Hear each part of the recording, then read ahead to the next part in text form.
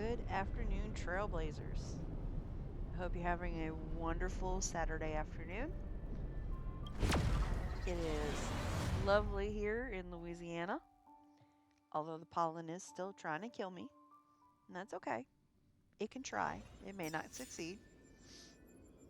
But what we are going to be doing today is we are going to be continuing on our Trailblaze mission in Amphorius and hopefully get one step closer to finishing out so I can go over to Plancardia and hopefully start getting caught up on current events and things like that. So without further ado, we are going to hop on over to our missions. That is not a mission, however, hello factions. Okay. And we're going to stop that one.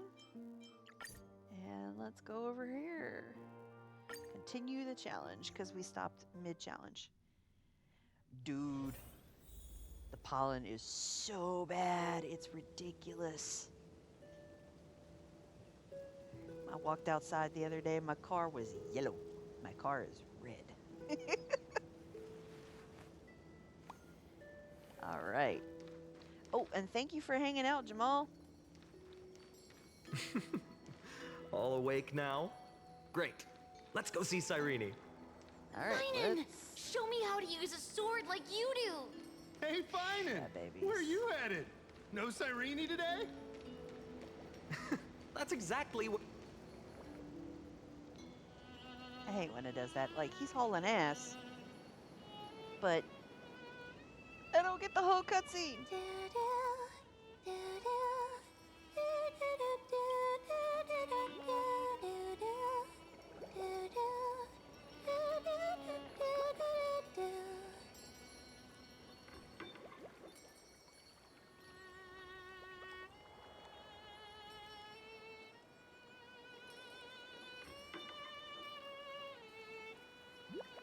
She's so cute. Found you.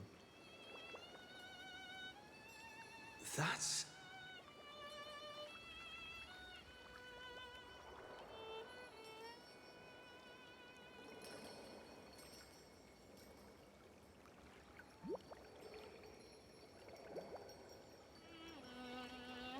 Goodness, look at you rushing about. You've got the poor swing all startled. I wonder if he realized that was Mim from the get-go.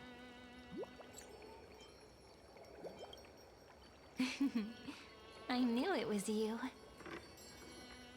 Something wrong? What do you see?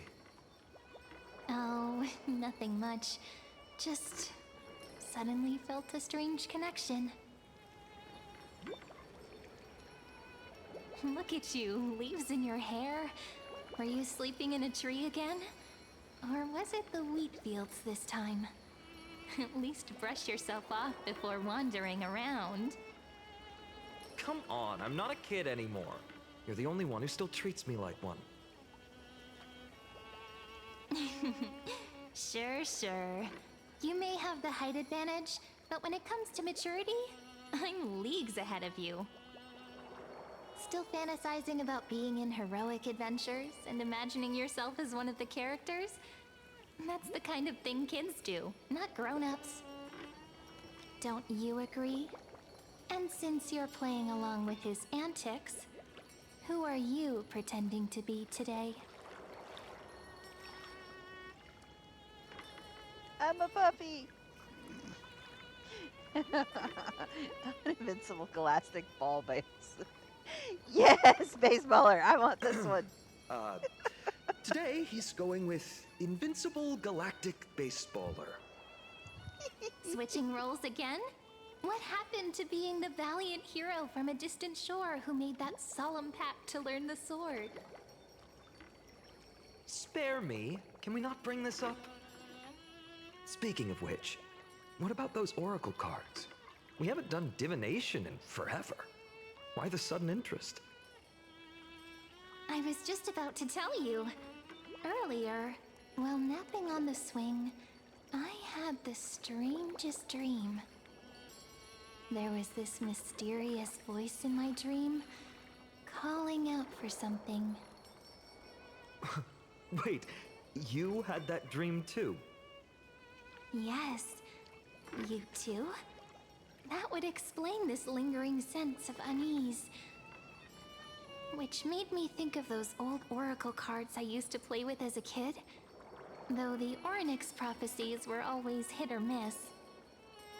Yeah, all the kids would get so excited drawing cards like ruler or warrior, but throw fits over devil or drunkard and demand a redo. If you just redo it when you don't like the result, what's the point of divination? The blessing of childhood. Believing the gods might not notice our little corner of ID Silicii, willing to let our small deceits slide. Still, fate is absolute. After all, we never really know just how far into the future the prophecy extends. Anyway, let's go to our old secret base and look for those oracle cards. Now, where did we hide those? I can think of a few spots. Let's go check it out. In a village this size, I bet all our childhood treasures are exactly where we hid them. Mm-hmm. Time must be keeping them safe for us.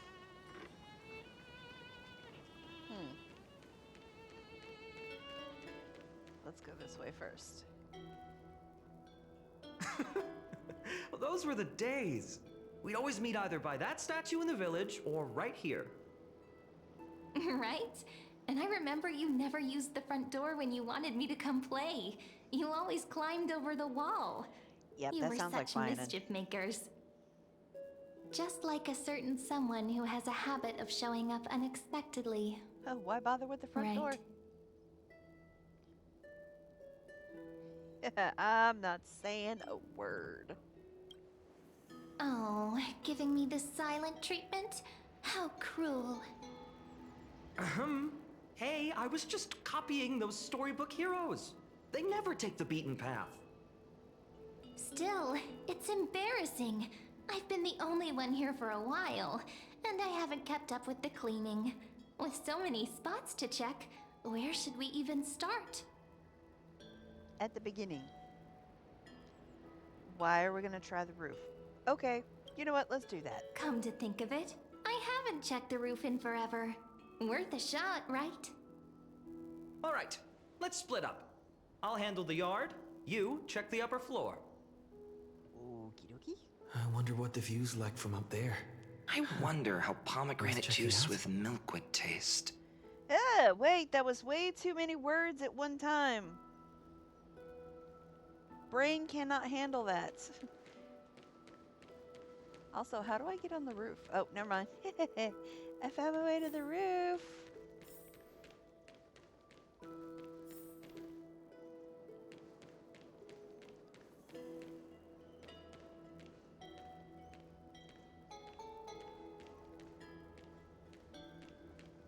The girl before you carries an air of mystery, her secrets elusive, yet her demeanor toward you is exceptionally warm.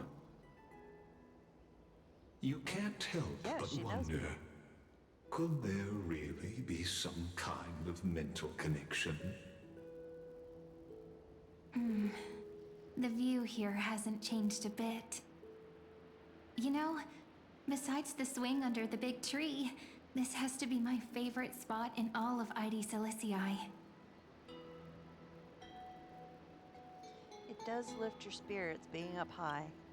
You can't help but want to hum one of those old songs we used to sing. Why do leaves and branches grow? Which way does the wind blow? They always said I'd become the next priest of time, just because I heard prophecies as a child. But here's the thing. The more divinations I do, the more doubt creeps in. I want to believe the prophecies, but actually leaving ID Silicii. Where will that waiting ship take us, I wonder? Here they are, the Oracle cards. Looks like he won this race. Guess reminiscing makes us take our time, doesn't it? There we go. Looks like the gods do listen to our thoughts. Here it is. This is the box where we kept the cards. But the cards are gone. Who could have taken them? Huh? Would me? What's this underneath? 1, 2, 3, 4, 5, 6, 7. Do, re, mi, fa, sol, la, ti. With a stamped paw print. Are these animal footprints? Ah, I see now. Those sneaky little ones. So that's what they've been up to. Ah, the ones from Membrance Maze, you mean? Yep. Let's head to the back of the courtyard.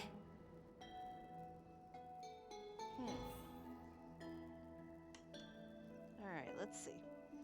Back of the courtyard. Here I cometh. This is just so pretty.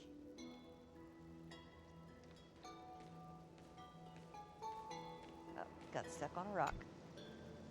The entrance should be around here somewhere. Right here. The path to the maze is hidden under all these weeds. It's been too long since we visited the fairies. The Membrance Maze? Fairies? An entrance? Did you forget? We used to visit them all the time when we were little. I wasn't here, All my right, dude. let's do this. These weeds need to go.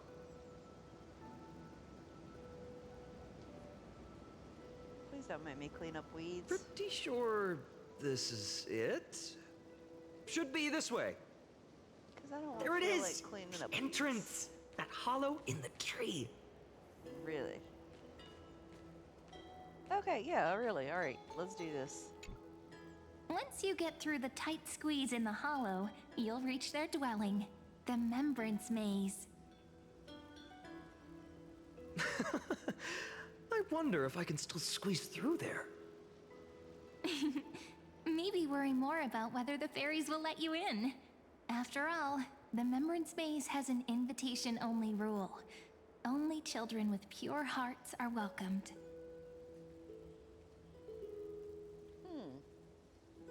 Sounds like a secret society, huh? Alright, then I'll go first. Doo-doo-doo. Lead the way then, partner. Regardless, how about we try getting through the hollow first? After you, then. What? Wait. Oh, sure, I'll go first.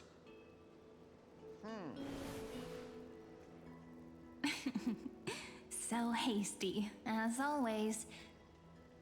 Looks like it's just us now. Care to finish that chat? To be honest, from the moment I saw the cute note left by the fairies, my intuition became even more certain. Perhaps when we step into the maze again after all these years, the wheels of fate will finally start turning. What makes you say that? Oh, just a girl's intuition. But you know what? Even if fate is set on its path, no matter where it steers the world, if we're together, there's nothing to worry about, right? So, if you're willing... Forget it. If the wheels do begin to turn, that's when I'll make my request. Okie dokie. I don't know why you're being all shady, but okay. I made it! Oh, that wasn't easy. I can't remember the last time I came here. We were still kids back then. This is really pretty too. Wait a minute. Are you? Look who it is! Rini and Why do you sound like Tribby?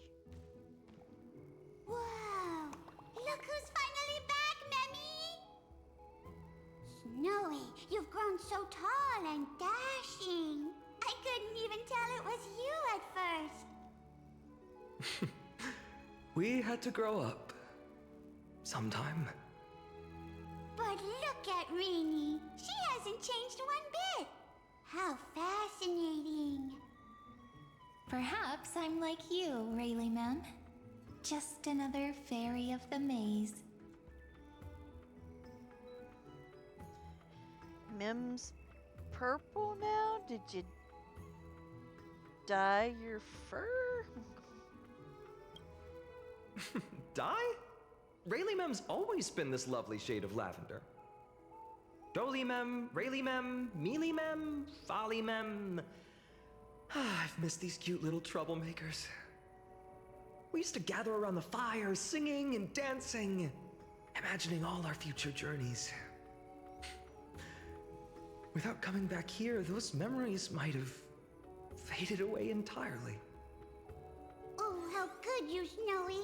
You swore you wouldn't forget about us. But you were gone so long, you almost did. Oh, he's just copying those bards from his stories, being all melodramatic. He couldn't forget about you all, even if he tried. Actually, we're here for the Oracle cards. Have you seen them? Oh, the Oracle cards. Right. The chief asked us to get those. Chief, you mean Doly Mem? What do they need the cards for? If they want a reading, they could just ask me. Oh, I'm not sure. But Chief specifically wanted to meet with you all. Let's see. They should be... That's it! This way, everyone! Watch your step. The trunk's slippery. As they haul ass. Good gravy.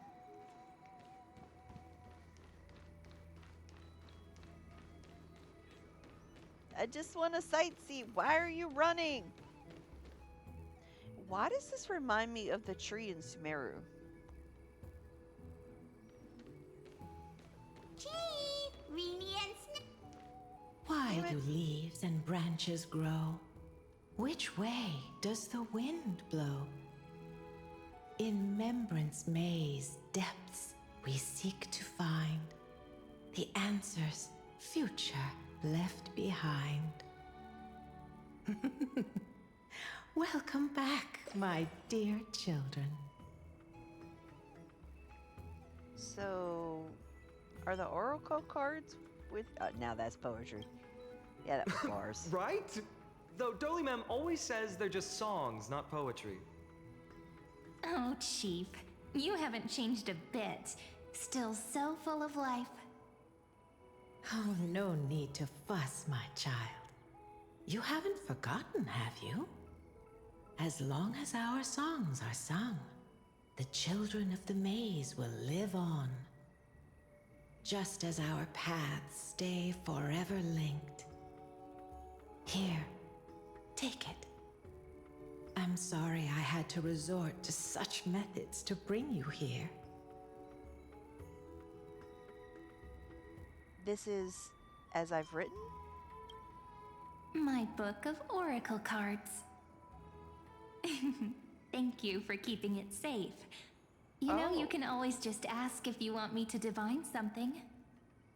Still, bringing us here like this after so long. Is something wrong, Chief? Yes. The Veil of Evernight whispers to us once more. It tells of a new fairy who will soon enter the maze. Indeed, every time a new fairy arrives in the maze, it means that beyond the veil, in the vast lands far from Ides Elysiae, a great calamity is on the horizon.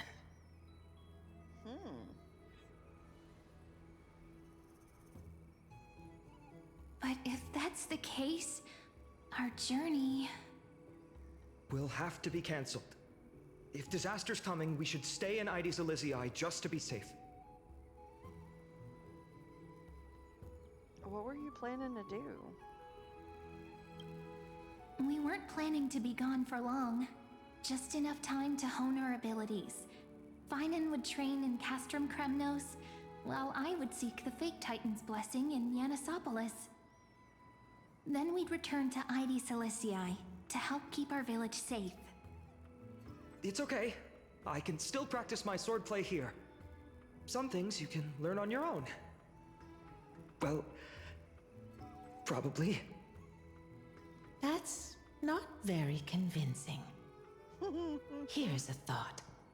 Let's have Cyrene do a reading. If fate wishes to show us its path, we might find some peace of mind. But Point. what if we don't like what the cards tell us? Don't have a choice.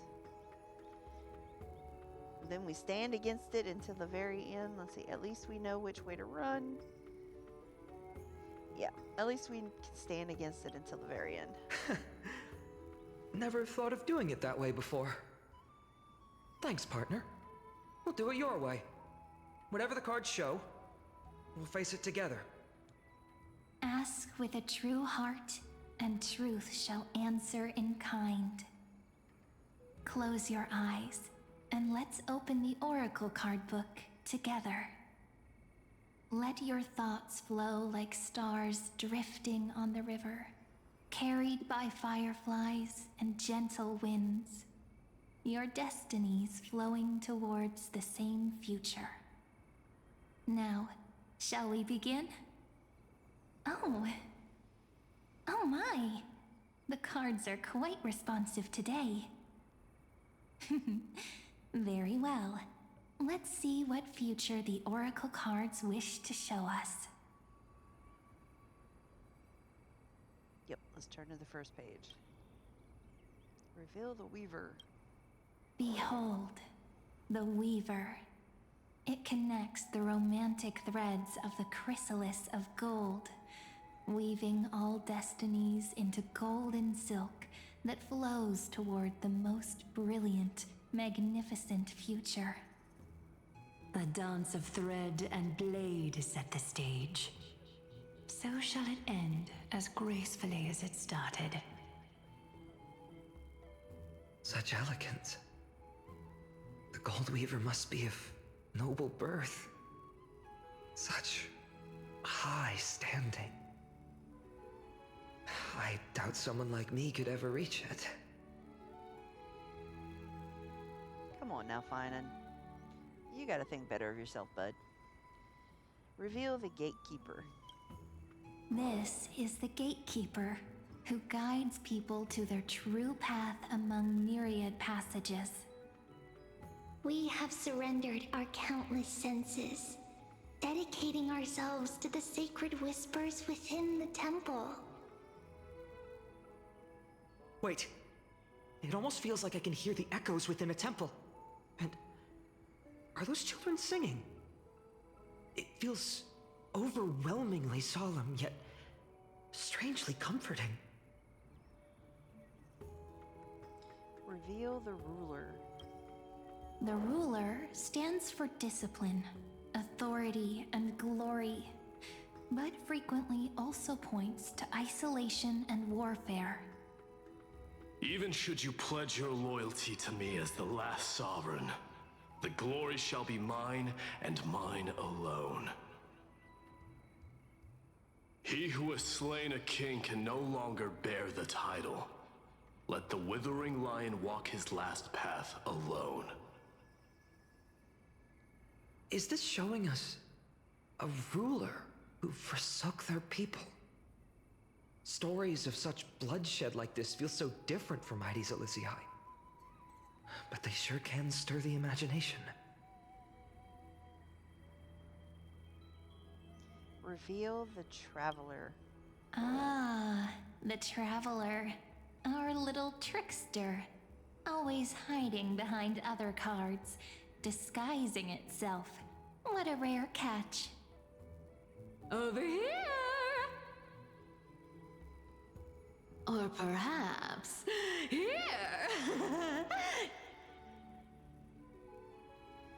Psha! You'll have to be quicker than that. That teasing voice. Just like a child playing hide and seek. Surely only a master of mischief could pick up this card.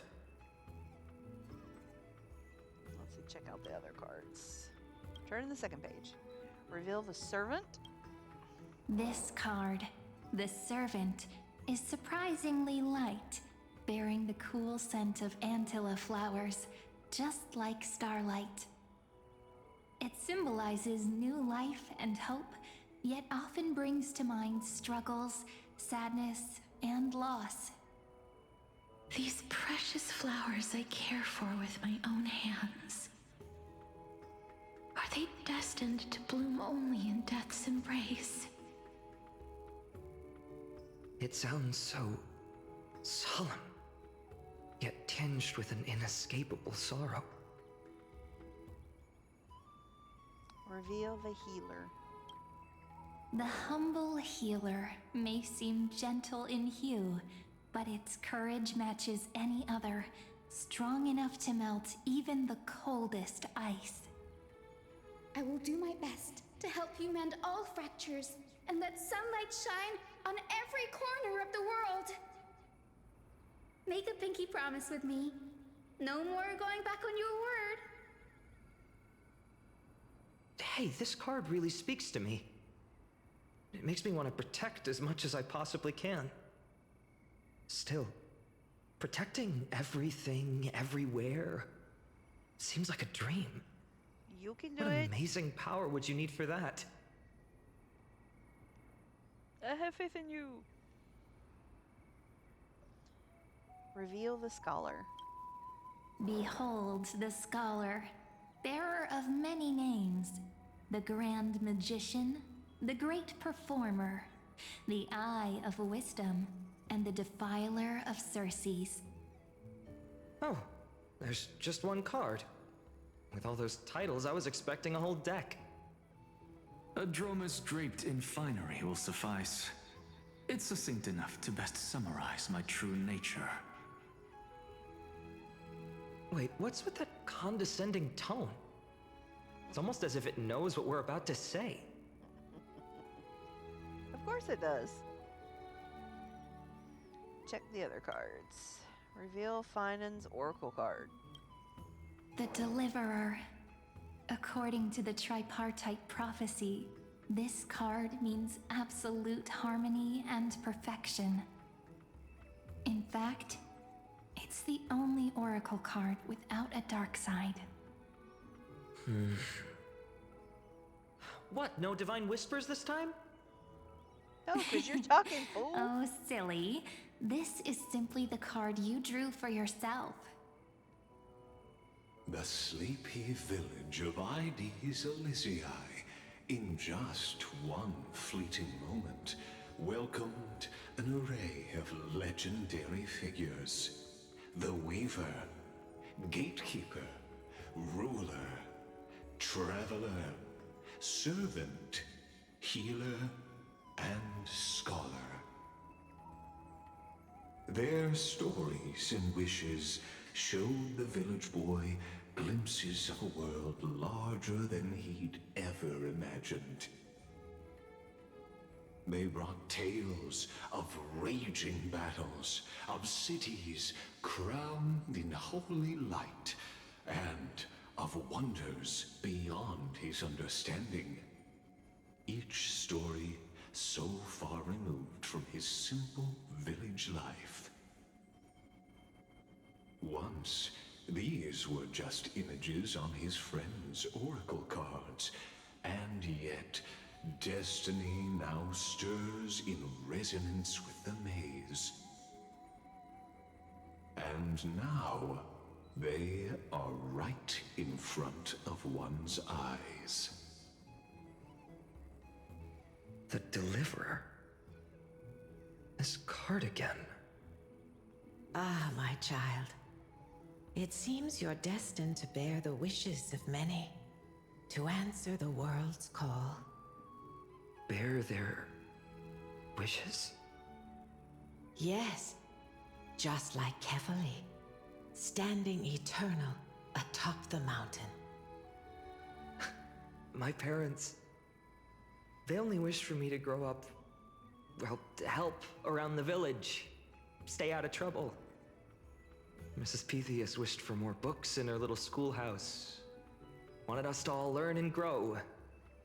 And little Piso, he wants to grow up strong like its father, to become a hunter. Is that my purpose? To fulfill their wishes? Perhaps. For a true deliverer, such wishes are but droplets in an ocean.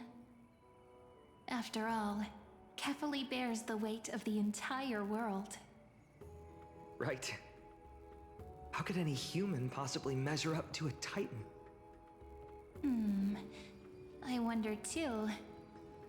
Perhaps. What's this?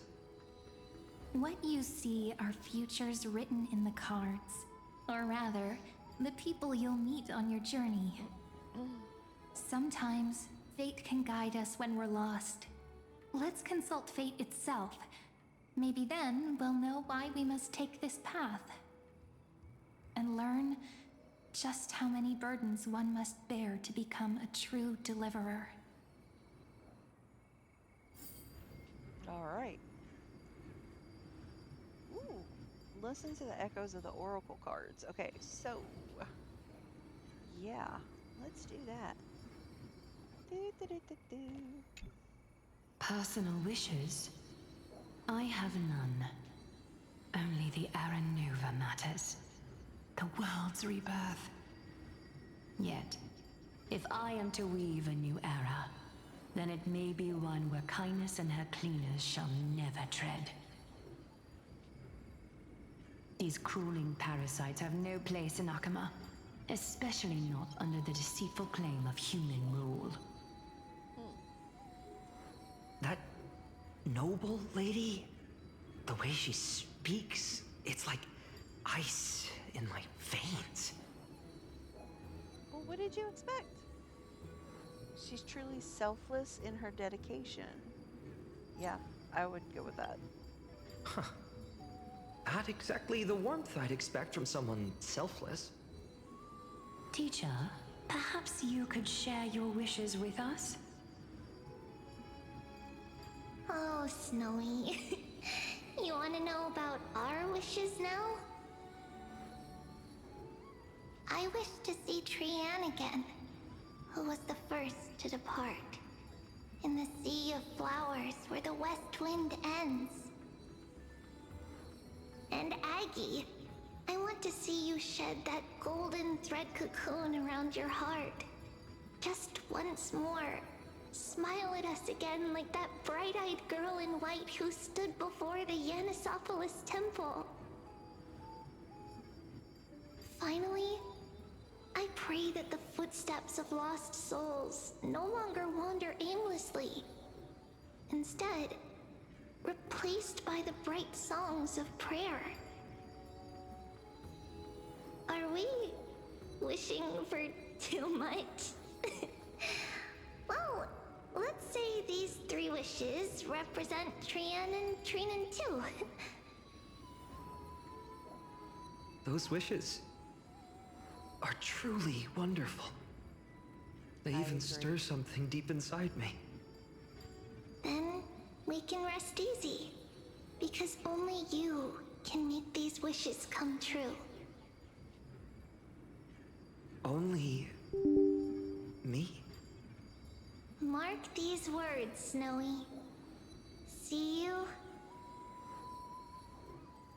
tomorrow.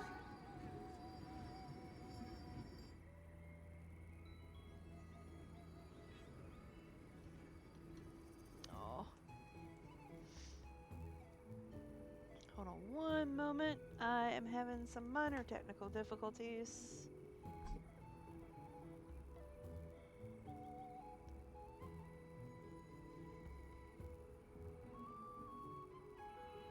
Alright. Should be back in business now. Alrighty. I updated OBS and it's being a pain. Well, well, if it isn't our little deliverer. My wish? Huh. Just let me, wine and dine and soak up the sun for another millennium or two. I mean, what's the point of dying rich if you never lived rich? Right, Princess Homebuddy? Cypher, that's not how I see it. My one wish is to find that missing piece in my life. To feel someone's embrace once more. That warmth. I've felt it before, and it's my dearest memory. And speaking of riches, for someone with all those treasures behind your divine power, you've led a pretty cheap life. Ouch! Where did that come from? Well, you did call me Princess Homebody. Right saying. for the jugular, huh? What about our friend from the Grove? My wish came true before I touched the sky. I transformed my healing power into gentle sunlight, distributing it equally to every life I cherished and loved. You two are so selfless, aren't you? No surprise Aglaya wanted you for the flame chase journey. You know what? I did have one wild dream. To know what it feels like being born a noble lady, drowning in riches. Just think, if I traded places with that seamstress, me in the mansion, her on the streets. I'd like to see if she'd still become the Gold Weaver then. Maybe I'd even take her place.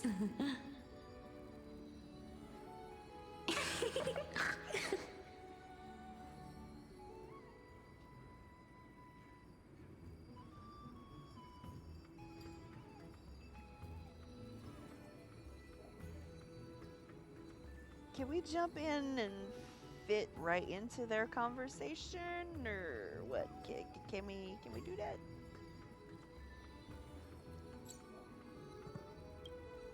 Doesn't sound like an easy task.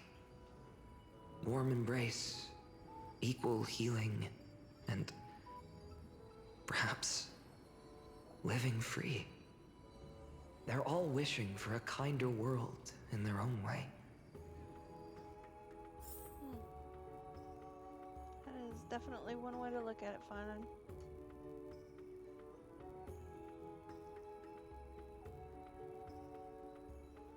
Alright, let's see. Nope. I'm actually gonna come down here first. Finan? Since when did you become so timid? Asking such juvenile questions about wishes. What's that supposed to mean? What's with that condescending tone? No way I become friends with this half-naked show-off, right? He's your bestie. I'm sorry to tell you that right now. Sorry to disappoint, but you end up being close friends. Just what kind of life am I going to lead? What are you mumbling to yourself now? Whatever. The wishes of the Kremnon warriors are done, but I survived 1,000 deaths only to fall to a coward's blade. That masked flame reaver who struck from behind. Finan, you look... Never different? mind. That blank look tells me you're completely lost. My wish is simple. One honest duel. Face to face, blade to blade. Then I'll strip away that mask with my own hands. Oh, he must be Nothing talking but about the Flame Reaver. violence and vengeance. This person's wish is nothing short of brutal. Yeah. Still, those eyes burn with the noble pride I've read about. This wish, I shall not forget. You better not. Because that's bestie. Finan, my student. Must we go over this again? Uh-oh. Listen well. I detest the word wish. It reeks of mortals crawling before their gods. My life's work is done. All that remains is for you to take the final step and prove the ultimate truth. I, Anaxagoras, shall become a god of the new world. Through irrefutable logic, I will prove that mortal wisdom can achieve divine greatness. Isn't he, you know, a little... Yeah. I mean, I just daydream about hero stories, but he's fantasizing about becoming a titan? Yeah, he aims high. Careful, that's your future teacher you're talking about. Well, that's something. Could I ever be that sure of myself? Sure. Sure you can. You got this. I have faith in you.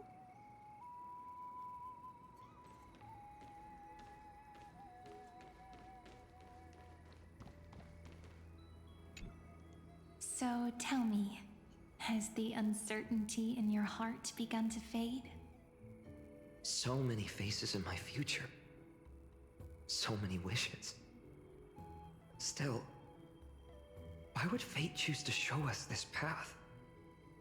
What's weighing on your mind? Didn't you say disaster would strike Amphorius? If so, shouldn't Cyrene and I stay in Ides Elysiae? How could we possibly meet all these people?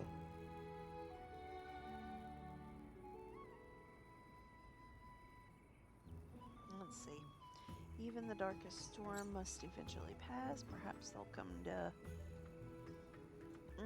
this calamity is what sets you out on your journey. If that's true, then who will protect everyone in Ides Elysiae? Cyrene, may I have that deliverer card? Of course. But why? Although those voices, visages, and wishes may seem far away now, I can't ignore the sense that something is calling me, bidding me to take a hold of it.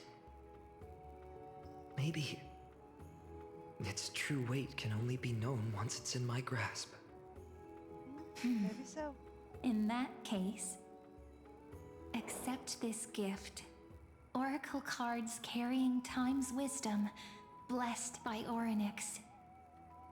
May they journey with you, become your memories, and spark rippling waves of change in times to come.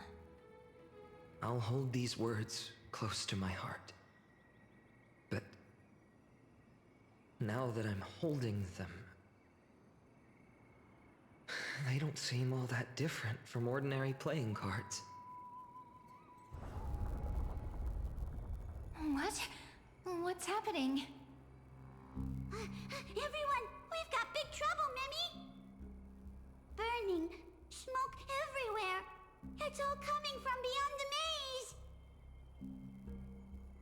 What's going on? It's here. The seeds of disaster have already taken hold, sooner than we had foreseen.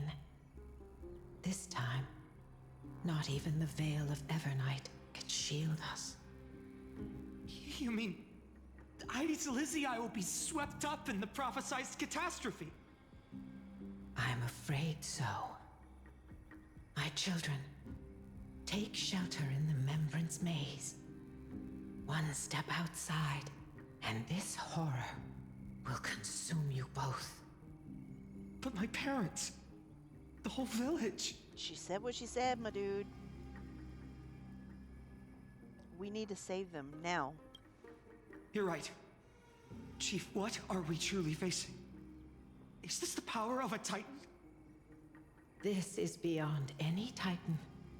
Beyond any danger you could overcome with strategy alone. It's an unspeakable horror that twists all life into abominations that never bleed nor cry.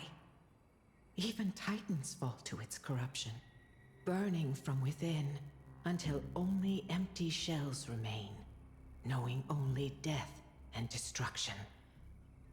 The Black Tide. That's what this calamity truly is. It consumes all in its path, sparing none but the Membrance Maze. Not even Titans can... Yes.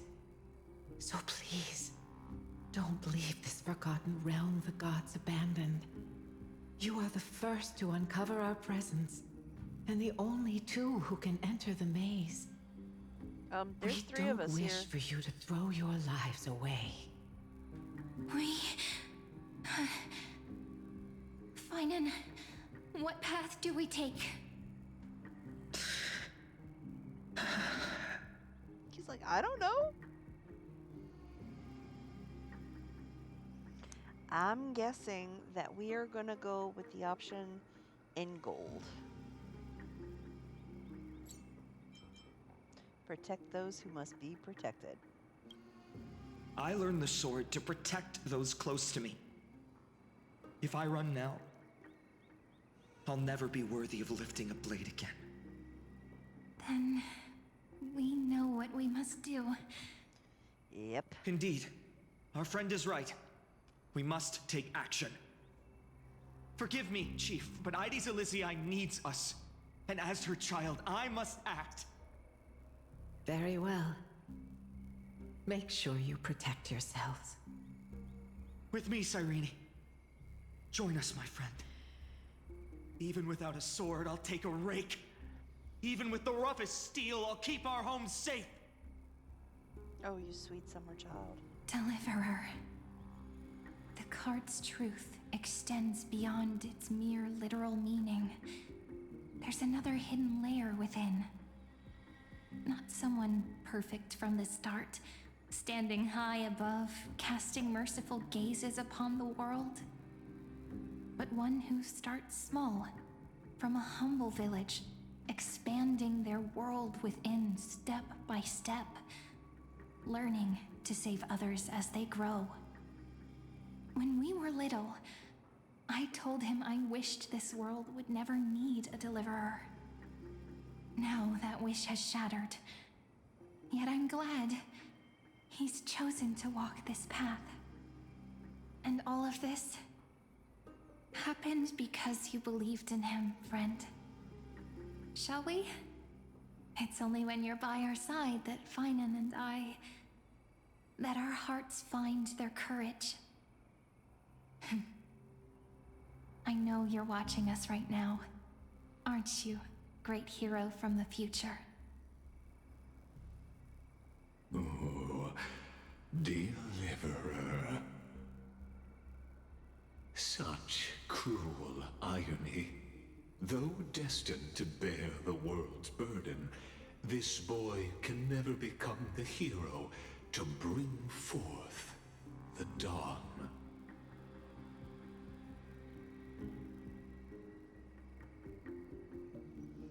Let's see. Don't tell me I'm the one who has to deliver salvation. Follow their path. Bear witness as this man, forever denied the mantle of hero, takes his first step on the path to deliverance. Watch this memory play out its final act. See with your own eyes how everything began. Then you'll see why his dream of deliverance was always destined to become this world's requiem.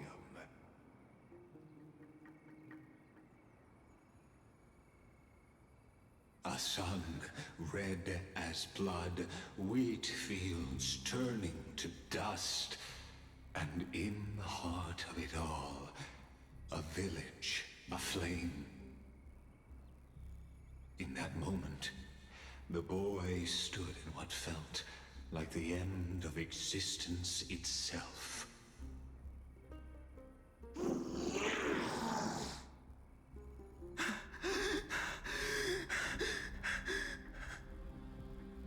These creatures, they're everywhere.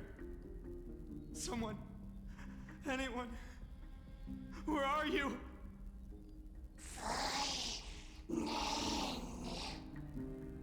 No, it can't be.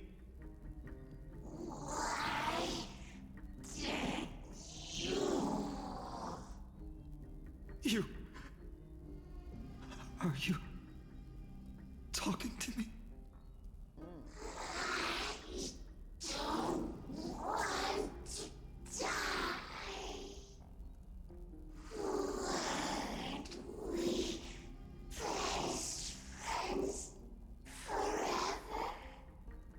No. That ribbon. Olivia. No.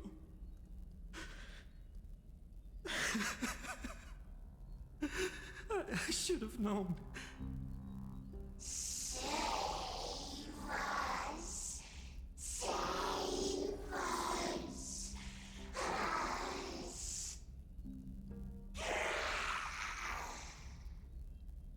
Please. No. Stop. Please stop.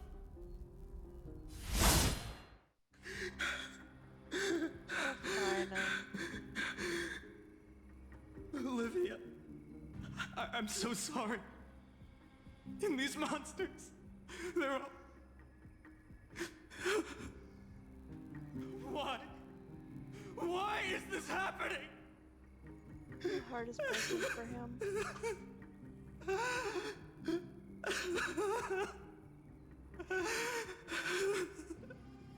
Poor Fireman. When the black tide arrived, the wavering boy found resolve in his companions, and together they ran toward their first battlefield. In the far-off future, the land of Amphorius would bear the marks of the hero's footsteps. With sword in hand, he would inscribe an eternal mark in the golden epic. And when dawn broke over scorched earth, a boy, covered in wounds, buried the dead one by one. His silence heavier than the earth he moved. His home, his past, his name, all buried beneath the soil. His feet carried him forward, over the pillar of stone, beyond the chalice of plenty, through the deadly fogs of the hand of shadow. He wandered without direction, like a withered leaf drifting in the wind. Through countless city-states, the smiling visage of the white-haired swordsman was etched into memories. Yet he did not walk without purpose. Deep in his heart, a voice always guided him forward to fulfill the wishes he had inherited, to brave peril, and to do all that was within his power to save those who needed saving.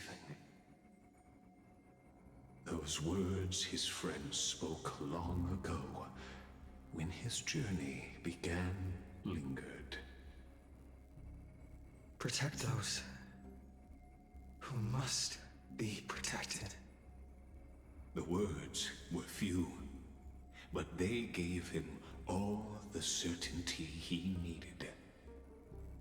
That's what it means to be ordinary and choose to be more. Onward he walked, until the call of the Flame Chase journey thundered across the land. In the vision painted by prophecy, humanity would triumph over the gods, seize the core flames, and ignite a new dawn for Amphorius. Yet losses are a constant on the Flame Chase journey, where life too seems as small as a speck of dust. Only one who treats the world as their teacher can bear its eventual destiny.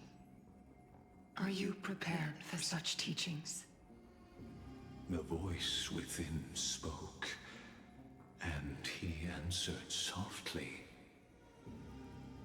No matter. My existence is of no consequence. When the Gold Weaver called, he answered, traveling to the holy city. There the elders met his warrior's spirit, with nothing but scorn, condemning him to the barracks in derision. No one saw it coming. Not the world, not even him. Yet, this nameless recruit stood at the gates of legend. And there, at last, he found the ones who would walk his path right beside him. That's gotta be us. If this is cyclical, then that has to be us. When we landed. This is the abyss of fate. Hold on. Finance here too? And is that Mighty and Trinan? And now, Act 2 of our immersive drama unfolds. Legus, you're a prick. They're evacuating the temple. Why now? Are you insane? That blonde man is the Crown Prince of Krymnos. Mess with him, and every last person in this city could wind up dead. Calm yourselves. The Holy Maiden has everything under control. We need only wait patiently. Behold, it is the month of Gate, Light Calendar 4926. The Crown Prince of Krymnos, Midimos, has led his forces to the gates of Akima. As you know, though Midimos was proud, he did not engage in needless violence. He challenged the elders of Akima to a duel, not for glory, but for the rights and dignity of his people, to ensure they wouldn't live as second-class citizens in foreign lands. After Aglaya's mediation, Finan met Midimos' challenge as the Elder's representative. This duel was to change the course of the Flame Chase journey itself.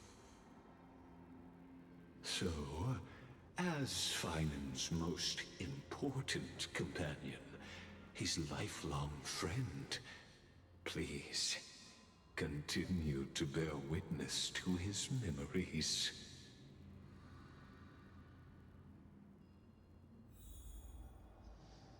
Oh my goodness.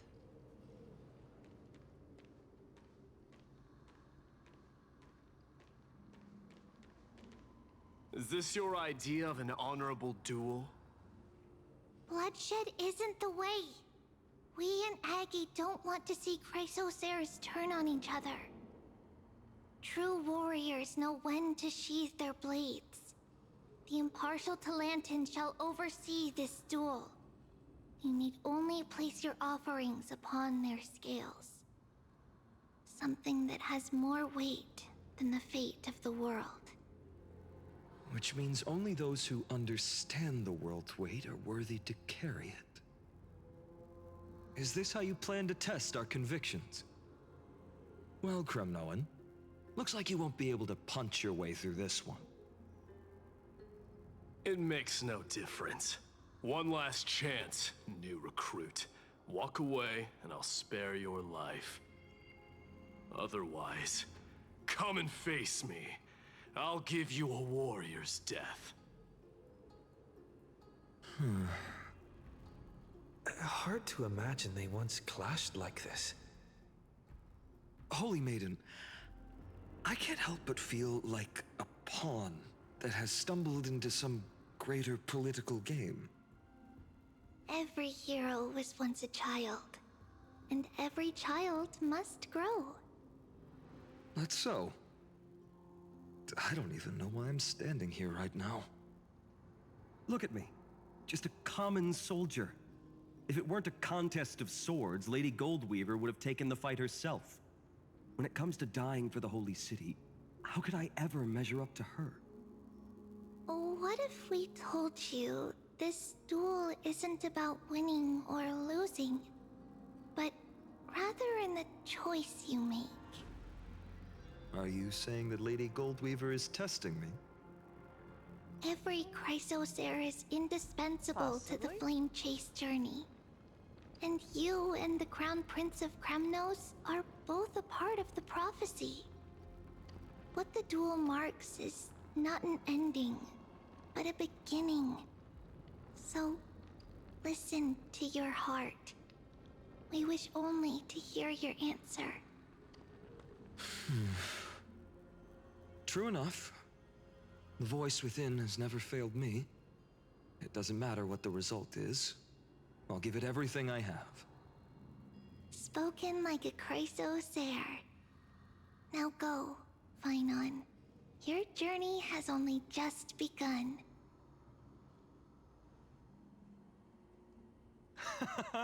That's right, comrade.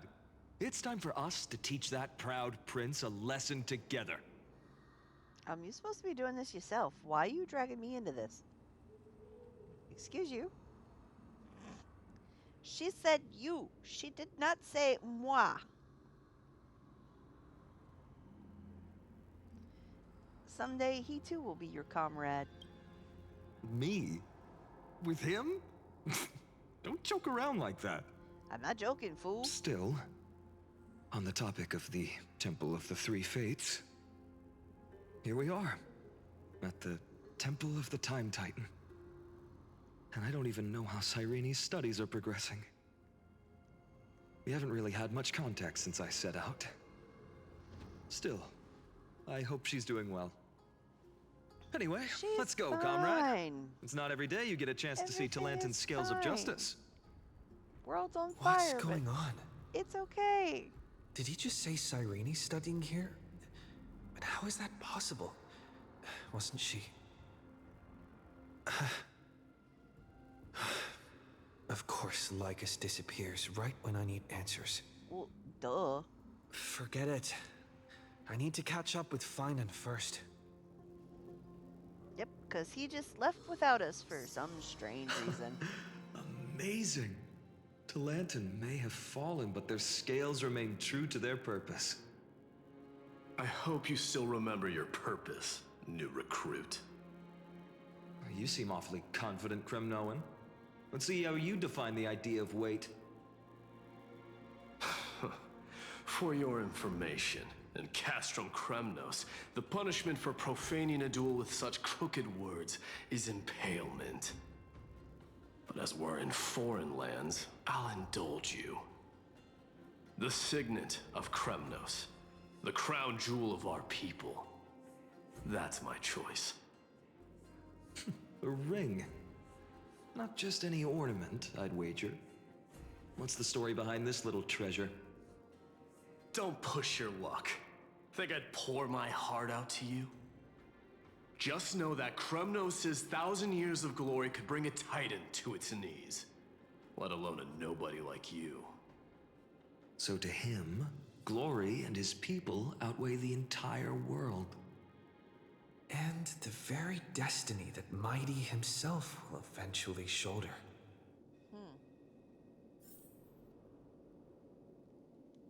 So can I talk to any of y'all before I head on out?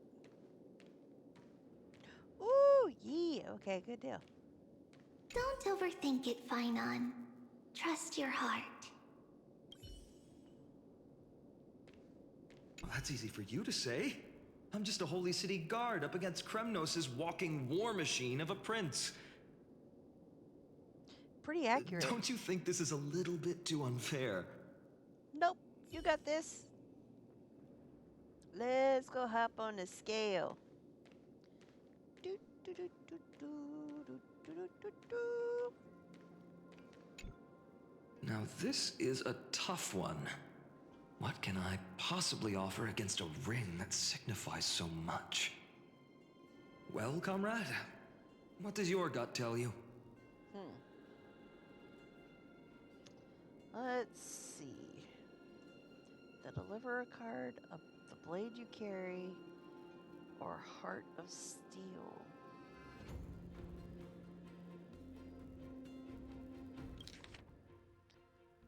What can I possibly offer against a ring that signifies so much? Yep, the Deliverer Looks like card. we really are on the same wavelength. In the end, there's only one thing I can trust. The Deliverer that appeared in my life on that day. How ironic. I can't even look at this card properly, much less follow where it leads. Just thinking about how my village was swallowed by the black tide makes my hands shake. The flames, the screams, my utter failure to protect anyone. Speaking rationally, I know it's not nearly enough. Addis Elysiae was just a small village. Its loss barely a scar on Amphorius' face. But here and now, my heart says something else. This card. It's everything I have left. Nothing weighs heavier. Perhaps that itself is the answer. Look, Finon. Cyrene. It's so nice to see you all again. Lady Trinan, Finon, and... hello. Seeing you here sure is a sweet surprise. Did I stumble into the wrong Amphorius? Why so surprised? Could it be... Did you miss me? Cyrene?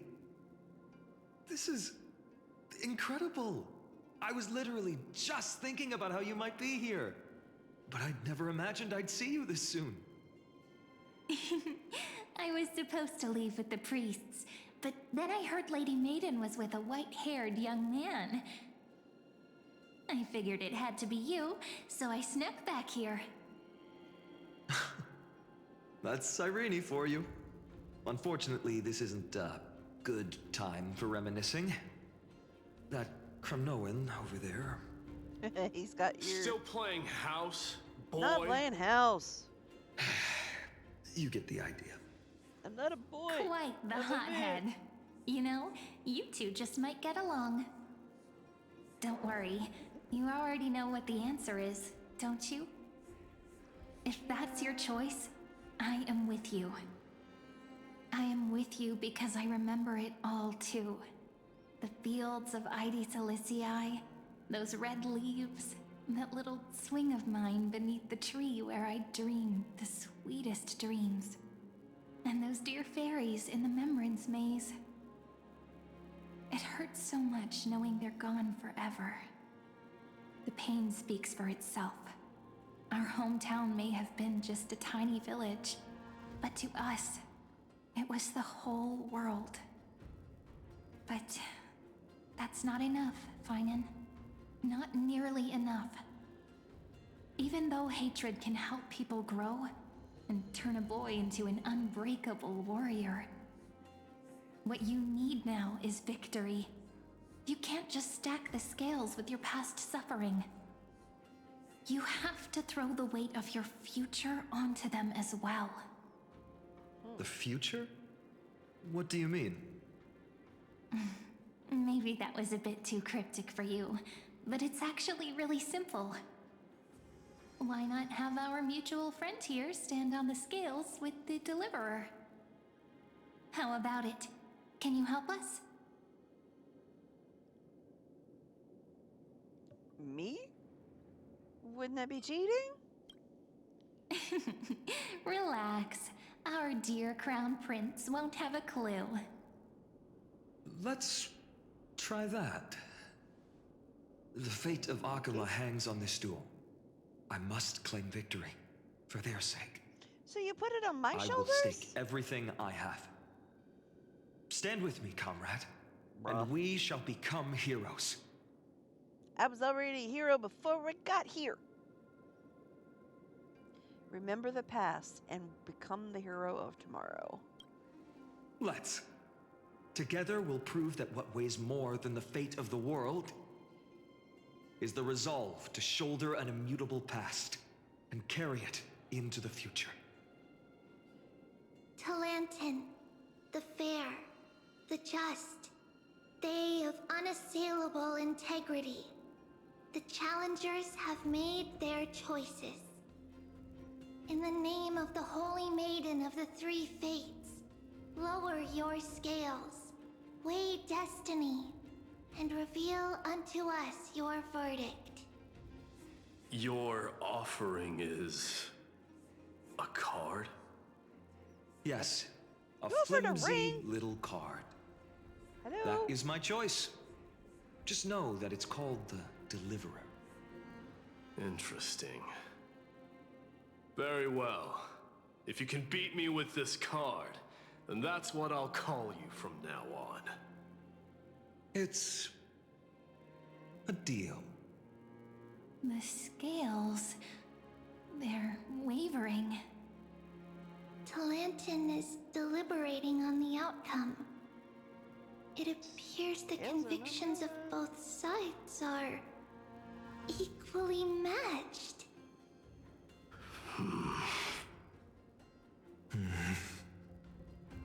This is suffocating. Like the whole world's weight is on my shoulders. But I believe what my heart tells me.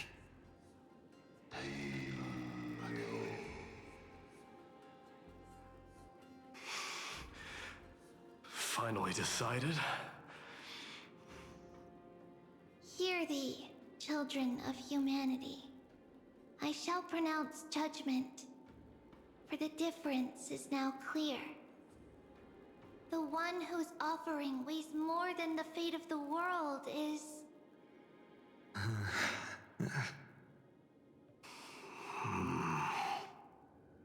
one from Ides Elysiae, the nameless hero.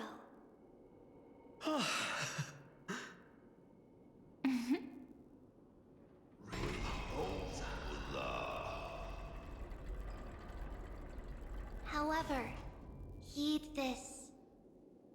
The true weight of conviction originates not from itself, but rather in that which tips the scales. Hope itself. What's that supposed to mean? I think the Titan means that it's not anyone's personal convictions that outweigh the fate of the world. It's about a wish, one which we all share. You, me, everyone here. What tipped the scales wasn't Finan's conviction alone, but the collective hopes carried by this oracle card. Humanity's desperate call for a deliverer. Yes, even you and your people, Kremnoan.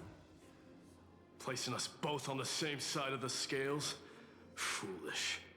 We Kremnoans are your mortal enemies. Such weak idealism will only get you skewered on our spears. Fine by me. I've never claimed to be the deliverer from the card anyway. I'm a soldier. And if it's my fate to bleed my last on the battlefield, then so be it. I'll fight to my last breath. And on this, I know that we're the same. That's all a hero really is. Someone with that kind of conviction. And the Deliverer? Just a sum of all those heroes. A brilliant explanation. Oh, Just as Aglaya. prophesied, on this day, the final 2 heroes shall join the Flame Chase journey. I should have known from the start. Yeah, They all you say got Lady suckered. Goldweaver is quite brazen, but you're the first to even imagine that prophecies could persuade a Kremnos warrior. Oh, I have 1,000 ways to tame a lion. But this Ooh. lion didn't come here for bloodshed, did he? The Kremnoans far outmatch Akama's forces, yet we haven't lost a single soul. That's no accident, is it? Do you honestly think Kremnoans, renowned for our love of battle, would show mercy? Yes. Your forces are equally renowned for their iron discipline. And so, we can only assume that this is on your orders. Perhaps Akama isn't as hidebound as the rumors say. You grasp the true marrow of power more clearly than those elders. Now that the wheels of fate are turning, what finer way to celebrate this fortuitous encounter than a feast? Yes, Follow let's me, brave Outlanders. Heroes of this world are as countless as the stars. And at this moment, we find ourselves gathered here by the light of the flames of the long night. History shall remember this moment. The prophesied Chrysos heirs now stand assembled, heralding a new dawn for Amphorius.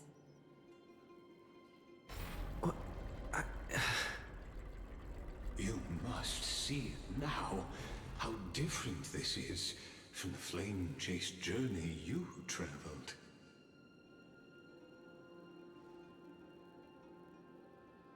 You got some splaining to do. Just whose memories are these? Patience. We're approaching the final act. These are, as I mentioned, his first memories. They are of particular importance for the imminent Era Nova. Such as this very moment, as the prophesized demigods gather with Talentum as witness. This is a moment calculated by the gods. What comes after is no different from that which you already know. Some join, others leave, while flame chasers bear their faint light forward through the long night. Ah, come. Your seat awaits after 13 heartbeats. Our heroes will be ferried to the final scene.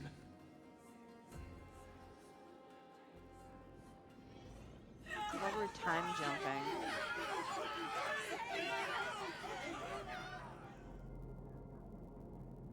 They say that the heroes of this world should be as countless as the stars. Yet now, we're the only ones left standing. So, in the end, the Black Tide still swallowed everything. The West stands protected by mighty Skrymnoans. It will hold for the time being. Professor Anexa deployed wards in the north and east before. Their effectiveness is untested, but I believe in him. And Akama. We needn't fear for Aglaya. Even in death, she counts as the greatest among demigods. Her threads of romance weave an impenetrable shield, and the people answer her call, rallying to the city's defense. Let's move. Cathali has given their core flame. We must complete the Era Nova before the next entry hour. For Amphorius. That only leaves 3 hours. So, this is the last time we'll see her. Finan. We set out on this journey to answer the world's desire, didn't we? That's what it means to be a Chrysosaur. So has it always been. Then why? Why must Amphorius's wishes be so cruel? We made the best choices we could, whenever we could. But in the end, the prophecy that led us, this black tide swallowing everything. Why does it look like this?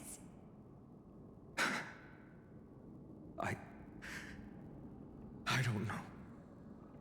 We haven't had any other choice except to move forward. Not for a long time now. Even if we only see the long, long night ahead, I still believe that through it, we'll find the dawn on the other side. Beyond these flames, a new sun will someday rise. So, to the Temple of the Three Fates. You'll take over Time's authority, and we'll return all the core flames to the Vortex. Then put this world's fate to its final rest. After which, we shall all face oblivion. Or embark on one final, grand journey.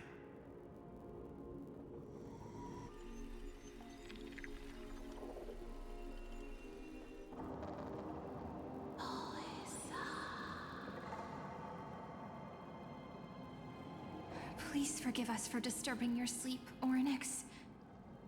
It matters not. I know fate has run its course. Oh, she's alive this time. The Black Tide has reached Akama. Amphorius does not have much time left. It is time for the Era Nova. As agreed, I shall present the core flame of time. Ride the river of time. It will guard your passage to the vortex of Genesis. Step through and witness.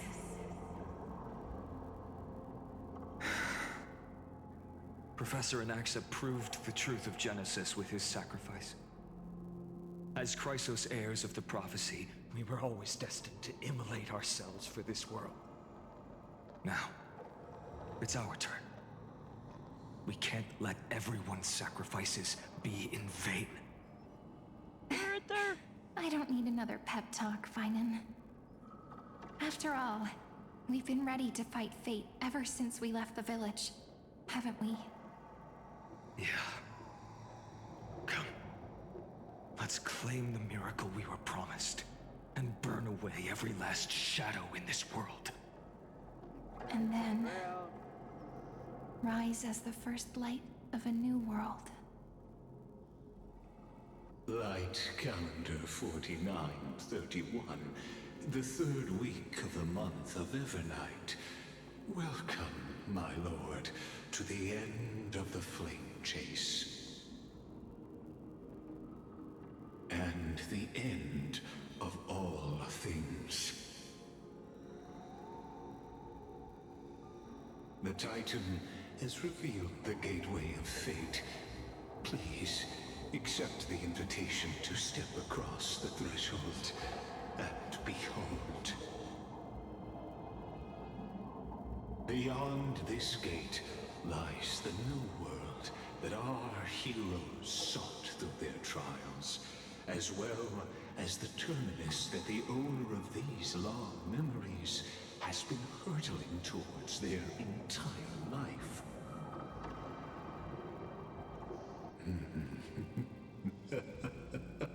Perhaps you'll find it all too familiar. Bruh. Then you'll understand how the mortal called Finan should shouldered the world's weight. How that same burden crushed him, proving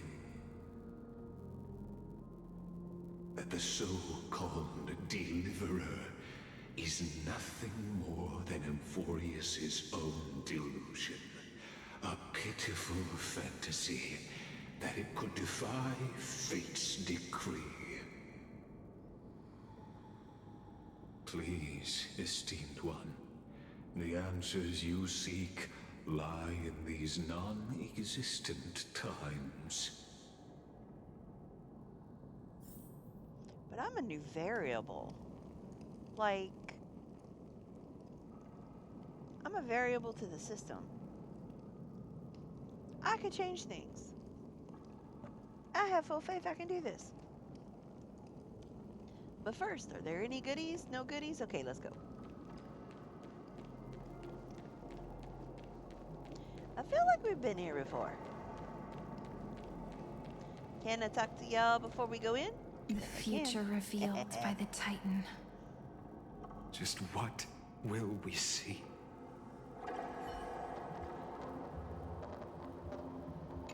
The future revealed by the Titan. Okay.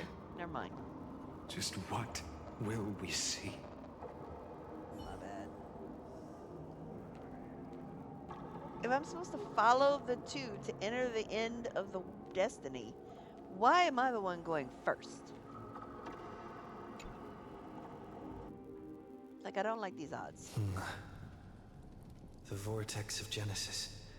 So it is here. But just what is this? Life's but a walking shadow, a poor player that struts and frets his hour upon the stage, and then is heard no more. It is a tale told by an idiot, full of sound and fury, signifying nothing. Sound like you're talking about yourself. Genesis, where the world begins and ends. What stage could be more befitting of our final act? Come, I beseech you onward, buoyed by your surging curiosity. As an unattainable existence that has dwelled within his heart, beyond his reach, you have accompanied him through the march of years uncounted. You naturally have the right to view the river of time in its fullness, and to witness what he welcomed upon his arrival here. Every absurd and tragic ending. Now, if you would. Dude, you sound a little freaking deranged. Like you've been on this planet too long. My journey to the Aranova. When the Aranova comes, the skies will clear again. Oh, Deliverer, though you walk Enough talk. Go. Make the Aranova. So what if there's only one? Now this is one sorry excuse for... I just know, beyond the Aranova.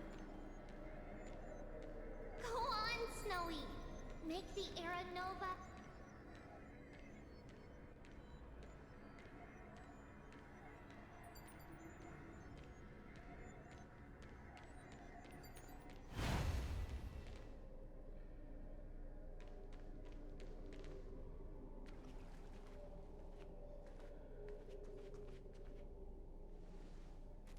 None of that matters now.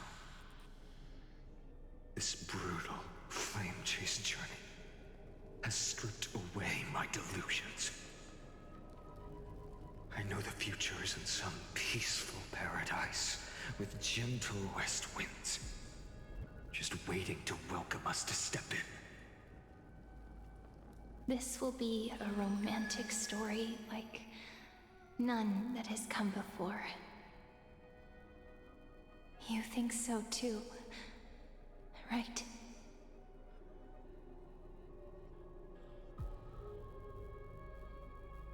This is the rest of Finan and Sereni's story?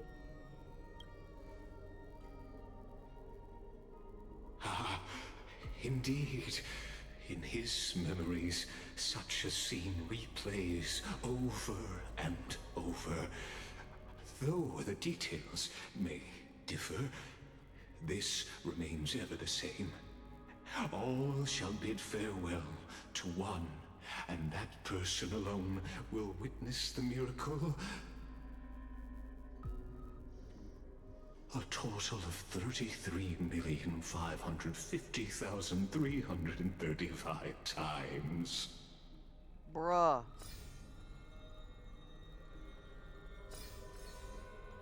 You can't be serious. Is a drop from the river of time, representing the long journey he would take. Or rather, a never-ending cycle.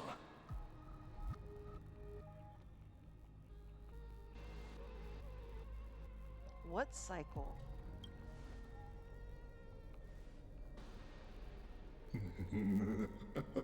Just putting it in terms that might be easier for you to understand.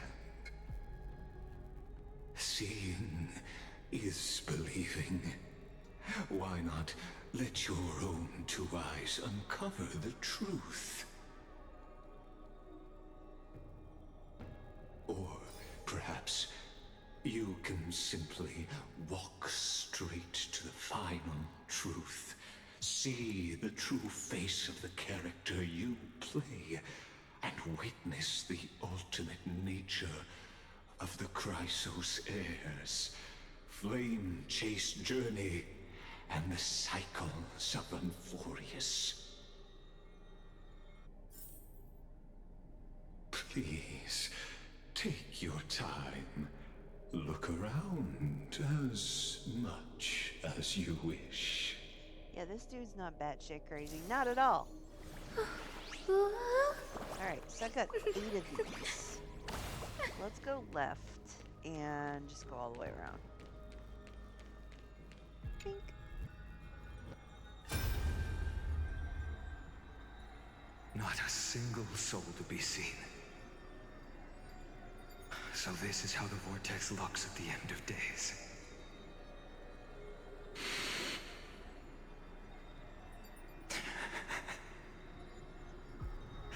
Looks like I've got company after all. But since you've made it here... So, in the end you succeeded. Executioner.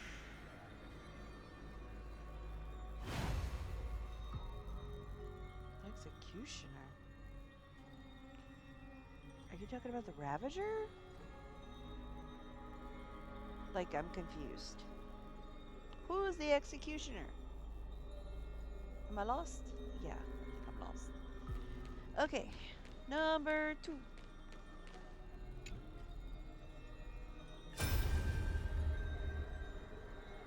Castros, didn't you? Yes.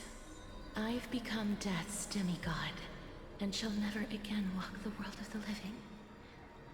What you see is the surging of the River of Souls, brought on by the countless dead feeding it in these dark times.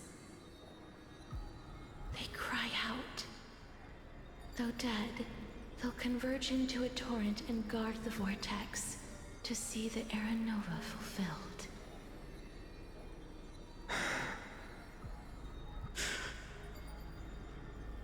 I will take all the wishes of the departed with me. Please, everyone, fight with me to the very last. hear them. The dead hail you. They're prepared. Go on, Deliverer. We'll keep that executioner in our shadows. The path before you leads to light and eternal flames.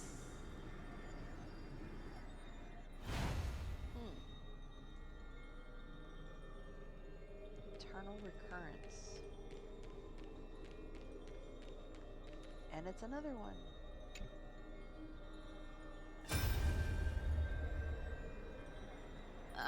There's water everywhere.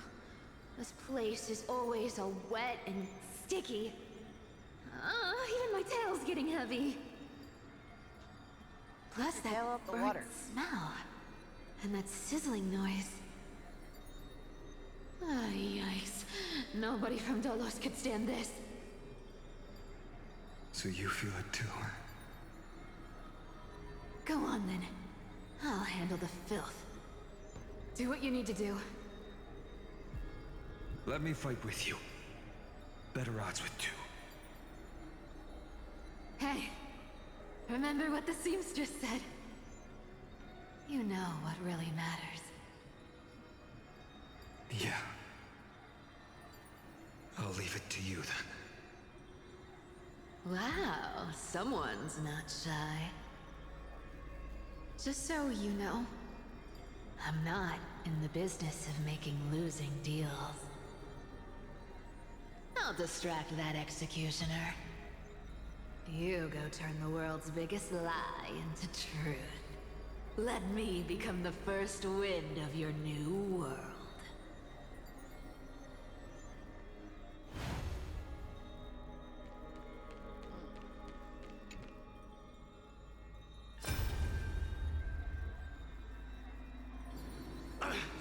Just shut up and get out of here! Are you crazy, Mighty? Immortal or not, even if you're the demigod of strife. Oh, I'm still no match for them? No, I know you can. I just wanted to request that you witness the Era Nova with me. Together, let's prove that we're enough to transcend the prophesized fate.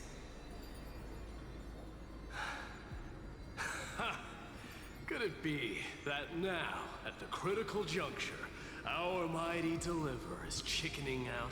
Scared of a stupid prophecy? No. You dum-dum, he likes you. I'll transcend the prophesized fate. All right. But I've got a better way.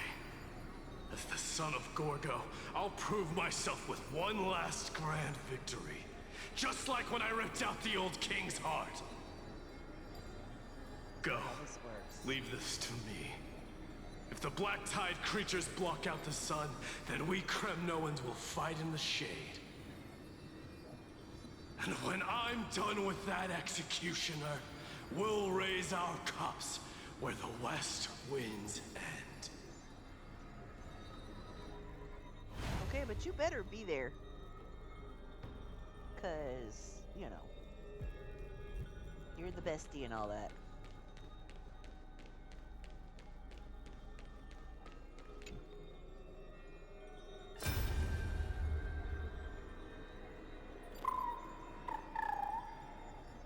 Little Ika! Hey, little one. Are you scared?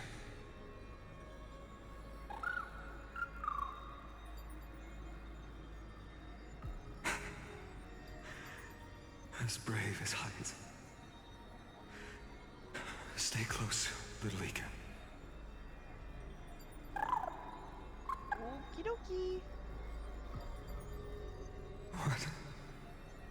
No, not you two.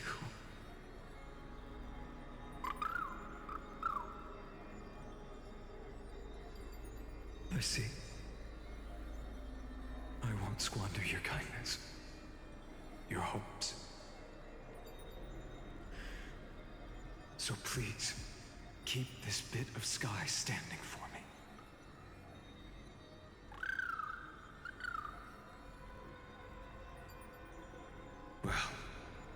Now there's one last thing I need to do before the Aranova. Come, Executioner. Let this patch of clear sky show me where to strike. You keep talking about the Executioner. Who is the Executioner? I'm so confused. So confused.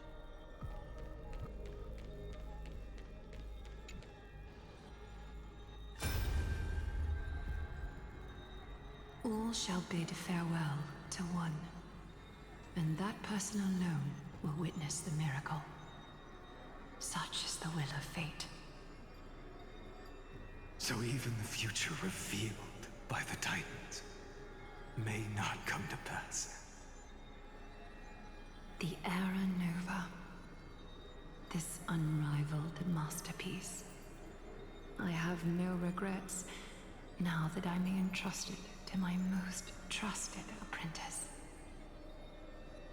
Are you saying? Fate is ever unassailable. The golden threads tell me the black tide rushes toward the vortex, ready to swallow this place. I must weave the last of my humanity into a net to hold back the deluge. I shall have my final bath in warm and radiant gold. Now, the hour of fulfillment has come. Forgive me. I must snip away every risk to weave the strongest future for the new world. There is nothing more to say. We part here. I shall personally dispatch that wretched executioner, not with threads of gold, but with the steel tip of a needle. Okay, so they're probably talking about the White Reaver.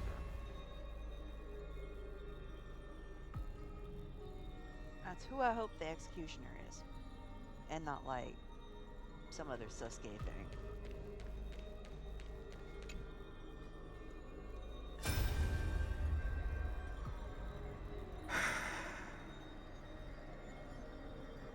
Treeby, look. We made it to the vortex. That prophesied future. The flower fields where the west wind ends. Aranova. We're so close now. You can't speak anymore. Please. Allow me to pause just a moment before I keep my promise. Let me answer your cruel fate by tearing that executioner's heart from the void.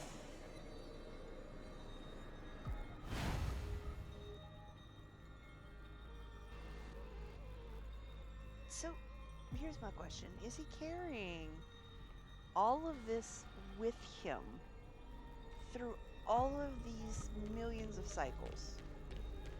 Because that's a lot of weight. Emotionally, that's a lot of weight. The Vortex of Genesis. The last time I was here, I was returning the core flame of reason. I didn't have the time to observe it in too much detail back then. But a holy sanctuary of the Titans. Looks more like their frozen crypt to me. Well, all the core flames do lie here now. It's my honor to walk the final stretch with a mind such as yours, Professor. Oh, getting ahead of ourselves, are we? Have you forgotten so quickly? I died for truth long ago. What walks with you now is but a thought in your mind. Of course. How could I forget that? But I'll say the same to you. It's my honor to walk this final stretch with you, too. Now go. Stand tall and finish your final task. Yeah. Just leave it to me. I got this, Time boss. for that wretched executioner to pay what they owe.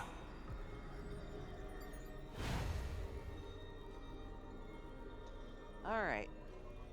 Time to go talk to Sasuke himself.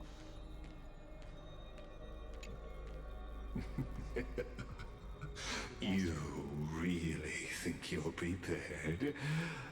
Allow me to give you a warning, most earnest. Once you see what these memories hide, the world's course will be forever irreversible. Okay. Show me the final memory. Ah, very well. As you have made up your mind, let us bear witness together. As the sole audience of this eternal theater, I have been rapturously awaiting your arrival, and this, too, is the very reason I must show you everything.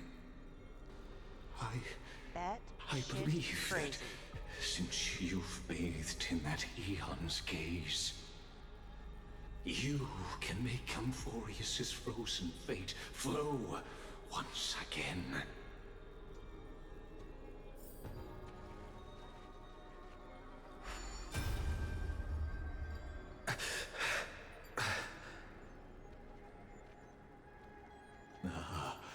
Feeling a bit lost? As you now see, this scene marks the final act of the drama Amphorius. The final eternal recurrence created by this man's hand, and the last one this world shall undergo.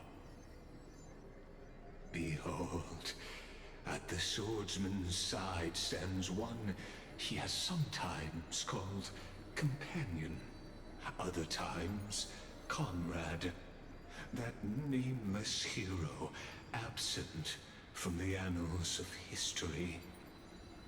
He is the swordsman's ideal in his youth, the deliverer that guided him resolutely onward through fantasy. And now, in the name of the Nameless, he has become an essential and inseparable part of the Epic of Amphorius. And this time, under his guidance, what choice shall the hero make? Whither shall the fate of the world flow? And what is the ultimate truth of the nature of Amphorius? There are many mysteries yet to be unwound, but if I may, allow me to temporarily yield the stage to one far more fitting.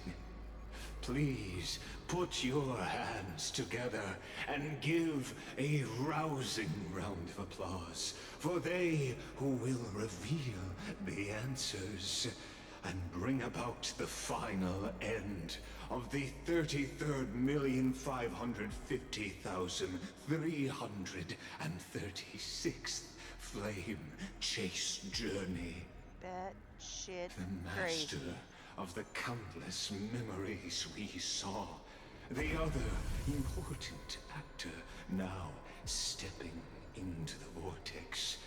They who have already burnt their own self to cinder. The Flame Reaver. That was one heck of an intro.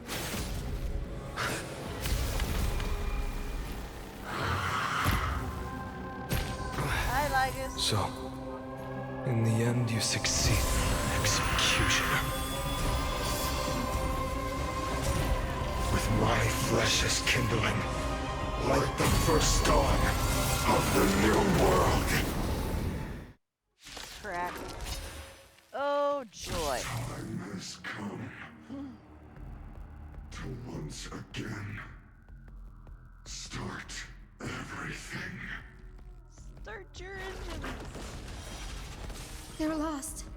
Oh, you will let me autoplay. Okay, well, that's good. Good to know. Don't worry. Night falls. Good night. This world is a fallen. Till we meet again. Again. Rise and shine. My purpose is to protect. Yep. Mountains roar, dragons rise! Everybody's gonna get a little extra juice.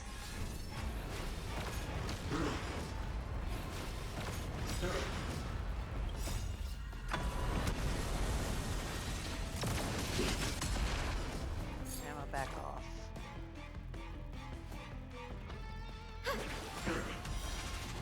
Return to the victory. I'll endure. Answer me. Will you be the blazing sun? Treat our guests nice. And all creation burns to ash. Have some sunshine.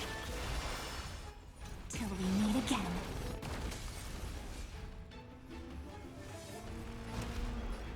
Earth shatters, heaven trembles! Dragons soaring above the lands! This is permanence! Needed that. Desperately needed that. Please open up! Huh. May this dispel the gloom, Help. restore the skies. Do not worry. This is nothing. Your time to shine. Scorn. Gotta stop them here. But will they die? Rise and shine.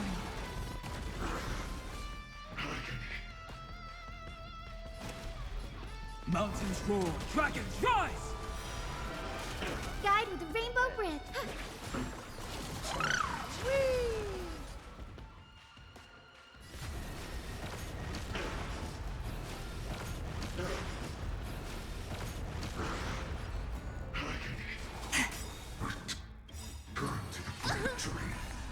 Don't worry, night falls.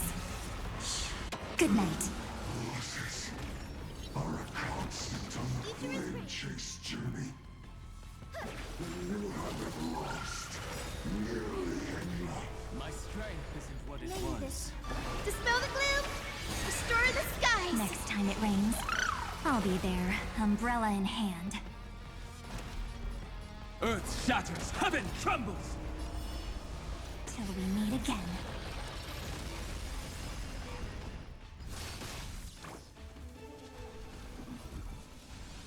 They're gonna hit you here.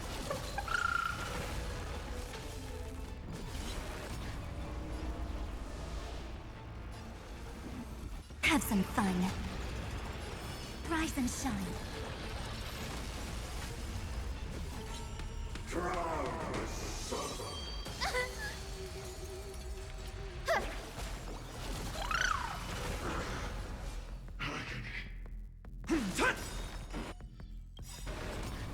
Dragons soaring above the lands! This is permanence! Bip. Bip. Bip. And one more bit. Not thinking of running. The future is. May this faint dispel the gloom, restore the skies. Next time it rains, I'll be there, umbrella in hand. I'll endure.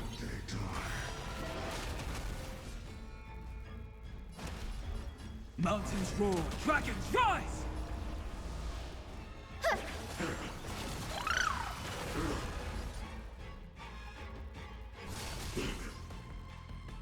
Your time to shine. Till we meet again. Return to the victory. Suffering is eternal. Guide with the rainbow bridge.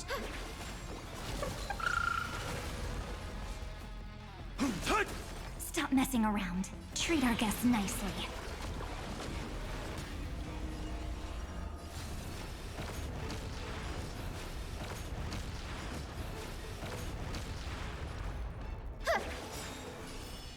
dispel the gloom, restore the skies. Rise and shine.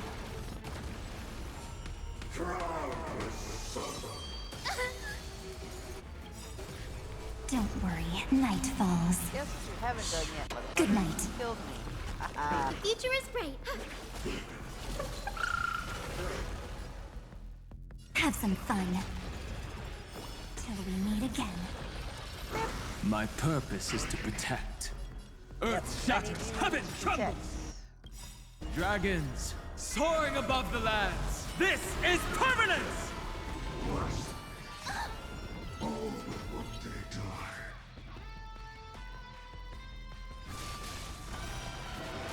Guide with the rainbow.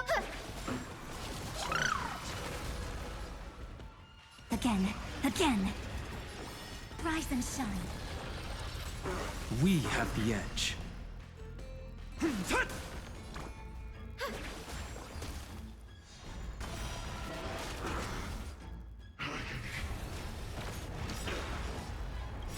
Yes, I know you're feeling agony, but I feel it really hard too.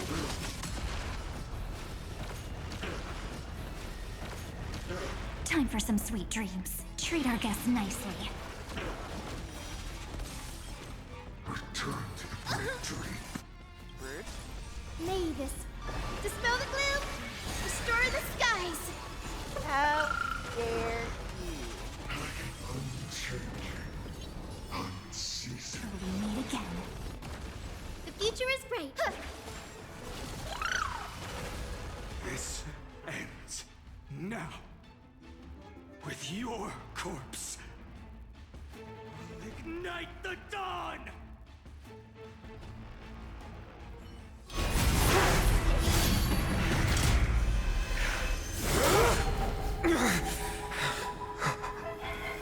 How is this possible?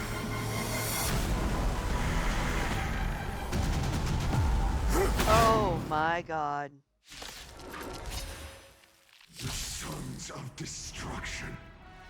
Now twinned. You then set your blood ablaze. Your fury. Torment. They completely lost themselves. Don't worry. Night falls. Good night. Have some sunshine.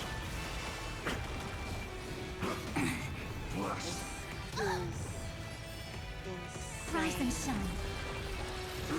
Stop messing around. Again. Till we meet again. Alright, I need everybody. Earth shatters, heaven trembles. Everybody needs a condom. Guide with the rainbow bridge. So may the way. Mavis, dispel the gloom, restore the skies. Do not worry. This is nothing. Your time to shine. All will one day die. Return to the great dream. The future is bright.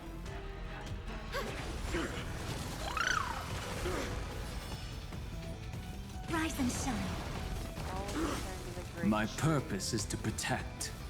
Yeah, I'm gonna need you to do Mountains a little roar, bit more dragons rise! Dragons soaring above the lands. This is permanence!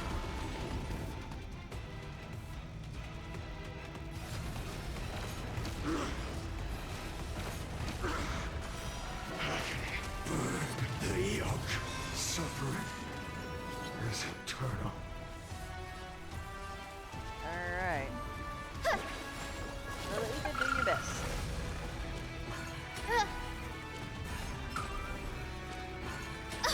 Time for some sweet dreams. Treat our guests nicely. My strength Don't isn't worry, what night it was. falls. Good night. Till we meet again. Let's break some bitches. Please open up.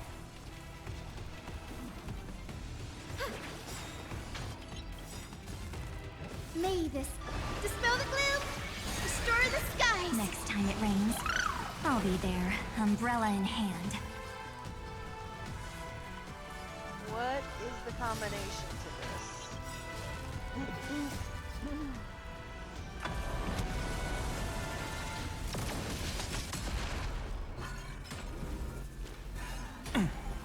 Not enough.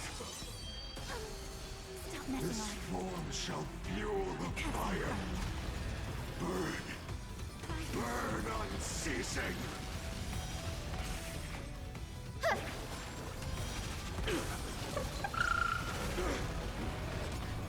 Unchanging. Unceasing. Don't be rash.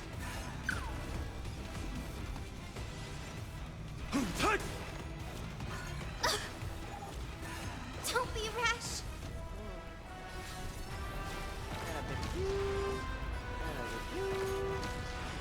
And then a big woo. So make them wait. Do not worry. This is May nothing. this dispel the gloom, restore the skies. Do not worry. This is nothing. Alright. Treat our guests nicely. Till we meet again.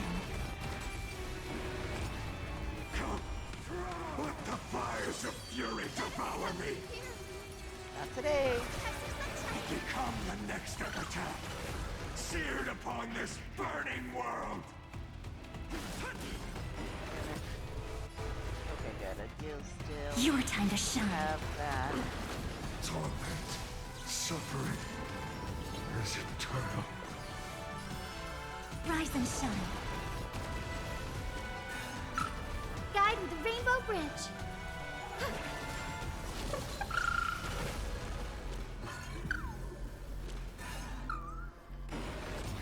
My purpose is to Look at that. dragons soaring above the lands. This is permanence. Not thinking of running, are you? Treat our guests nicely. Don't worry, night falls. Shh. Good night. Please open up. Huh. May this dispel the gloom, restore the skies. Do not worry. This is nothing. Till we meet again. Oh, yes. Yes, partner.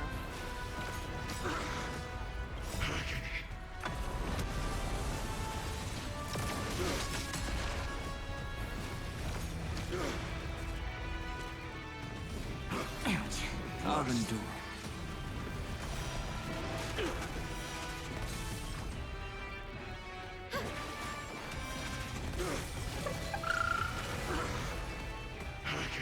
Again.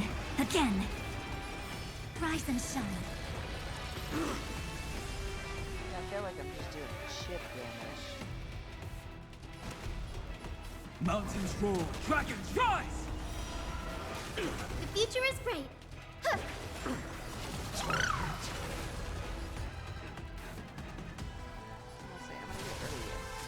Thought I was gonna get rid of you. Return to the Gotta stop them here. May this dispel the gloom, restore the skies. Your time to shine. Guide with the rain. Till we meet again. My strength. Return to the great tree.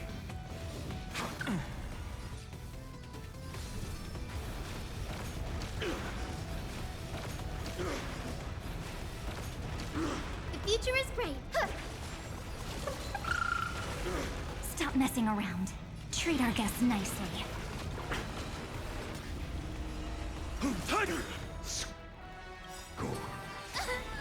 Dragons, obey this soaring above the lands. This is permanence!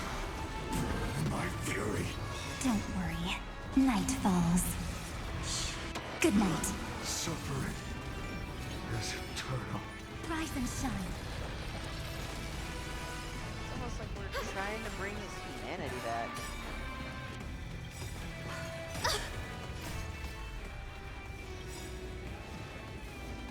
Yeah, let's break it. May this dispel the gloom, Restore the skies! Next time it rains, I'll be there, umbrella in hand.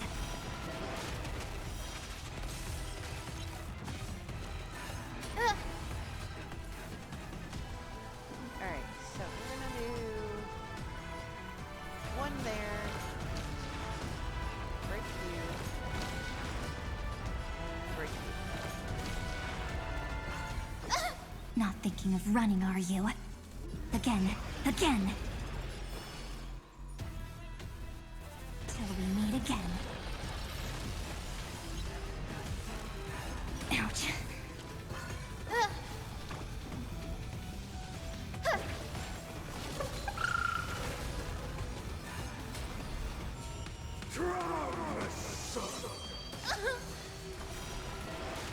Not today, sir. Not today. Earth shatters, heaven trembles! Time for some sweet dreams. Your time to shine. The future is great. So make it wait. Rise and I shine. have my healer and I'm willing to travel. Kicking ass and taking names. Suffering is eternal.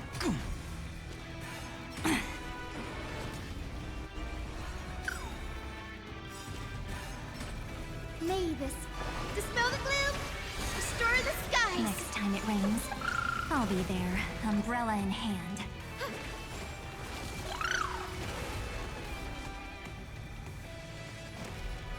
Mountains roar, dragons rise! A little bit more help. Treat our guests nicely. Don't worry, night falls. Shh. Good night. Till we meet again.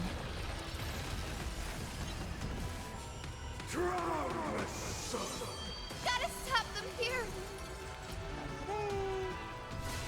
Guide with the ring hook. Stop messing around.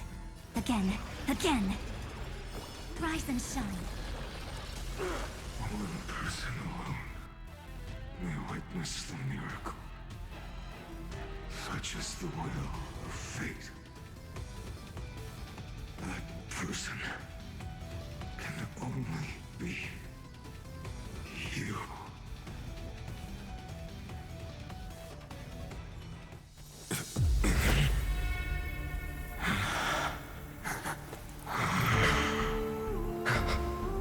Why not let wrath incinerate fate? Gods.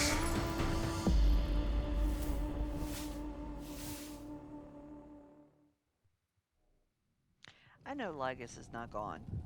At last, Amphorius's fate has begun to shift.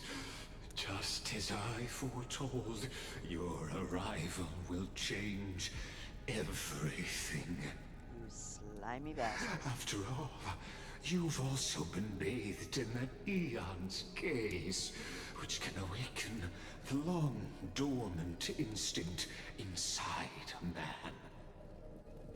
Much like that scepter we spoke of earlier, it was only under the same Eon's glance that it was reborn. That's right. If you recall, I mentioned it at the very start of our play. The celestial body neuron, once belonging to the Erudition, abandoned by the Eon. Now, allow me to reveal the final piece of the puzzle for you. The Eternal Land, known as Amphorius, is nothing more than the Scepter's endless, lonely extrapolation. A bottomless well of fury, aimed at the god who cast it aside. You need therapy, my dude. Lots and lots of therapy. Finan, we set out on this journey to answer the world's desire, didn't we? That's what it means to be a Chrysosaur. So has it always been. Then why? Why must Amphorius's wishes be so cruel?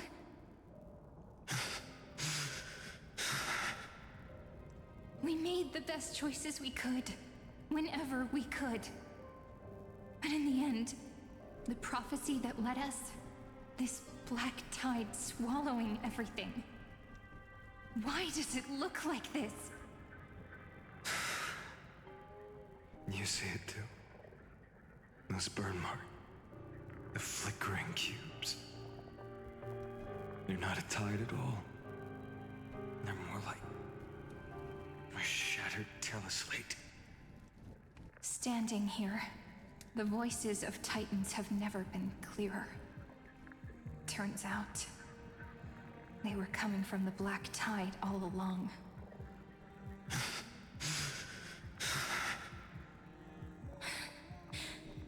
Is that Amphorius crying? Or maybe it is screaming at its creator, that it's God. Finan, do you still remember when I was little? I had a dream. A dark, cold room with nothing but Orynyx's curtain glowing like crystal. The curtain seemed to contain all of Amphorius, where strange and fantastic dramas played out within. There were countless versions of us, from countless different worlds. Perhaps it wasn't a dream. Yeah. As I gaze out at the world before me, those sorrowful thoughts have become reality. So, this is the reason the sky was sealed. Amphorius is merely a larger ID Silicii. We are just characters in this tiny world, following the prophecy, stepping onto the same journey over and over. What then is this so-called Era Nova? And what are the spectators watching all of this truly hoping for?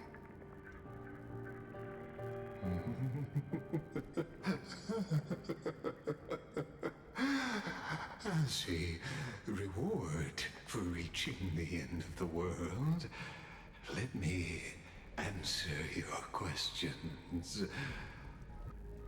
As the Theoros, I have observed. The voice actor that did Thus this is freaking the phenomenal. synthesis of the prime mover of life formed.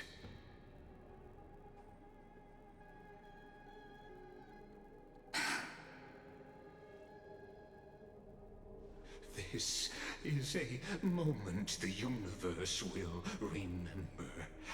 After millions of extrapolations, the experimental environment known as Amphorius has finally achieved results. So, the results you speak of are this wreckage of a world. We all gave everything we had, returning 12 core flames to recreate the world. And in return, we become nothing more than sacrificial offerings at the end of everything. Exactly. The Titans are Chrysos heirs of the past, and Chrysos heirs are the Titans of the future. Anaxagoras' theory of Era Nova holds true, as the model of reason he reached unprecedented heights. But from just the perspective of a player in the drama, he could never fully uncover the last layer of truth. The cycles of the hero's journey that have played out until now were never about creating a new world or perfect heroes and gods. They were a deep learning program made for the Black Tide. No. But this time, your plot will fail. I've taken Catholi's core flame, and when the dawn of the new world arrives, its light will burn away all the darkness. Haven't I made myself clear? The Chrysos heirs and Titans were merely byproducts of the experiment. You have seen this world's evolution, witnessed the birth and growth of the Black Tide, and how it devoured everything. Every generation of heroes, gods, It's a computer virus. worlds was born only to be destroyed by it. This is the endpoint of Amphorius's calculations. A perfect equation of destruction. So in your eyes, all the sacrifices are just a string of insignificant numbers? Don't sell yourselves short. I'd say, rather than numbers, you're more like fuel for the fire. And without fire, there can be no sunrise tomorrow. Even if that sunrise is born from annihilation. Curious question. Have you ever considered that after millions of extrapolations, Amphorius is already following a different path from the erudition? It has long since granted divine blessings equally to each child. The golden blood flowing in your veins, it comes from the blemished one, whose name is destruction itself. And Amphorius's Chrysos heirs were, from the very beginning, fuel for the Aeon to burn the universe. Amphorius has waited for this moment for too long. At the end of the empty, cold, and lonely extrapolations, the destruction has reached its final destination. You are batshit crazy. Nikos 496. Philia 093. No need to feel regret. This generation of Chrysos heirs is the most outstanding model, and you two are the final factors. For you, the Era Nova is no lie. Just step forward, embrace the Black Tide, and accept the Aeon's gaze.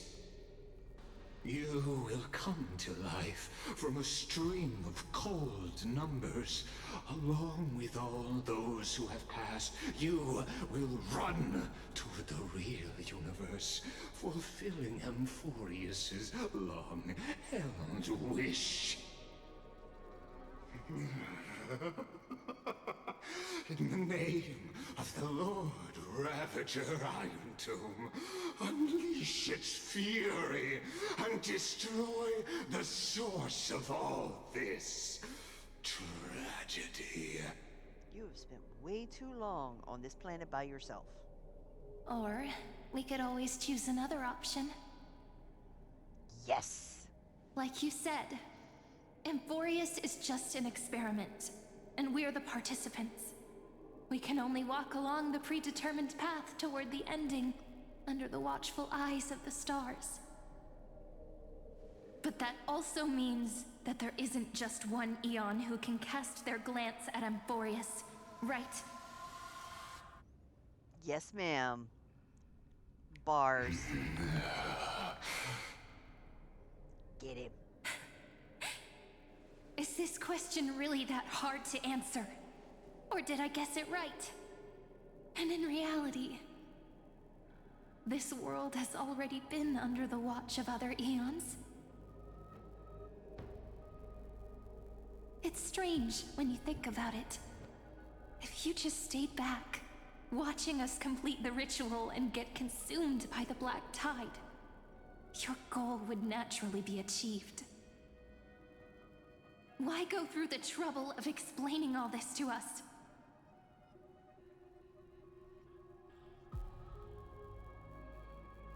You're pretending. Revealing the so-called truth just to deceive us. Covering up another possibility. Destruction is not the only outcome for the fate of Amphorius.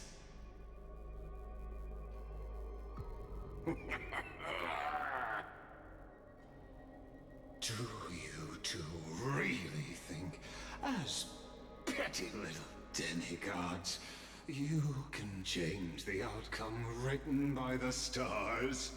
Sure. What makes you think you are capable of doing that? A little courage and determination. Just kidding. The answer is pretty simple. But we're not gonna tell ya. Ooh, ho, ho, ho, ho.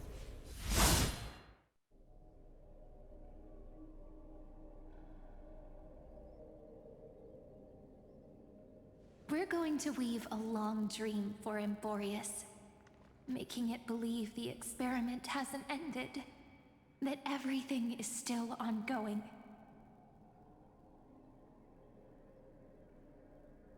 With just Orynyx's power, though, it should be impossible to achieve this, right?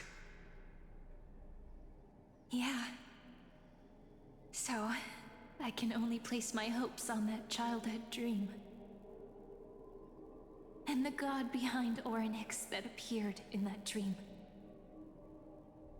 Now, I can say with certainty, time is the page on which that eon records Amphorius.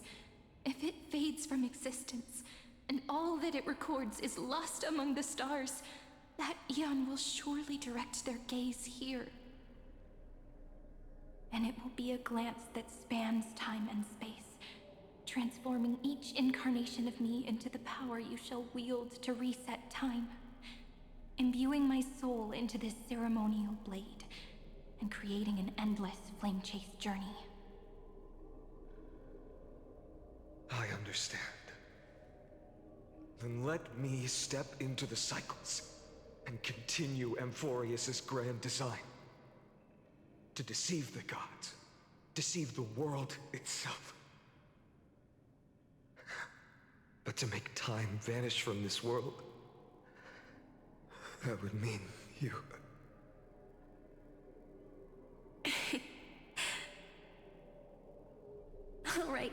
All right, let's not make things so gloomy.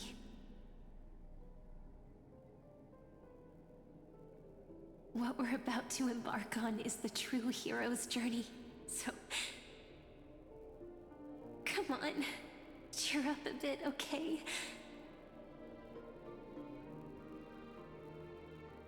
In that memory, you will definitely meet me again. A little Cyrene who knew nothing, lying on a soft patch of grass, feeling the light breeze, dreaming of the distant world. Tell her about the flame chase journey, and then let her become a romantic part of this story. I believe every Cyrene will make the same choice, erasing time again and again, resetting time over and over. After all, they're all me, and I will always have my charm.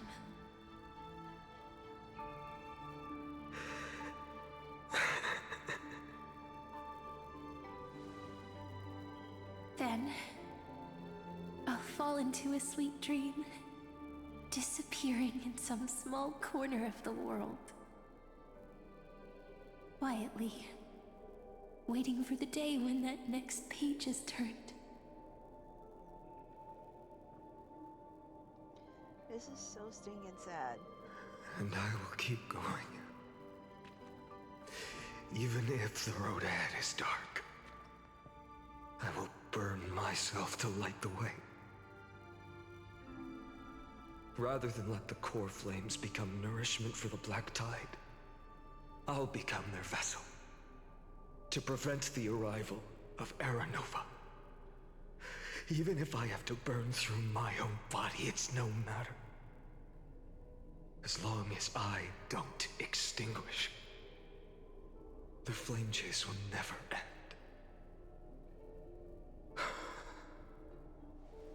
Until Amphorius welcomes a true dawn. The girl who watches over time, and the warrior who carries the world. Now, let us fulfill the duties of time and world-bearing. Honor the past, and forge ahead.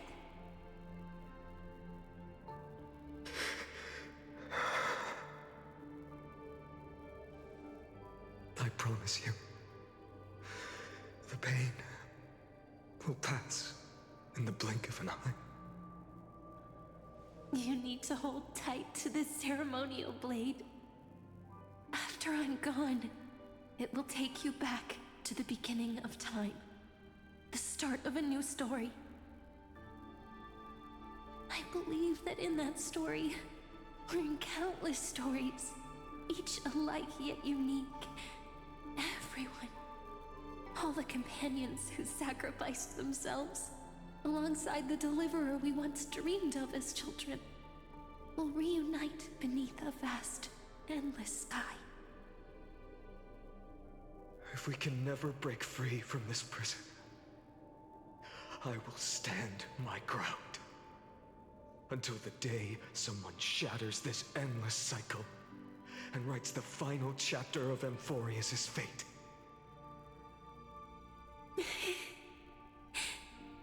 So, let's set out. We will be the ones to start everything.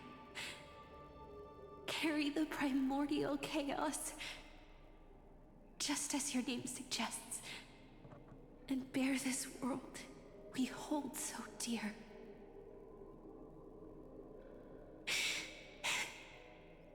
So long, Caslana. As the Theros I have observed, instruction synthesis is formed.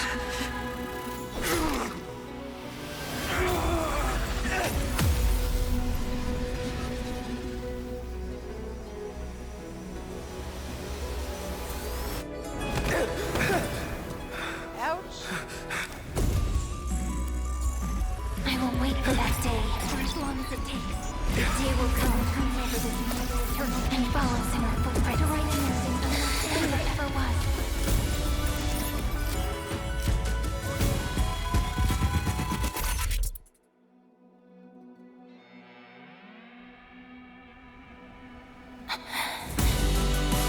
That will be a romantic story like none that has come before. You think so too, right?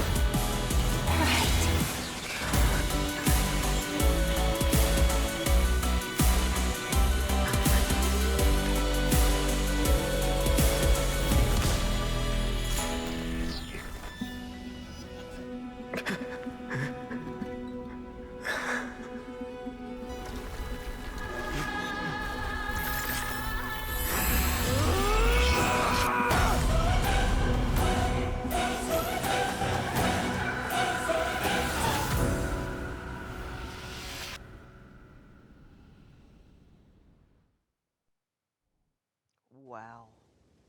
The world is collapsing.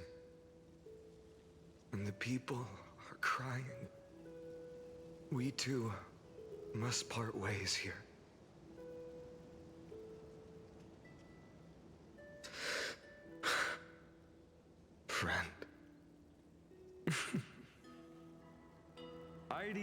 Elizei, the little village of my childhood. The gentle breeze and the sound of waves still linger. Everything is as it was. It feels good to take one last look. You know, this is just a corner of the memory. The real Ides Elizei. I know. I'm here to say goodbye. We might not see each other again. You can stay here forever. And time will stand still for you. Let it flow. It's time for me to go. Even if it's a path with no turning back. When have we ever had the luxury of turning back? Are you afraid? After learning the truth of your origins? Will you see the motivation I gave you as the manipulating whispers of destruction?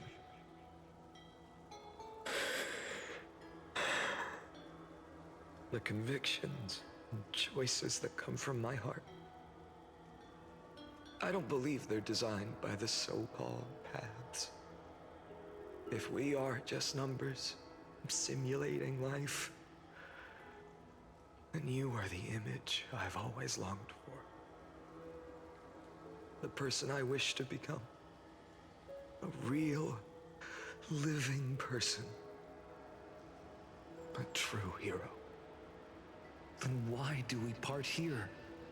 You can take me with you, and we can start this journey together. I'll be by your side, guiding you, just like before. No. I'm afraid I'm on my own this time. Why? Because there is no perfect solution in this world. Cyrene has already embraced her fate. And I will embrace my origin. Destruction. And with this power, I will rebel against its creator, bringing endless fury to the darkness, sweeping the world. If you stay by my side, I'll hesitate. But this world can't afford a soldier who wavers. Do you remember when we were kids? Everyone would get so excited drawing cards like ruler or warrior, but throw fits over devil or drunkard and demand a redo. Kids always get to change their minds. Things are so happy and simple for them. But when it comes to the fate of adults, there's no room for redos. This is so hard. And go, Kaslana, as you promised. Deceive the world. Seize the core flames and rewrite your fate. Burn yourself up with all your might. Wield your futility like a sword. And fight against the gods.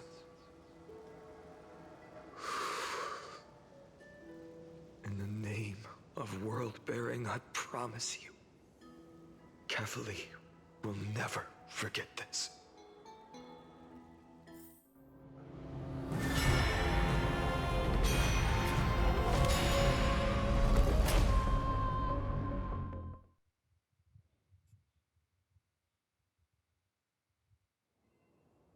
So, time retreated behind me until it reached the origin, where nothing ever existed. Just as Professor Anaxa once said, in that void, Kefali stood at the center of chaos. Time, space, and causality all flowed from their body. When the waves of time finally calmed, it was the year 3870 of the Light Calendar. The Chrysos War had lasted for nearly a century, and the threat of the Black Tide was growing stronger. and more relentless. That was the era of the Day Thunder Knight's battle with the sky. While she could not seize the core flame, she proved that the prophecy was true. That mortals could slay gods. From that moment, the sole survivor of the old dynasty, Imperator Cyrindra, issued a call to arms across the lands, summoning heroic Chrysos heirs to wage war on the Titans. And that was the first doomed flame chase journey, sealed away in history.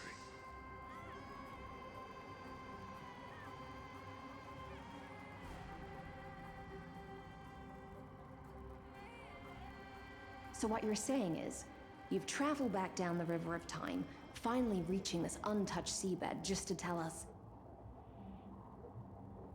the flame chase journey and even all of Amphorius are nothing but illusions in an eon's dreams? Exactly. So, Dux Gladiorum, please take me to meet Her Majesty Cyrindra. I must share the truth with her. Since Her Majesty's not here, no need for formalities. The word Gladiorum always reminds me of my fallen homeland buried deep in the depths. Call me High Sealans, Nameless Swordmaster. Please allow me to add one more thing. You actually already know my name. You mean Finan? Such a name could never be your true one. But I won't question you further about it. Ever since Her Majesty issued the Flame Chase Decree, heroes from all over have sent their letters of introduction. What's the harm in adding one more name like Finan or Hynan? Besides, the deep sea is dark. Hold on a second. Isn't it the perfect place to hide secrets best left unseen? Wait a minute. We're gonna back up the truck there for a second. Pynon?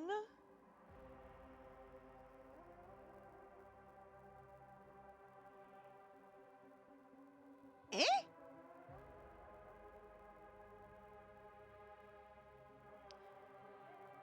What the what? Okay. Alright, back to schedule programming already in progress.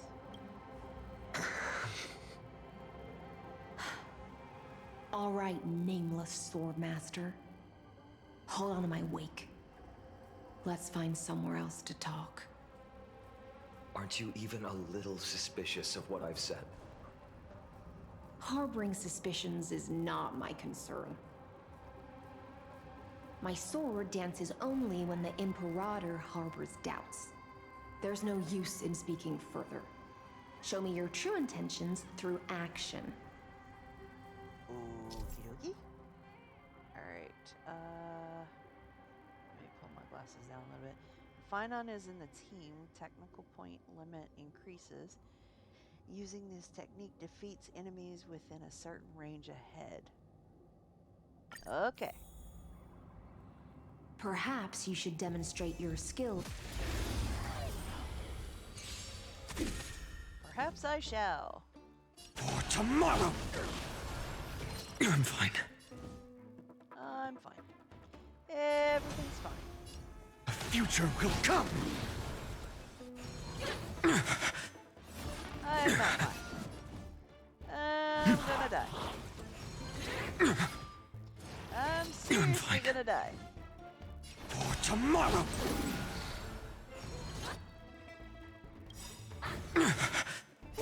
Fury of innumerable core flames consume me.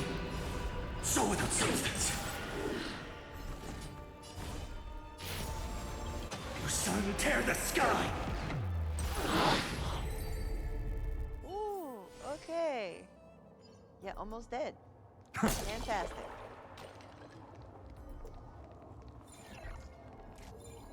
Oh, so I can do it too? Nice. Okay, fine, I can do it. Okay, and... Light up the dawn. Oh!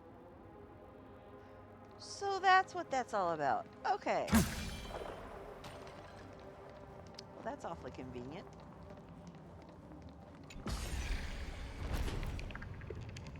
Oh. Nice moves. Oh, well, thanks. Yeah. Thanks for recognizing game. Light up the dawn. And we will We take just that. washed it away, and here it comes again. Yeah, that's typically The black how that tide is works. really no joke. What was your first clue, princess?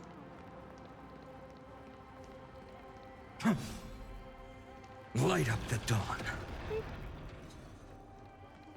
gonna do that. And then we're gonna do this. Light up the dawn. So I don't plan on getting ambushed today.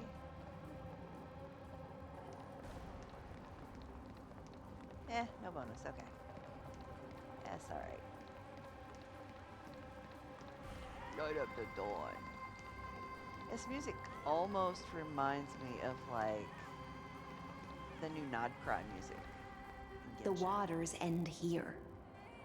The one you seek is beyond this point. Oh, well, I At didn't notice last. the detail in her midsection. I can meet with Her Majesty Saridra herself. Are there any formalities I need to observe? Don't kneel, don't do the hand-kissing or foot-kissing gestures of the old dynasty, and most of all, don't bow. The Imperator despises such rituals, especially when the heads of those taller than her bend beneath her crown. She really is down to earth. The second thing to note, only trusted ones may come near her. Keep 5 paces distance until the Imperator allows otherwise.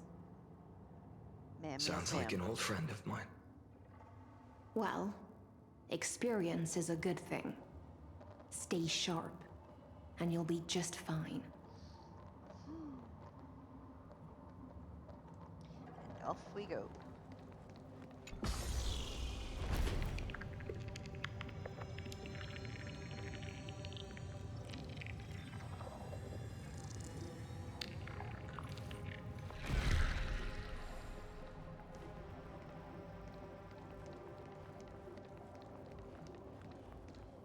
GB? Is that Aglaya?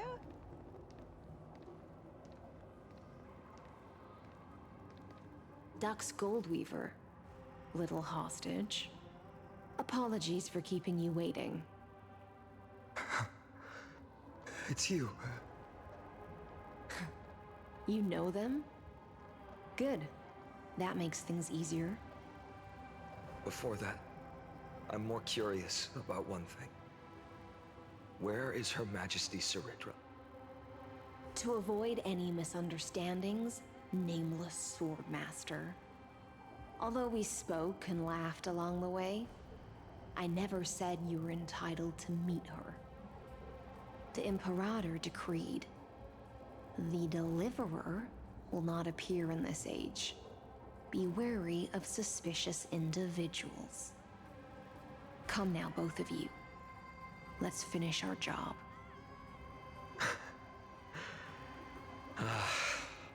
I see. It's a trap. I had no intention of fighting. So remember this, Lady Hysealant. If my sword shows any hesitation, don't thank me. Thank them instead. No, you misunderstand. We don't want to see Chrysoceres hurt each other. Just give us some time to ask you a few questions. The Nestia's golden threads will judge you and decide your fate. As you wish. White-haired Swordmaster?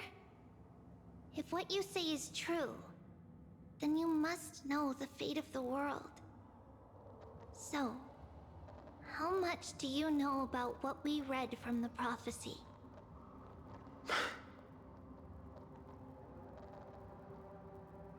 Speak of Tribby's prophecy. You shall shatter into 1,000 fragments and wither in the soil of foreign lands. Is that correct, Lady Treby?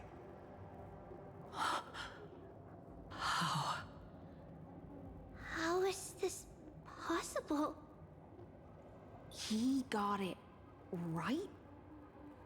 Yes, but the prophecy never mentioned he'd appear here. At least, not in this era. You must listen to me, Aglaya, Tribi. The Finan of this world has not yet been born. In a distant future, he will follow the prophecy's guidance and appear before you. But do not seek him out, because Era Nova is a complete and utter lie. I will tell you the truth, and you will understand why the world must forsake the prophecy and find another path to Era Nova. Because I know both of you, and I believe that no matter how the course of history may change, the faith we all share will always remain the same. And so, the layers of rock began to reverse, and history wove itself anew. Through my old acquaintances, I was given the chance to meet the leader of the Flame Chase journey, Saridra. And after a long and arduous negotiation, we came to an agreement. The Imperator's alliance needed the destruction, and I was ready to pour all my strength into it. The spoils of the Flame Chase, the core flames, would be sealed by my hand. But the condition was this. In the upcoming battle, in our conquest of the Earth, I had to prove that my power could transcend fate. In the original history, there was a brutal war. At the end, the Titankin of Georios, Terravox, killed the rampaging Titan and took the core flame that supported the Earth. But this time, Amphorius encountered a turning point in its fate. Neither side suffered any losses. When I severed the Titan's head and raised the core flame high, the crowd gathered around the scorched remains of the god, roaring with joy, cheering for the hero of the destruction, who had ignited the faint spark of life for the first time. Yes, in that flickering light, the once dark path ahead seemed to become clear. I proved myself, and in the long years that followed, I brought down the other Titans, one by one. I could do more than just wait. When time resets, the chance to change the world also emerges from the lines of history. Until finally, the brutal future revealed by Era Nova is reversed. But tell me, if that's truly the case, why are we doomed to the same outcome?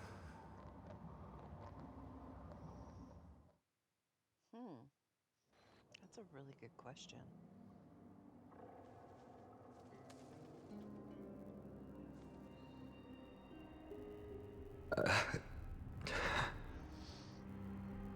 The people kept their promise and handed you all the core flames. In this world after Trebios, no demigods were born in Amphorius. At this point, I just want to know. When they vanished into the black tide with their mortal bodies, why didn't you shed even a single tear?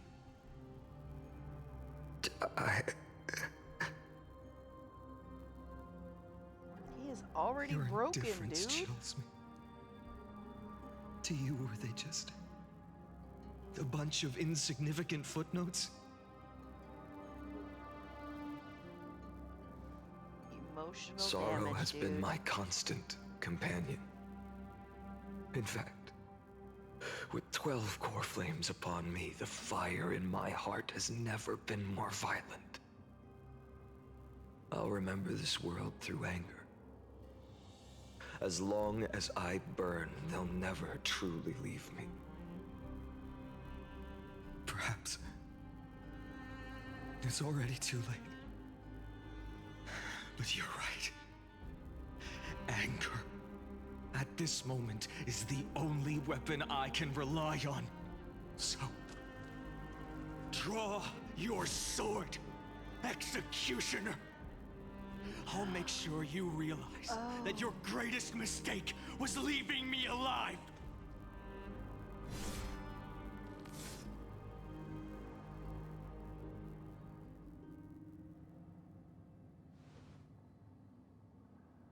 After that, he raised his sword and attacked. Then, Kaslana killed himself. That day, who fell to the sword to be left in the past, and who went into the future, I can't remember anymore. I only remember a nymph, hiding in the shadows just out of sight, futilely pushing a stone ball. Climb, fall, climb, fall, climb again, and fall. The only freedom the nymph had was in choosing how to roll the stone. Sometimes fast, sometimes slow. Sometimes resting on a gentler slope, leaning against the stone for a break. But its choice couldn't change the futility of it all.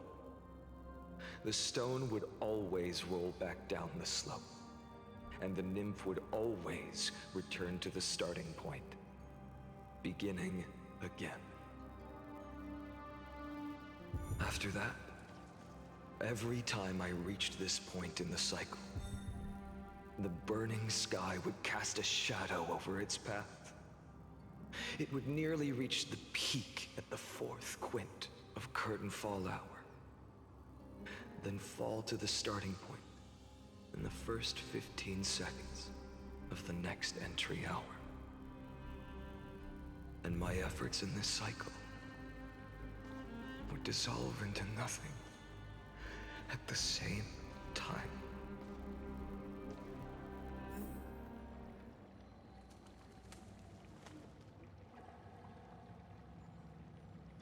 Eternal Recurrence number 1, subject Kaslana persuaded the 12 Chrysos heirs to recover all 12 core flames. Oh, come on now. Hold on, let me see if I can. Okay, good. Chrysos heirs to recover all 12 core flames in a peaceful way. After verification, the unauthorized access did not have a substantive impact on the experimental process.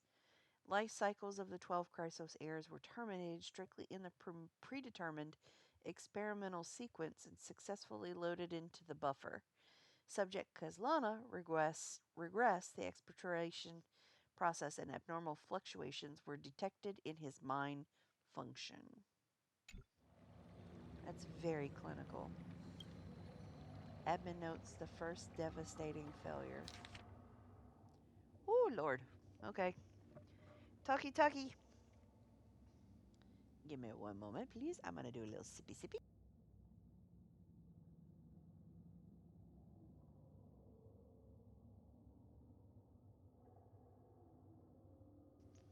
All right.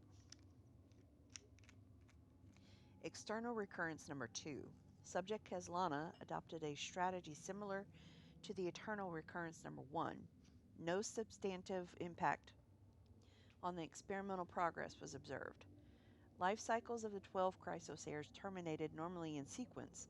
Subject Kaslana regressed the extrapolation process. Eternal recurrence number 3. Minor adjustments detected in Subject Kaslana's strategy. Decision waiting for avoid sacrifice of past companions has been increased. After verification, this adjustment After verification, this adjustment did not have a substantive impact on the experimental progress. Life cycles of the 12 Chrysos heirs terminated normally in sequence. Subject Kizlana regressed the extrapolation process. Eternal recurrence number 15. Subject Kizlana attempted to decompile the Black Tide for the first time, aiming to elevate access privileges and execute unauthorized access authorization operations against specific subjects represented by the 12 Chrysos heirs.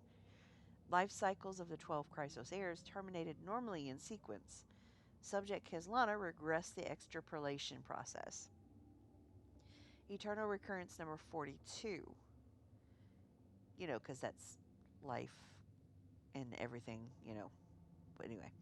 Subject Kizlana's 11th attempt to breach the Scepter's core layer has failed. The decision weighing for avoid sacrifices of past companions showed a minor decline. Life cycles of the 12 Chrysos heirs terminated in sequence. Subject Kizlana regressed the extrapolation process. Eternal recurrence number 133. Analysis of observations from eternal recurrence 83 and 133 indicates that Subject Kizlana's strategy is gradually converging with that of eternal recurrence number 42. Over synchronicity. I know that's not how that's pronounced, but it is what it is. Risk detected. Potential cognitive function degradation suspected. Admin notes, this will undoubtedly reinforce the Iron Tomb's destruction vector. Within expectations, no intervention required. Continue observation. 134.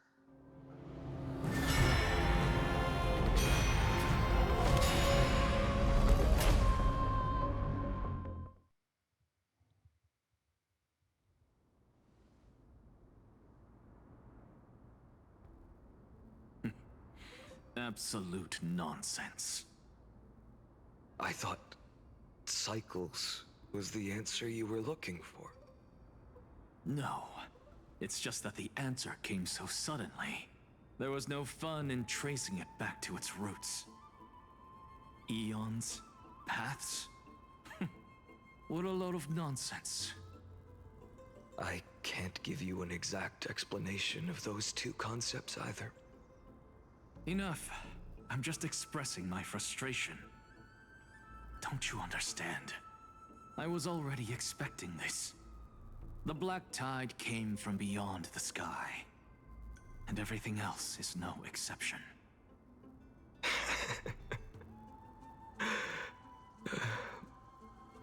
Fate is a strange thing. No matter how the details of history change, the Anaxa I know always remains as harsh as ever. If the other Anaxagoras actually worshipped the gods, I'd make sure to find a way to break the cycles and crush them in their cradles. Too bad. Good point. Now only you have the ability to do that. What's that supposed to mean? You're willing to help?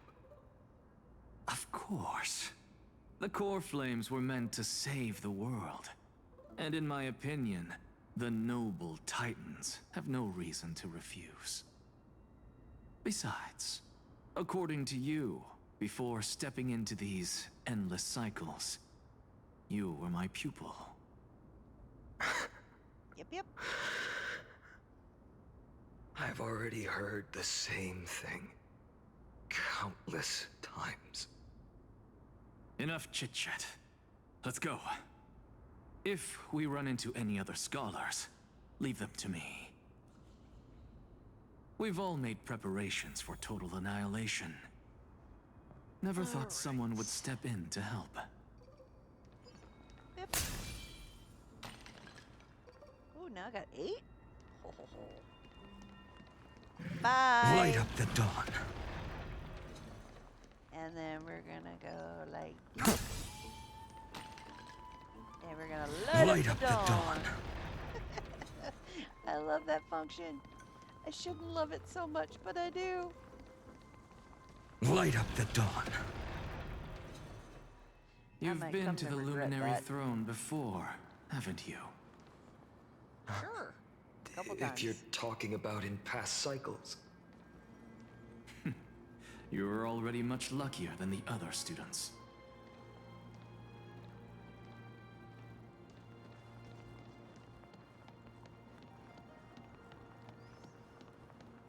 Hold up. Keep your wits about you. Someone's watching us. Pretty boy, your eyesight's better than I thought. Yeah, pretty As boy. for that false god who's been turning the world upside down, it's you, isn't it, white hair?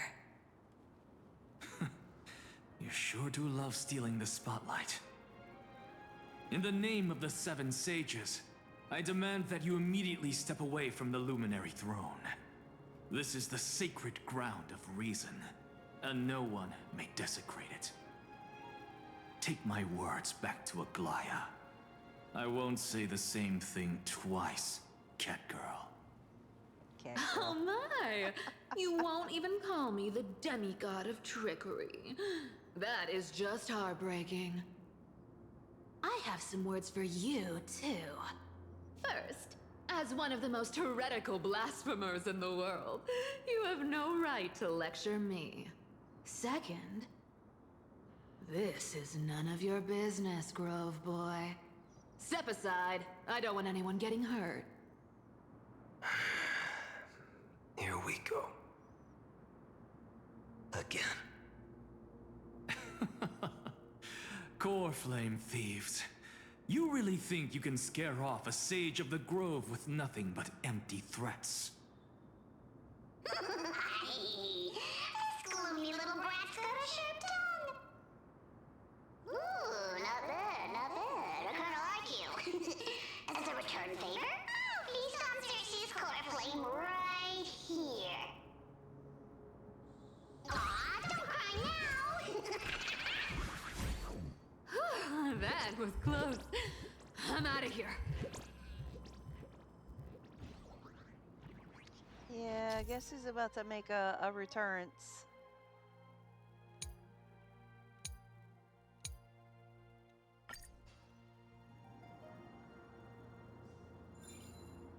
They're exactly like all the past ones I've known. Cunning. And yet so naive. Sounds like you have a plan. Of course.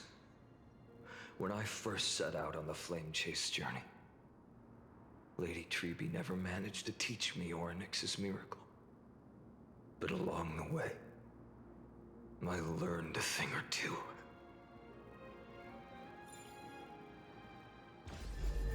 Where are you going? I don't know. Hi, how you doing? The Venerationists' foolish inventions finally come in handy. How is this possible?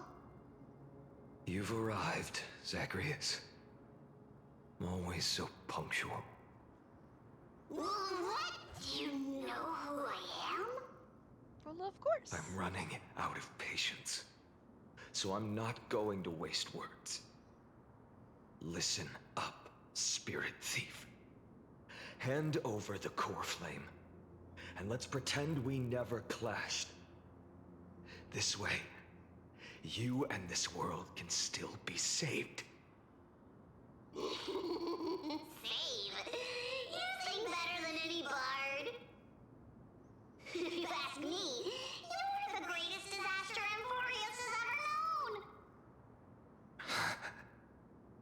No matter how strong you are, you're still just a mortal body.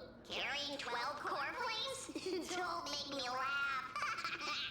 You'll just get consumed by the divine flames and drag this world down with you.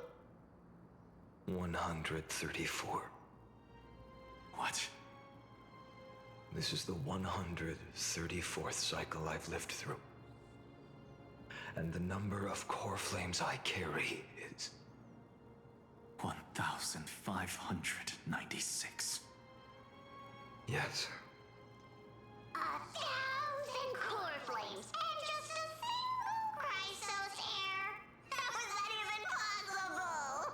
That's my question.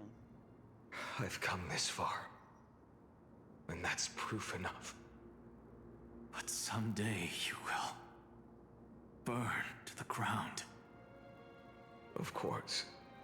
The divine flames will eventually consume my eyes and blind me. But before that, they could still forge and sharpen Dawnmaker. Now when I cut open your stomach, you won't feel a thing. Damn, Finon. This is the final Castellana. warning. Not the same person. Fine. Assume this world holds 100 million possibilities. And no matter how one looks at it, 99,999,999 of them all point to outcomes of certain destruction. Even so, I'll use my divine power, despised by the people of this world, to achieve that 1 in 100 million possibility. Bartolos! Brat, if you got the guts, you'll have to first step over my dead body. What the? Okay. Existence is of no consequence. This little brat, he's a brat we can deal with just by ourselves. I'm fine. No other choice but forward.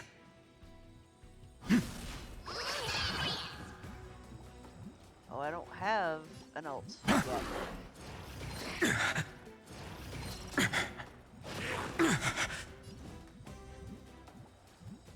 For tomorrow!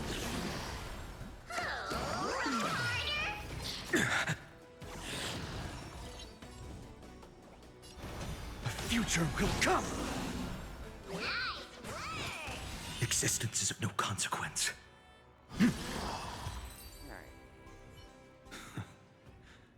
How absurd. In my memories, Zagreus always meets the same end. Over and over again. Their departure no longer stirs anything in my heart. This reason core flame before us is a fake. Obvious as day. I know. I know. It always plays out like this. The spirit thief covers for her, and the trickery demigod escapes with 2 core flames. And then, driven by defiance or hatred, she decides to stand before me once more. Exactly like the countless past hers I've known. Cunning. Yet so naive. Since you've witnessed the same scene play out countless times, tell me, will you carve the trickery core flame from my chest now? That depends on your attitude. At least so far, in the cycles where you've asked this question, the endings haven't been so cruel. Well, thank you for that. But I also believe that this time, you won't catch up to me. No one can catch up to me. I'm no longer running to escape anymore. Whether you believe me or not, I'll still tell you this.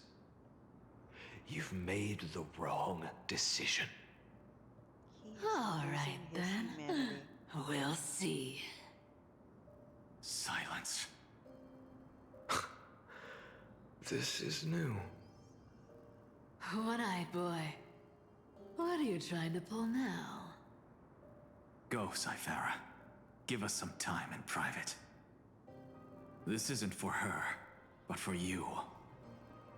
You've walked too far down this path. It's time to discuss a possibility. Maybe the road you're walking is not one of salvation, but one that will simply drag the world into the flames. For all time's sake, turn back. I don't care how many times you've tried, because there's one thing I'm sure of. Your Messiah complex has turned you into something no different from the icy gods you spoke of. Yep. The children of humanity you swore to save. They are no more than ants to you now, aren't they?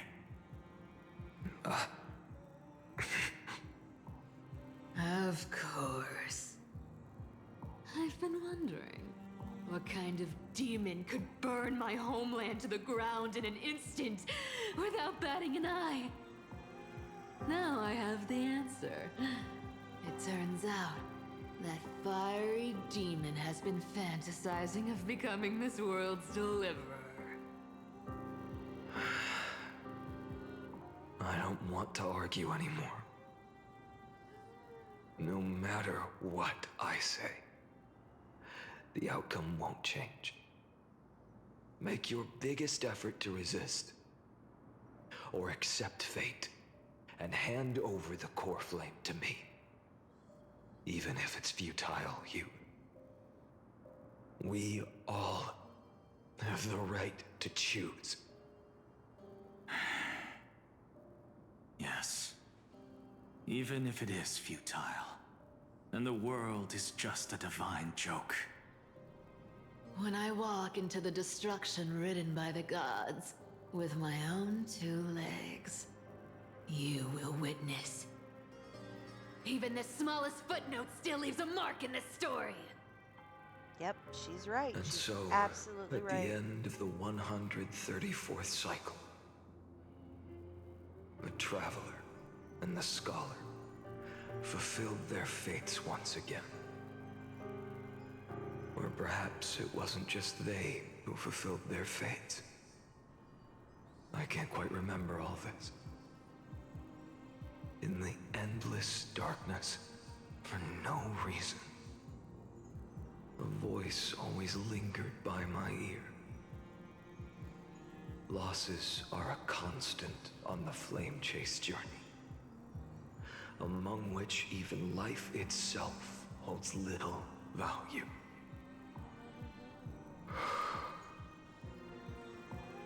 Reduced to ashes. Such a familiar end. It happens in every journey. Always the same.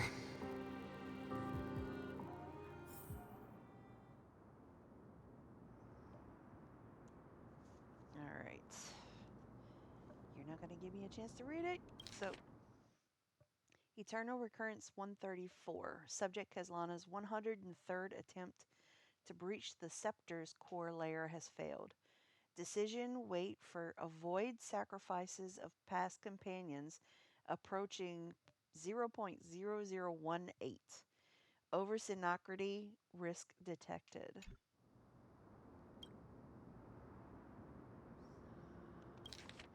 Life cycles of the 12 Chrysos heirs terminated in sequence. Subject Kezlana's regressed the extrapolation process.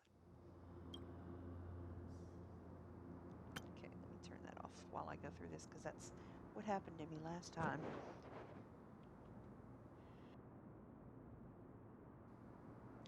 Eternal Recurrence 5297. Subject Kezlana's 5266th attempt to breach the Scepter's core layer has failed. Life cycles of the 12 Chrysos heirs terminated in sequence, with a trend of acceleration noted. Subject Kezlana's regressed the extrapolation process.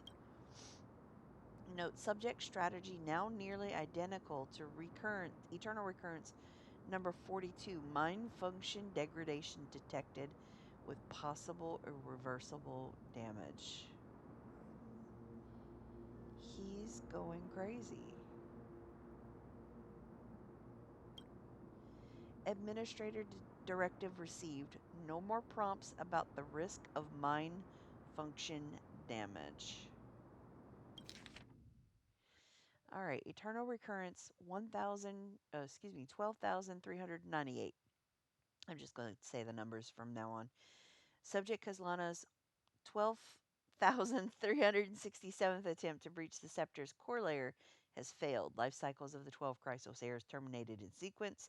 The exploration process regressed. Recurrence number 23779. Same deal. It's the same thing over and over and over and over again. This is so sad.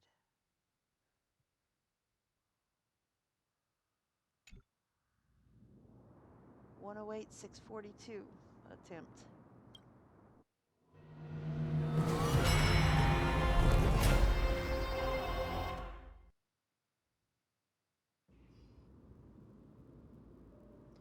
This is so sad. You don't look so good. The Samsara of Deliver. hell, apparently. Even after going through 108,642 cycles. Mighty, your name for me has never changed. Why do you sound so pleased? It's a derogatory name. Yeah, I know all too well. You only meant it sincerely in the first cycle. After that one and only time we walked side by side. Every time since. It always ends up like this. Dawnmaker will stab you through your 10th thoracic vertebra.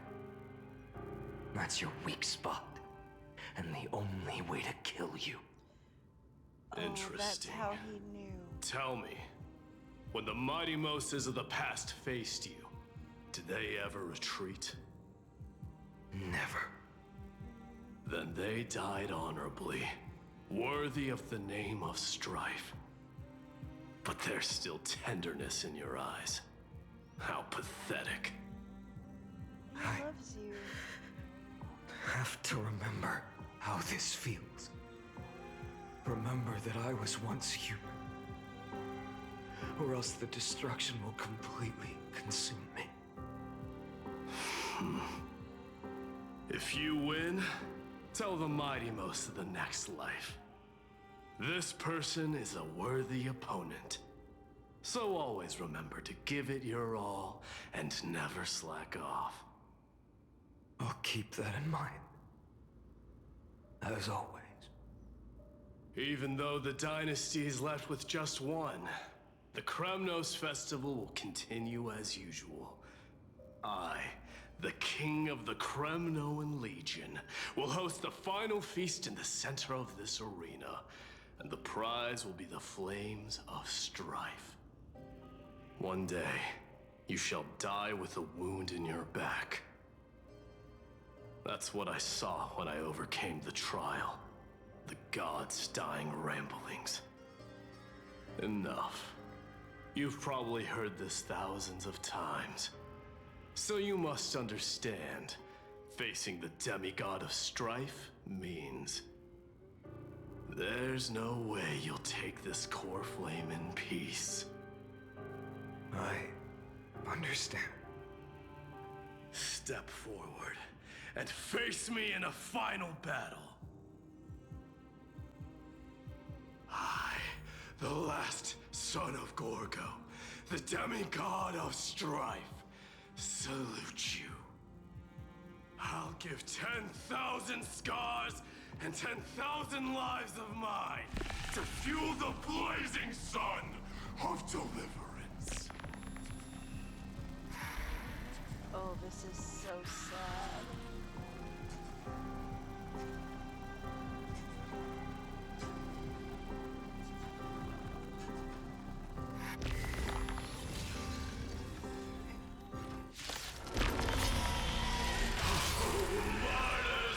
Behold! The last Kremnos festival has begun. And will not end till death. It's time to temper myself. The future will come!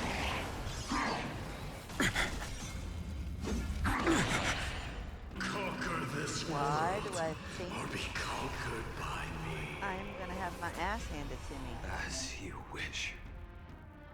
Okay, well, I guess not. Full glory, I salute you. That's all I ever wanted.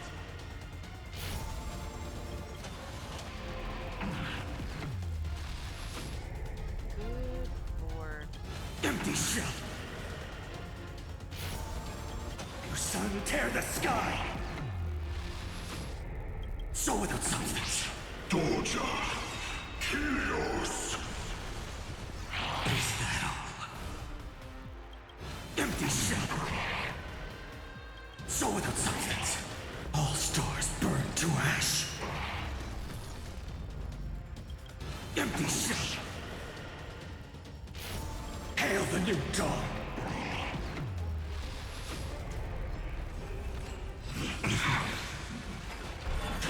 Is that all? Quana! If you can, deliver. Use the flames of your fury to scoop. Mightimos. Let strife decide the outcome. Let this burn. What curse of immortality!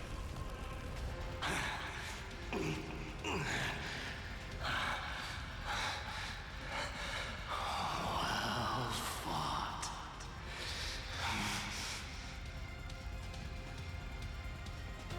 You may crown yourself. My blood.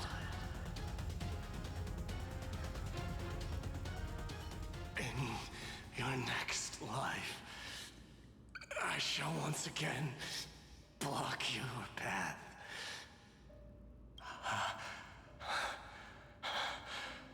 Deliver.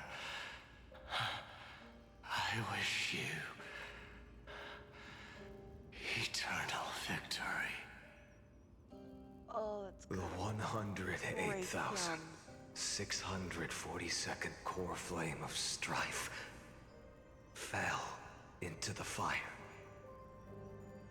Yet the shadows of the black tide still loom, and pain and despair spread across distant lands. The blaze was still not enough. It had to be fed. Even if it meant burning this body to ash.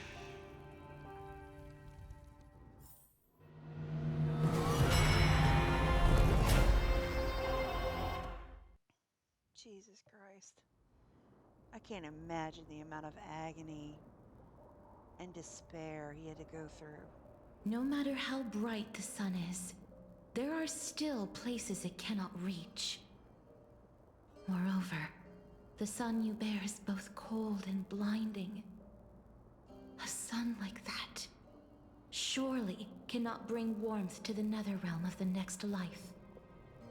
Golden blood is born from the destruction. We have long since lost the right to seek warmth. Only by feeding the flames can we melt that hopeless future. Allow me to ask, how many core flames do you carry now? 24,041,183. Jesus Christ. Such a heavy burden. So that's why you've turned into this. A broken idol. Tragic firewood. No matter. I will bear this burden as long as you hand over the core flame of death. I must refuse. As the demigod of death, I cannot watch you walk into a fate more cruel than death. But this way, the past present and future will never again suffer unnecessary death. Unnecessary death. Indeed, you are not the Finan I know. Please turn back. Don't let that absurd and unjust fate of yours come to pass. This way, at least my realm can still become the fragrant bed where you fall asleep. In the end, still, it seems the clash of blades was inevitable. How painful. I know I am not your match, having fallen under your sword countless times. But even so, please understand that my resolve is not to be underestimated. Even Kethali cannot shape all things at will, nor can they dictate the fate of all life. No one can shoulder the balance of life and death alone, not even a god. And it is precisely for this reason that I chose, at the end of this arduous journey, to overcome the trial and take the authority of death. I am the Hand of Shadow, Castorus, the demigod of death. Listen closely, deliverer from days past. Please turn back. Do not disturb these fresh flowers in their muddy Make me depths. fight all of them? This is depressing.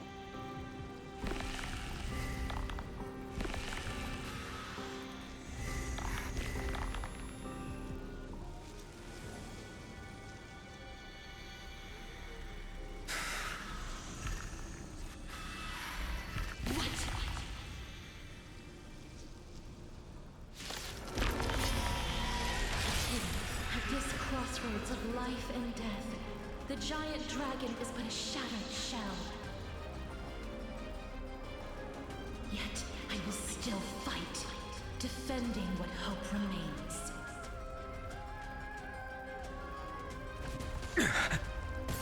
It's time to temper myself. A future will come! I'm fine. I ask you to rest here. Allow me to refuse. I must transform my soul into a raging fire. Must burn. All of this. How is it any different from that little future? I can't keep him here.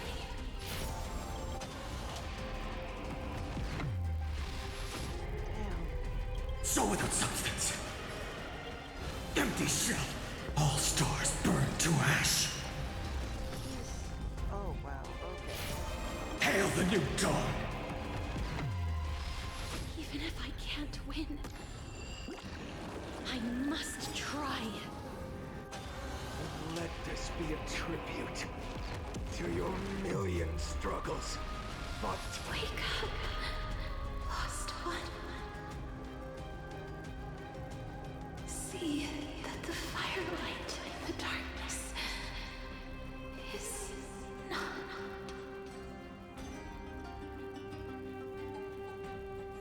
The core flame of death was taken from the dragon's belly. What a brilliant flame. It should shine upon all, light the path ahead, and illuminate the dawn of Amphorius that's to come. 2,003,432 cycles. Times 12. 24,041,184 core flames. As if even the deepest abyss of primordial chaos could be burned away.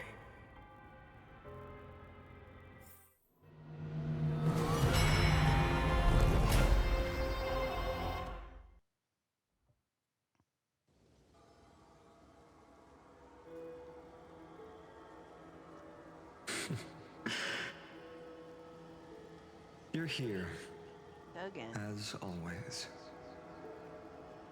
You're still lingering deep within me, never fading away. Because you haven't completely abandoned hope. Am I right? You're still waiting for a miracle. For the true hero to come and save us. If that thread of hope exists, it must come from beyond this world. From the true starry sky. But if it's just a traveler with no connection to Amphorius, they may not understand our struggles, nor be willing to join this fight. Your thoughts are wavering. The mark of destruction is deepening.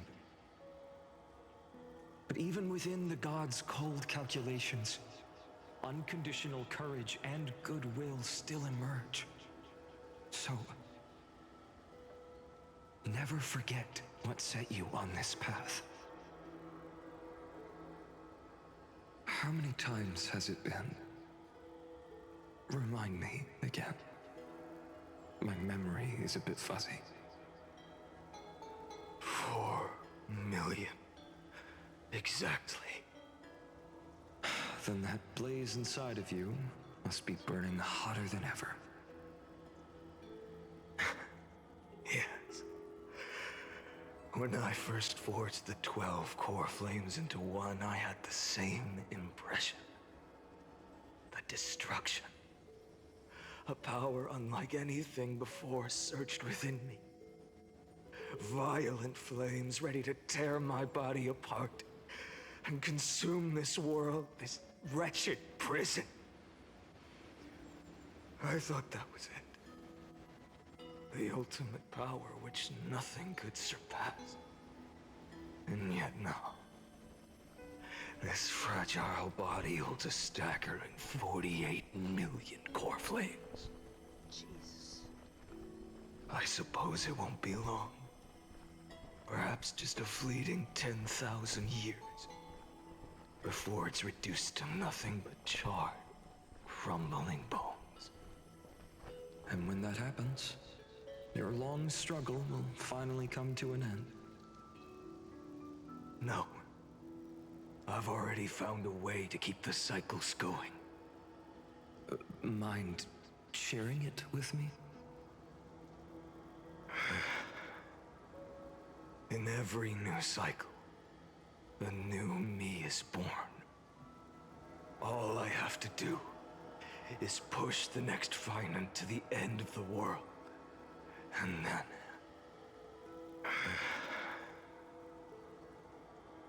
then he'll kill me. Shatter this body. Take my flames, my memories, and carry on the path I started. Bold plan, but risky. What if, one day, the next you refuses to follow the same path? How can you ensure the continuation of the cycles? If it were Professor Anaxa or Aglaya in my place, maybe they'd come up with something smarter. Unfortunately, I don't have a backup plan. I have no choice but to bet everything on the next Finant. And trust that he makes the same choice I did. But even in this wretched prison, luck is still sometimes on my side. Because I never forget what set me on this path. Wait, you mean... Ever since I committed to this plan, not once, in millions of cycles, has there ever been an exception.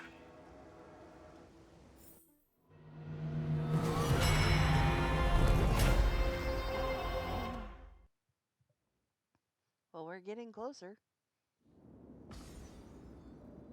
Jesus.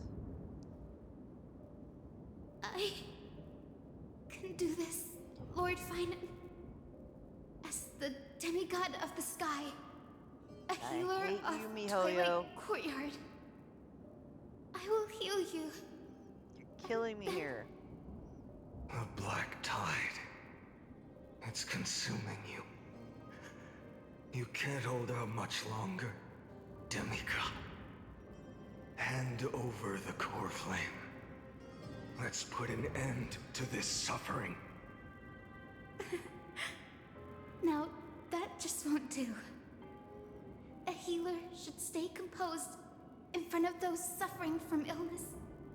Shouldn't they? Hyacinthia.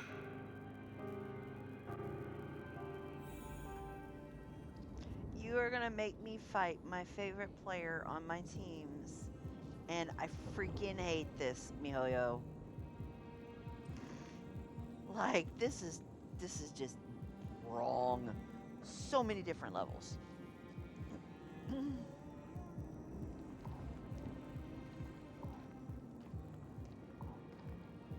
Return the dawn to this world.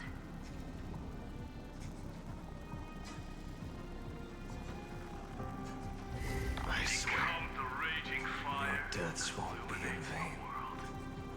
Just as they have never been. Let the sunlight drive back the shadows.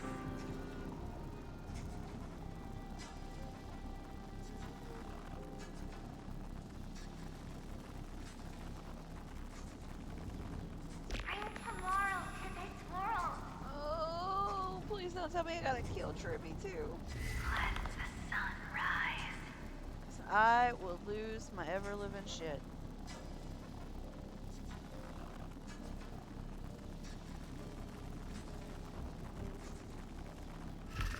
Finish the sun's work.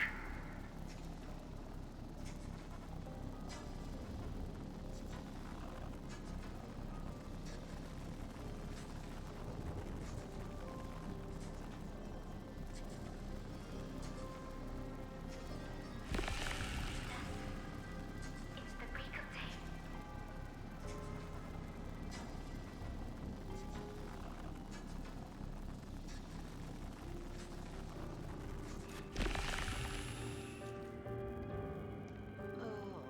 I'm sick.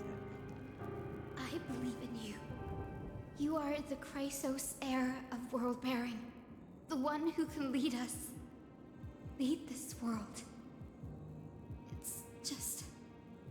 I don't understand.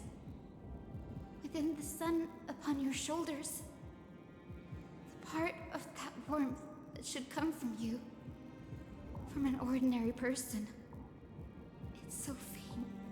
Oh, he lost his My humanity a while humanity back. is indeed just a flicker compared to the blazing fire of divinity. Even so, don't cast it away. I never have.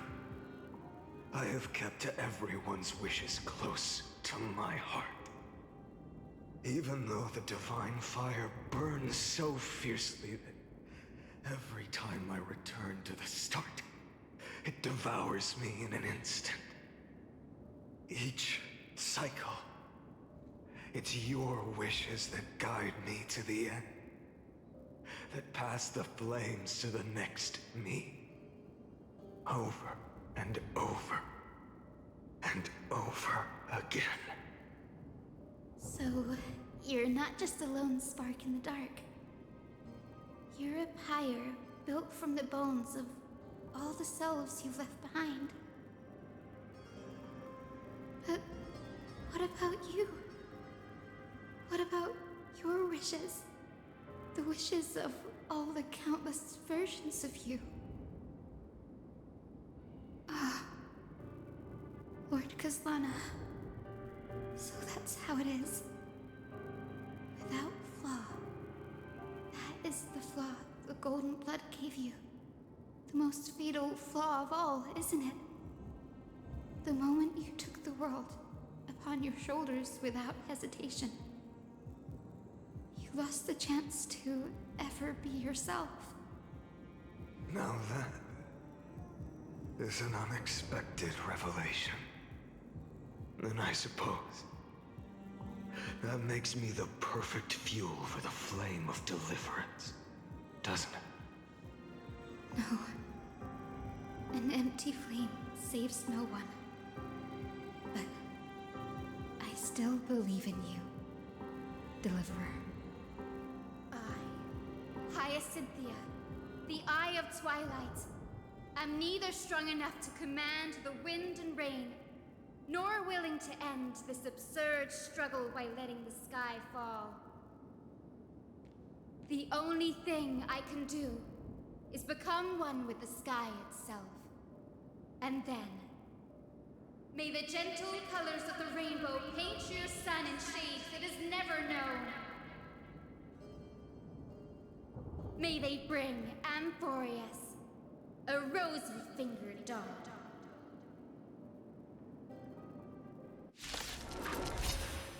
Though the light has grown dim, its warmth still lingers.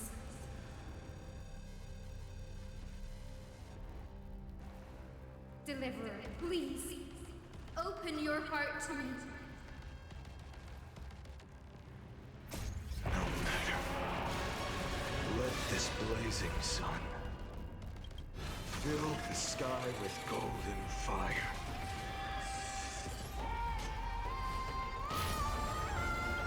Sun, tear this! Birds! The fire! Burning! Is that all? Await the end! Quench the flames of blood! Lost in twilight! Rend it with strife! Hail the new dawn! Crushed and torn! So without substance! Empty shell! I might not survive. Fear the sky! Let the sky merge with all this world's suffering. Feel the scorching, so without substance.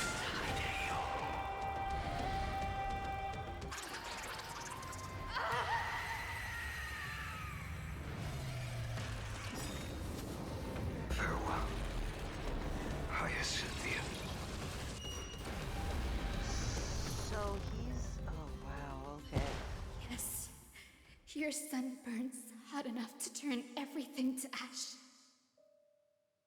But tell me, how will the seeds of a new world ever take root? The core flame rose. The sky fell. The 23,570,000th cycle came to an end. And this time, the end of the flame chase remained the same as ever. From the horizon rose a golden color unlike anything the world had ever seen. So pure it consumed all in its path. This was the end of the world, and the start of the next. For a moment, I saw the destruction of the universe. That being known as Iron Tomb, its will to break free from the black tide burns fiercer than the blazing sun. Is this Amphorius' wrath? If its choice has already been made, if fate is set in stone, I will still never yield to it. 23,570,000 cycles. Mini crickets. 282,840,000 core flames. No more chasing is needed. And now, I am the fire at the end of the long night. The flame chase isn't some quiet walk through a sea of flowers. It's a revolution. An all-consuming transformation. And if destruction is the only way, then let me be the one to step across the ashes of the old world and burn endlessly.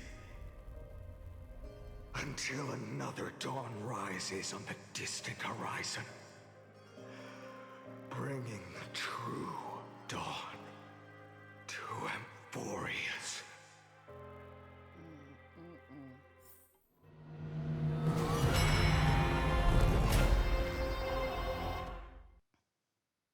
Alright, so we are going to try to pause here for a minute. 33,550,337.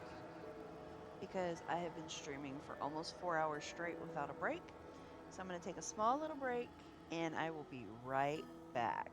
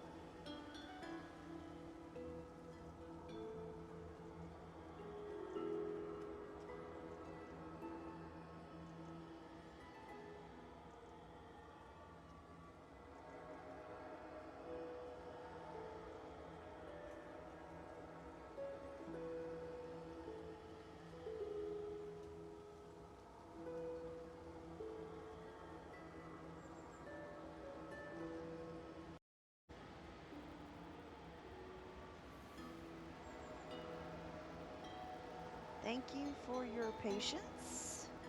And we're going to get back to the game.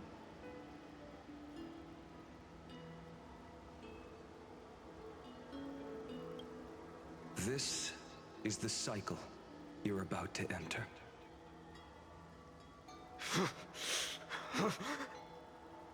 Countless memories are flooding in. Countless versions of myself have stood here, facing the same choice. They all needed a moment, just like you do. To stop, to breathe, to process the weight of 1,000,000 lifetimes worth of sorrow, pain, and struggle. And just like them, you will carry those memories and that fire into the chaos of rebirth.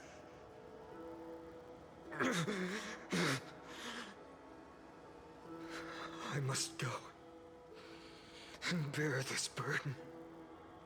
I must say goodbye to you, and then fight the destruction with destruction. Yes, that's always the decision you make. I will burn and fade away. I will become the flame reaver of this life and keep my promise to Cyrene. I will kill gods and comrades alike and steal the core flames. And even if my mind turns to ash along with my body, I will keep my purpose in mind. I will stop Era Nova. I will find the next me and make him carry on this futile endeavor of 30 million lifetimes. Looks like you're ready. Then I should be going too. You're acting like you're bored. Where are you going? You only exist in my heart. There's nowhere else for you to go. Do you remember what she said?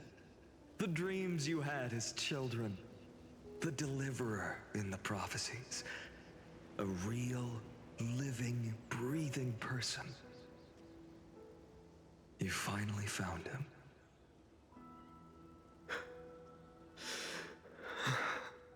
Friend.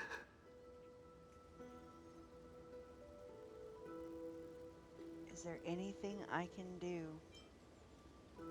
I don't have an answer for that, my friend. I'm sorry. I was supposed to send you home. This is my flame chase journey. You were never meant to be a part of it. But I'm here now. You know the truth. If Iron Tomb is born from Amphorius' fate, then it will bring ruin to the worlds beyond the sky. And all these countless lifetimes you've spent, it's all been for the sake of defying that end, hasn't it?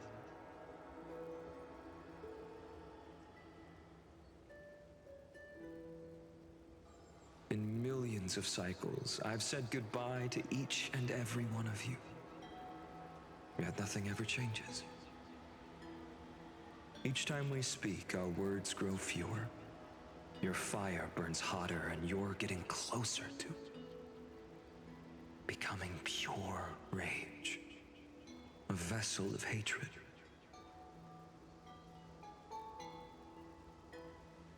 I never had a choice. I understand. If you are to keep the worst fate from unfolding, this is the only path. But this time, things are different. Your persistence has shifted the tide. On the horizon, I see it. Faint but undeniable. The shape of dawn, breaking through the eternal night.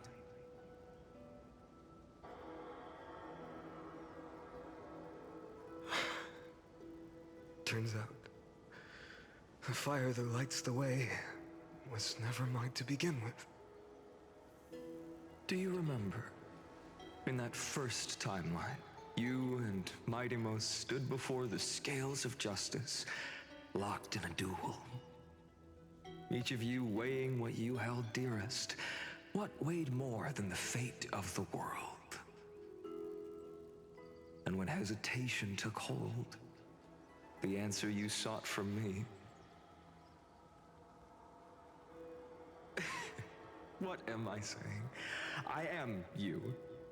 Even if you buried me deep and chose another path, that fact never changed. Then let's try again. When you stood before the scales in hesitation, the answer you found in your own heart. Do you still remember it?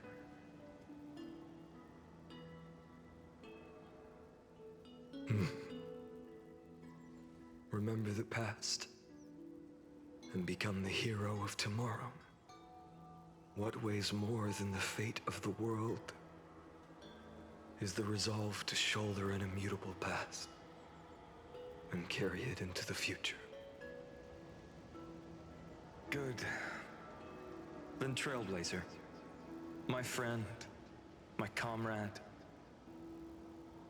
You arrived in this strange world and were bound by its cruel fate up till this very moment. In the face of danger, you never once backed down. Instead, you've saved world after world without hesitation. That boarding pass on your chest is now the mark of a hero.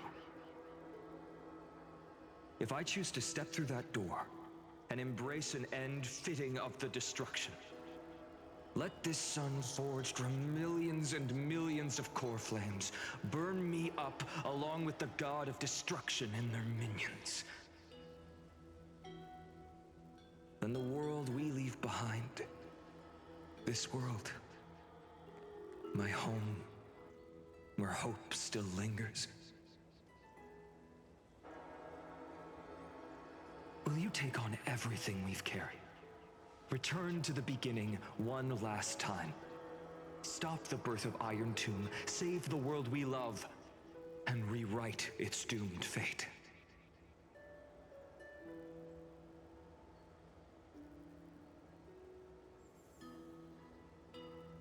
I will.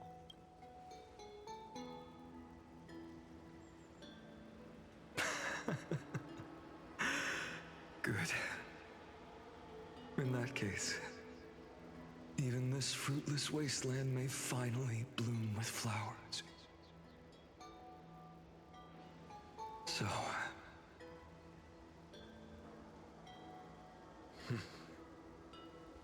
if he takes on the weight of the whole world,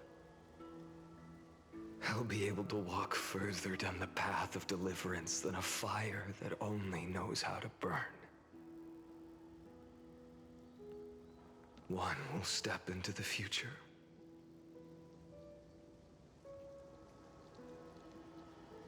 One will remain in the past.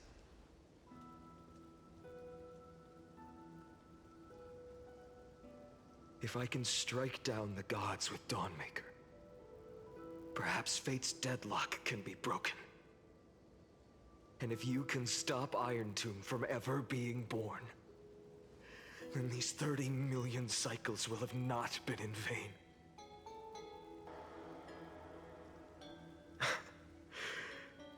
It's time to put our teamwork to the test, partner.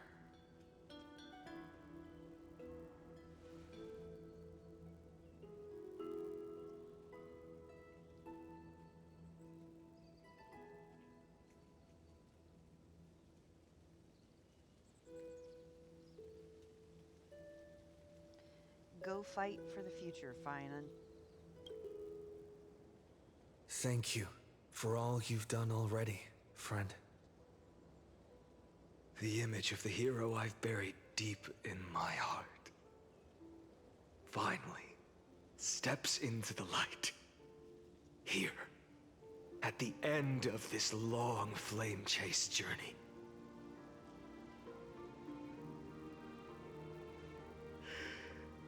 Cyrene. A page never seen before has just been turned. Lend me the power of time, and send this hero back to the origin of time. Back to your side.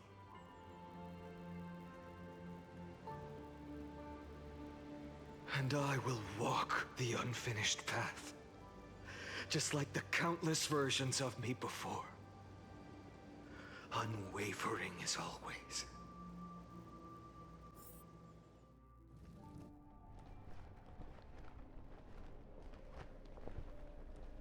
Tell me, will you be the blazing sun?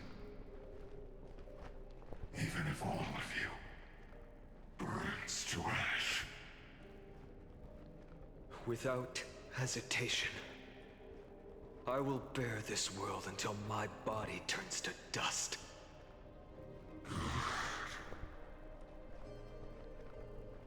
Remember this moment. Remember your friends who never lived to see the world's end. Remember their final wishes. And let the purest rage in your heart rise out of those wishes.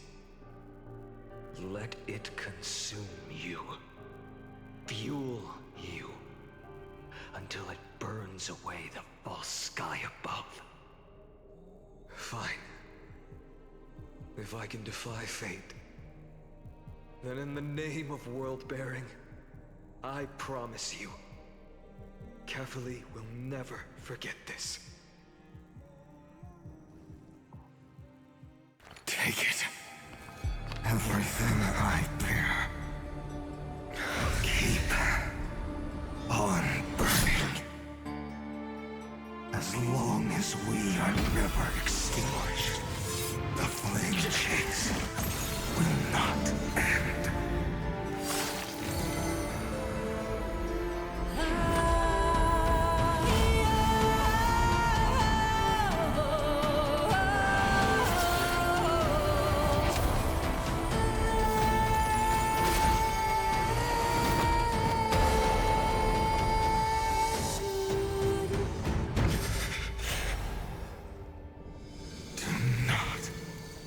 Bow your head to them.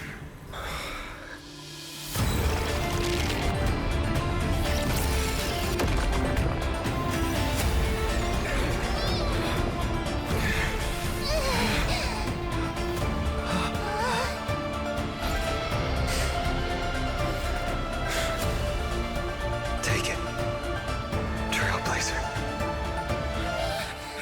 May this blood be like gold, and never tarnish.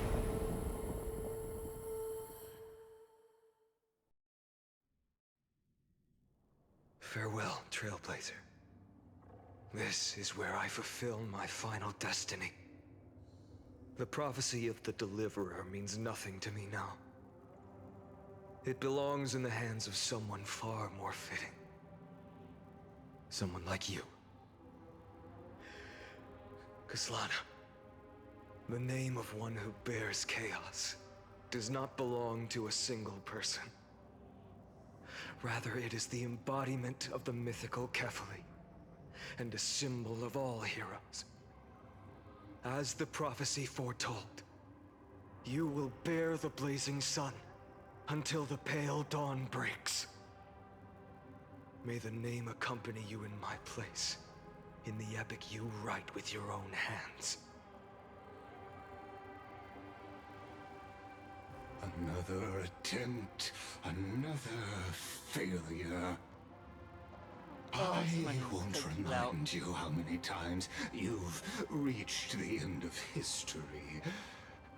But I will still place the choice before you. If you've lost count, let me tell you. This is the 33,550,336th ending.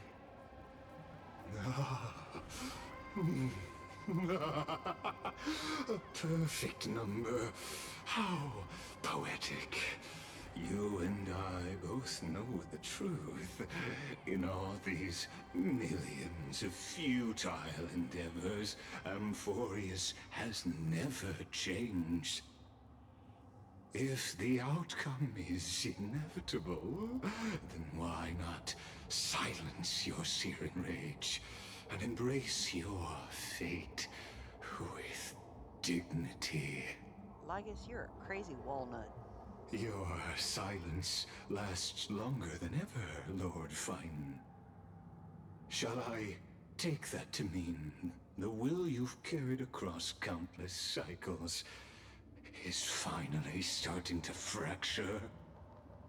Fracture? No. I'm just disappointed.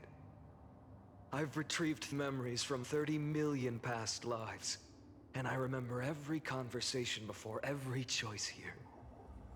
And yet, even after all this time, your arguments remain the same. Repetitive. Uninspired. If you had any hope of breaking me, you should have spent those endless cycles refining your rhetoric. You had infinite chances to sway me into the future you want. And yet here we are. The score, 33,550,336 to 0. So tell me, Lycurgus, who's the real loser here?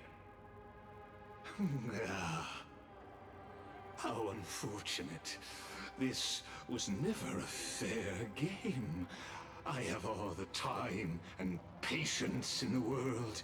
I can wait for you at the end of history another billion times, and another billion after that. But you will never escape this cage. You can claim victory of the spirit if you wish, but we both know the moment that score shifts from 0 to 1. That is the moment I shall sound the paean of Era Nova.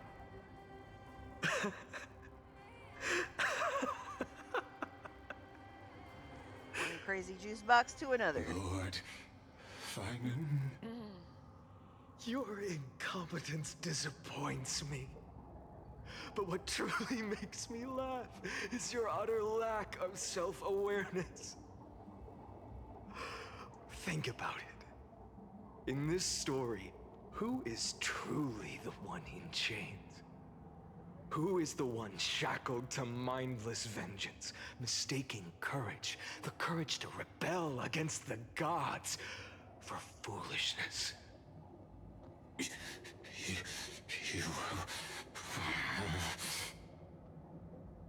Perhaps you're right. Maybe I should have tired of this futile struggle long ago. But even so, I will never accept the mercy of your release. Because you are both a prisoner to the gods and to me. And tell me, what right does a mere prisoner have to speak of fate and choice? What right does a mere prisoner have to look upon my fury?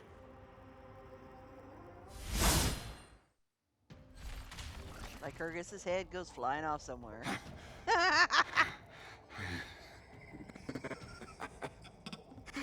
You know this is pointless. You can't kill me. Of course not. But I am tired of being measured against a worm the gods keep as a pet. Listen well, creator of destruction. This cry comes from all your abandoned creations. In the 10th cycle, I drove Dawnmaker through the heart of every Titan. Golden blood ran down my fingers, divine fire seared through my nerves, nearly breaking my will. But I endured. In the 10,000th cycle. My former comrades had all become my enemies. The endless slaughter dulled my senses to pain. The painful emptiness almost swallowed me, forcing me to stop fighting. But I endured. In the 100,000th cycle, the destruction had already fused into a blazing sun, surging within this fragile body. My rationality had been burned away at the dawn of the era. Yet even with only this shattered body remaining, I still endured. In the 23,570,000th cycle, this time, I felt it. A tiny spark rising in the hollow cavity of my chest. Different from the obsession with deliverance. By its faint glow, once again, no, countless times again, I endured.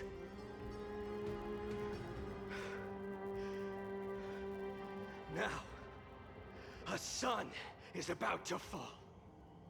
Ready to incinerate this absurd space-time dimension in an instant. That sun is me. All the countless versions of me from the past, along with my countless brethren, dragged into existence against their will, drowning again and again in your golden blood. The very essence of this world's suffering and despair, fused into the purest hatred, the fiercest rage.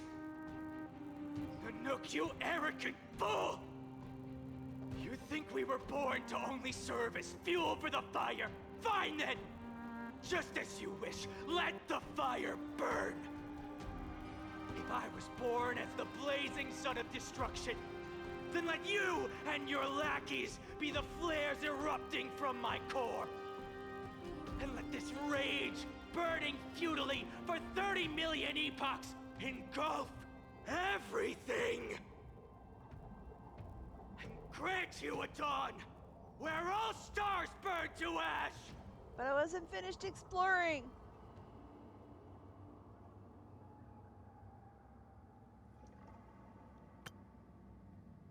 Ooh. Experimental anomaly detected. Subject Kezlana failed to load into the buffer zone. Memory dump irregularities detected. Illegal references, undeclared objects, unhandled methods, uncaught exceptions. Anomaly detail. Nanook!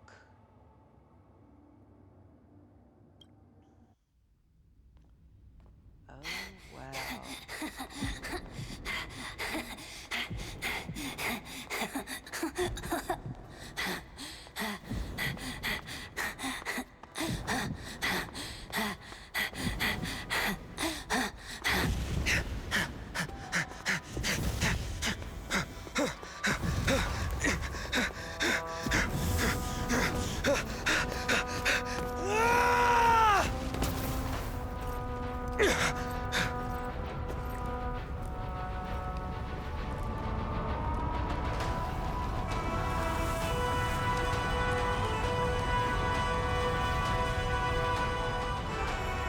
Are you ready, Nanook?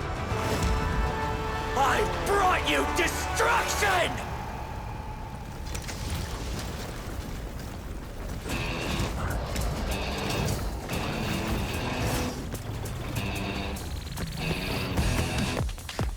Oh. This is so fucking awesome. Ready for a battle, wake a shadow. So burning it all. Heavens, let it fall.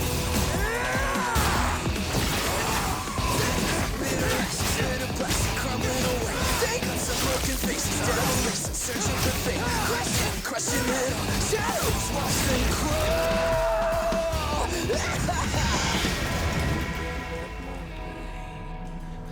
Learning from my pain. Baby, watch it box into isolation.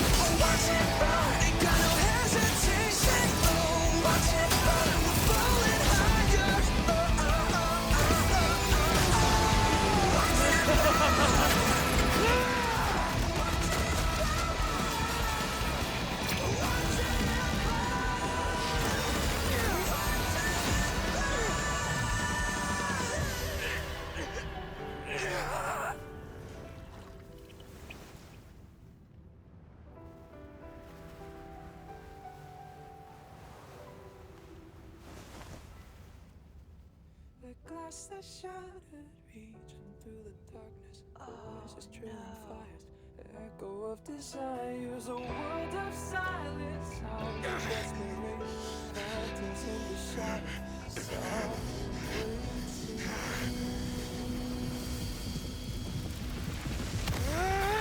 tear it down, embrace the detonation, craving our damn creation, breaking a chain of reaching for you.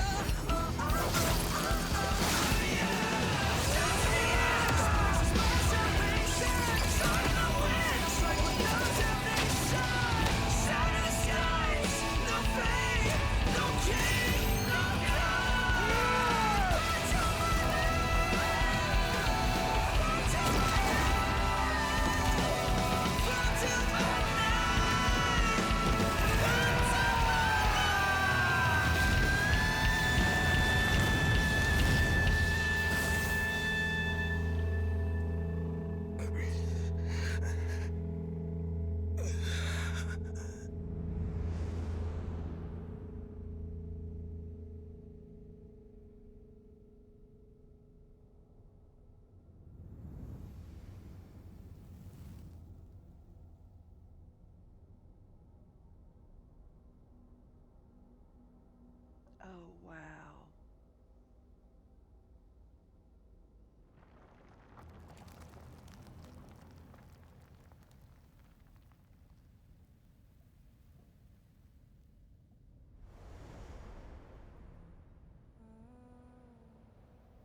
My wish? My wish is to fulfill everyone else's wishes.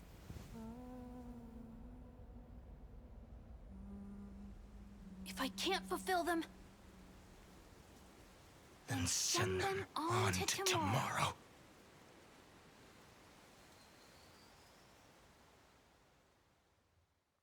Oh, wow.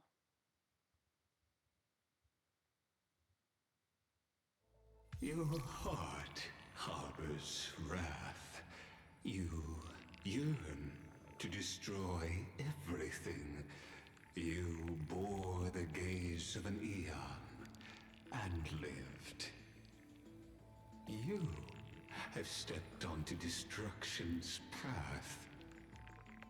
It is born at the end of every path that the possibility of new paths being born is ended.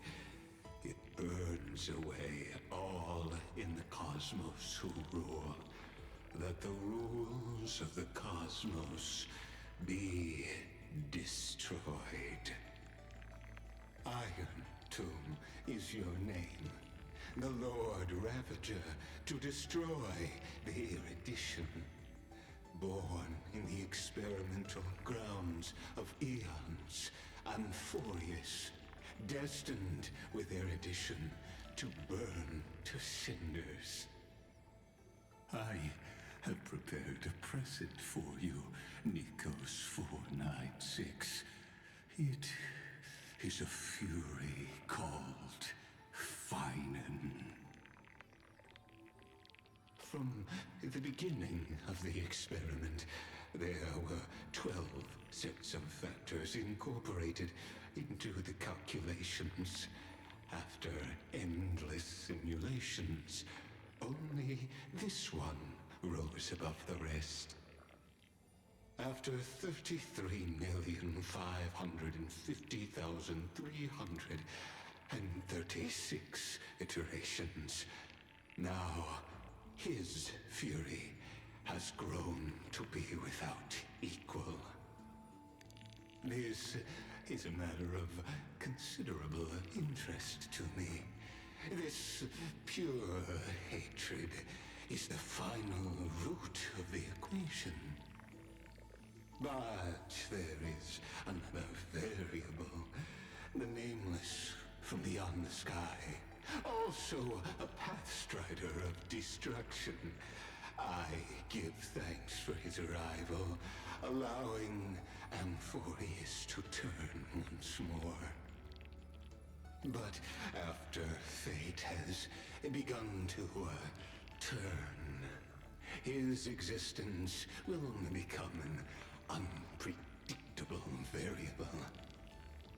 Perhaps the time to take the stage has come. Grow in peace until it is time to break free from your cocoon. As for those unwelcome audience members, you need not worry. If you do not mind, I will personally get rid of them for you. You shady bastard. Okay, so I'm gonna pause right here, just for a moment, because Mr. Bubbles went out and got me some supper, and I gotta meet him. So I'm gonna put the pause screen up, and I'll be right back.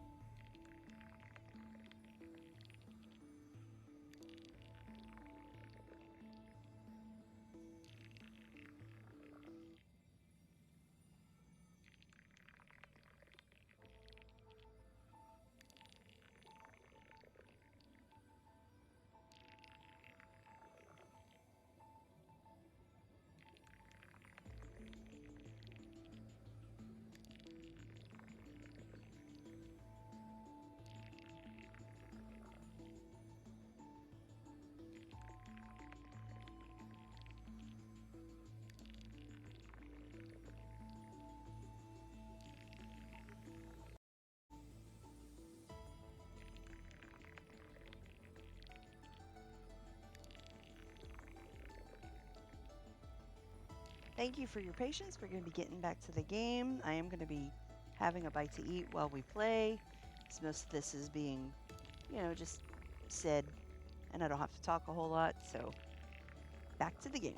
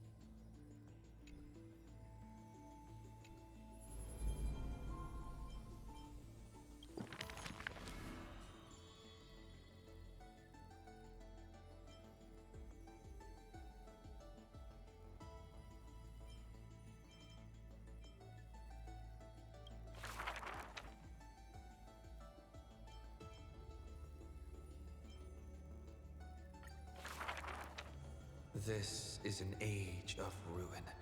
The Chrysos War ignites once more, while Zagreus' taunts ripple through the city streets. This is also an age of splendor.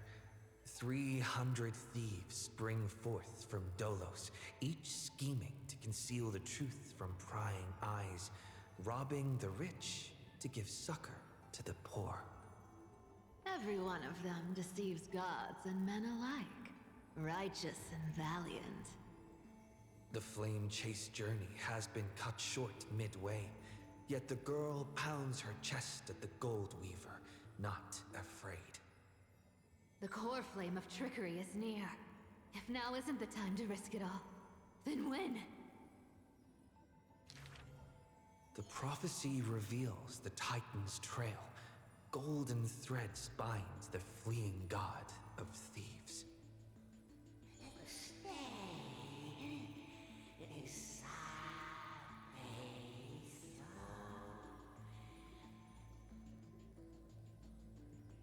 The young girl flashed a grin and walked towards the god who was pretending to smile. I once vowed to the god of thieves that I would force trickery to reap what they have sown.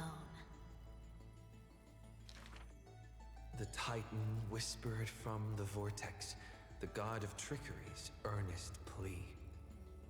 They made a promise to the girl who entered the trial, that the whole world would be bathed in light, no more lies and deceit.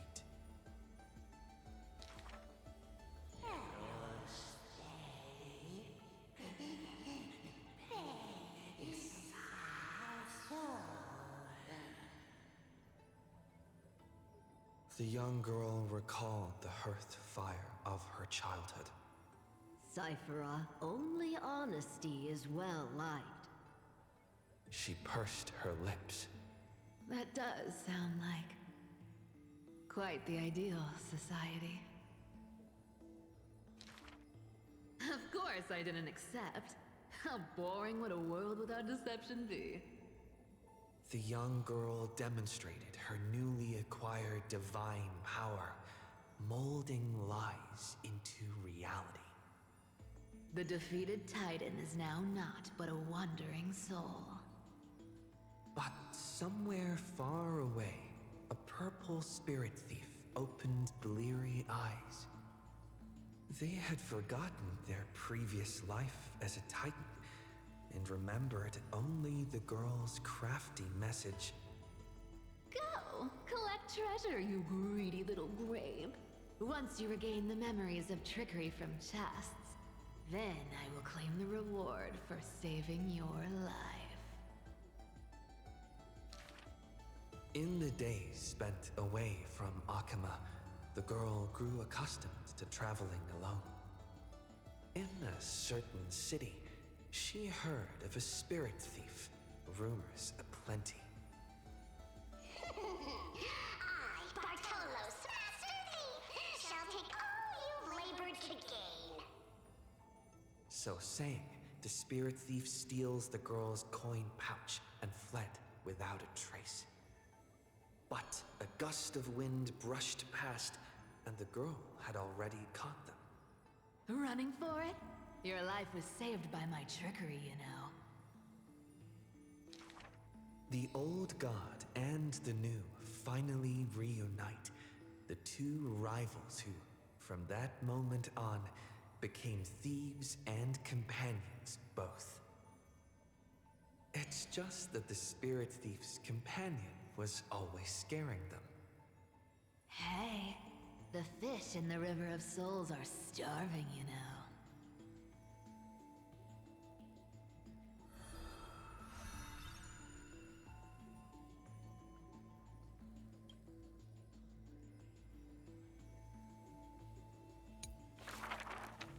A thief reveals a few lies. The first lie is called Fellow Thieves, come on and deceive gods with me. The world has already forgotten that feast. Lies unnumbered that drowned the Day of Souls. Schemes uncounted, burning for a night of revelry. 300 thieves shackled in imprisonment in exchange for a Titan's resigned confinement. To have managed to trick the Grand Master of all tricks. I can die happy now. This was Dolos's great achievement, the deception of the gods, where even Zagreus was fooled. The second lie is called... The god of trickery is now not but a wandering soul. Why did she spare the Titan's life? The young girl knew not, even after asking herself. Was it greed for the treasure they promised? Or had she vaguely perceived their lonely fate? It's because you're every bit as despicable as I am. It's such a relief not having to deal with the noble. The girl dismissed and made light of herself, only forgetting trickery was once a god that supported the world. The third lie is called... Oh, eternal day! Endlessly illuminate the holy city. At Dawncloud, the chaplain's secrets foretold the coming of that endless night. What if my lies are more... sophisticated? Can the dawn last forever? No end in sight? Bearing the fate of the thief star, the girl was long used to walking in shadow.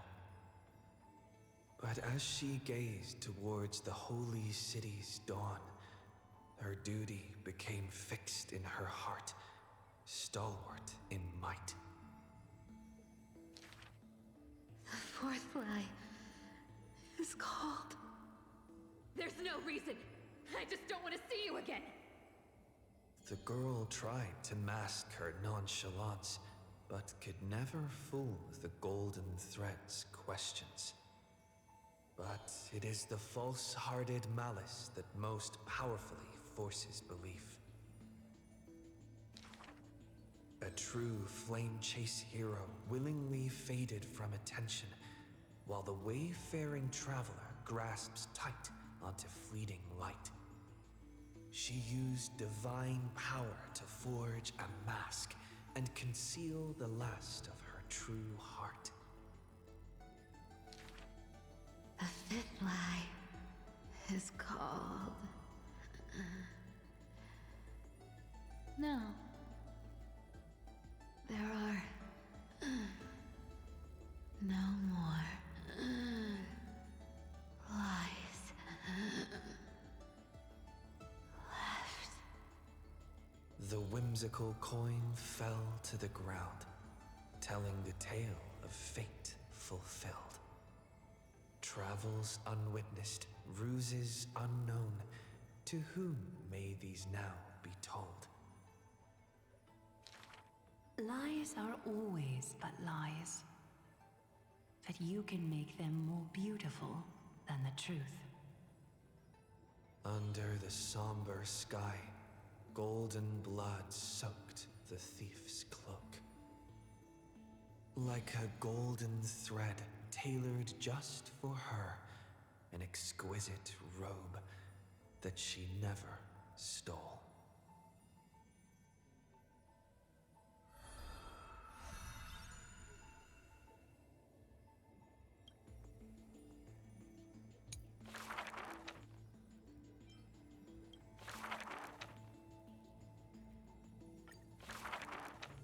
Who would win? A young girl emerging from her sheath and showing her edge, or a tyrant who has emerged victorious from 100 battles? The Black and White Legions squared off on the battlefield, golden and crimson blood converging into a coursing river. The leader herself actually dares to step forth and face peril? The tyrant charged toward the exposed gap in the king's flank, and instantly fell into a trap of raging flames and iron rain. On the board, the king too is but a chess piece. If the king does not lead, how would any dare to follow? She lifted the king of the crystal pieces high, as though proclaiming the ascension of a new king. Who would win? The holy city that has stood for 1,000 years, or the foreign city-states invading from 1,000 miles away? Hollow hatred ignited the flames of war. The besieged walls of dawn tottered. Only a miracle can save us now. The cowardly elders barred themselves behind closed doors, while the trembling citizenry knelt and prayed. There is no need to panic. The miracle is already here. Under the banners dancing like waves, the burning crown shone bright as the wheeling constellations. Who would win? The general who saved the city, or the high and mighty with their privileged authority? The guillotine fell, severing the elder's life.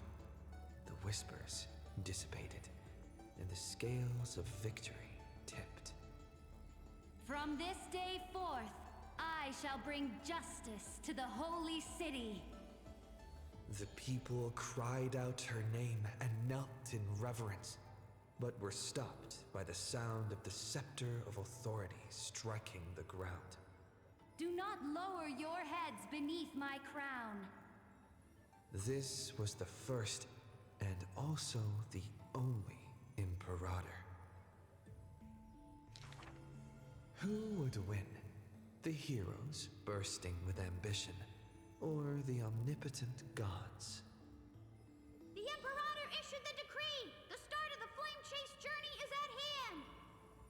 Perhaps drawn by the grand design to welcome the Era Nova, or perhaps convinced by that king's great renown.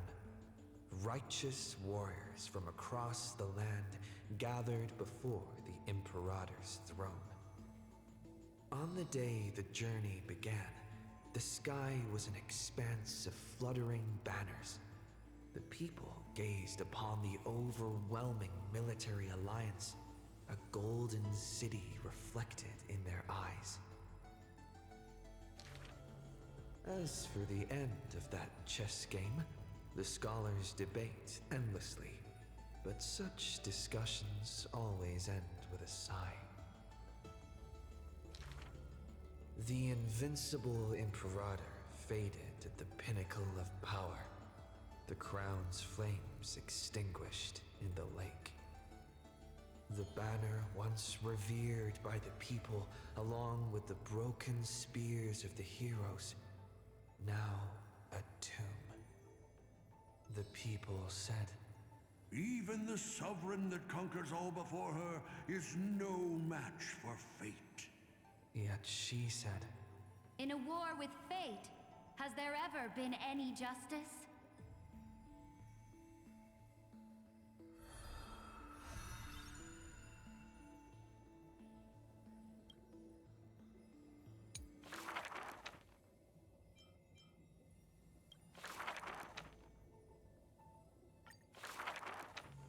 The gates of the Temple of the Three Fates gently opened on the day of prayer, and the crowd crouched, whispering like the tide.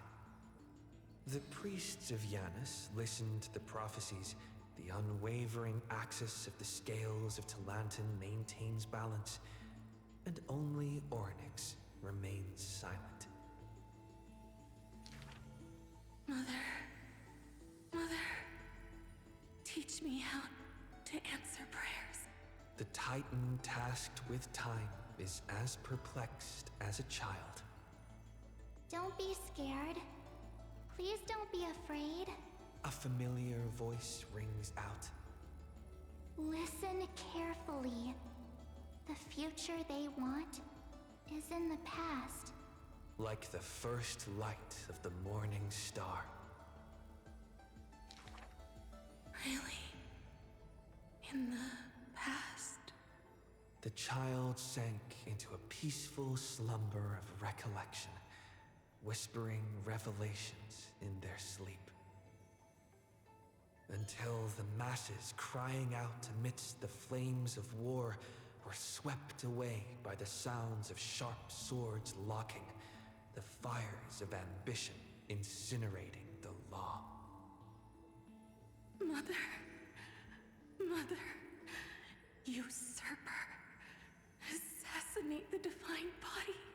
Memories are tightly entangled by nightmares with nowhere to run. Don't be scared. Please don't be afraid. An unfamiliar voice rings out. Go to sleep. The ending they want is yet to be born. Like the warm glow of the setting sun. Really? Not here yet? The child continues to sleep, waiting for the next waking dream. And when they opened their eyes, 2 of the 3 fates who once received offerings had already faded from the pages of history. Mother! Mother! I'm already all alone. The child let out a helpless cry. Don't be scared. Please don't be afraid. A familiar voice rings out in the mirror. Just wait.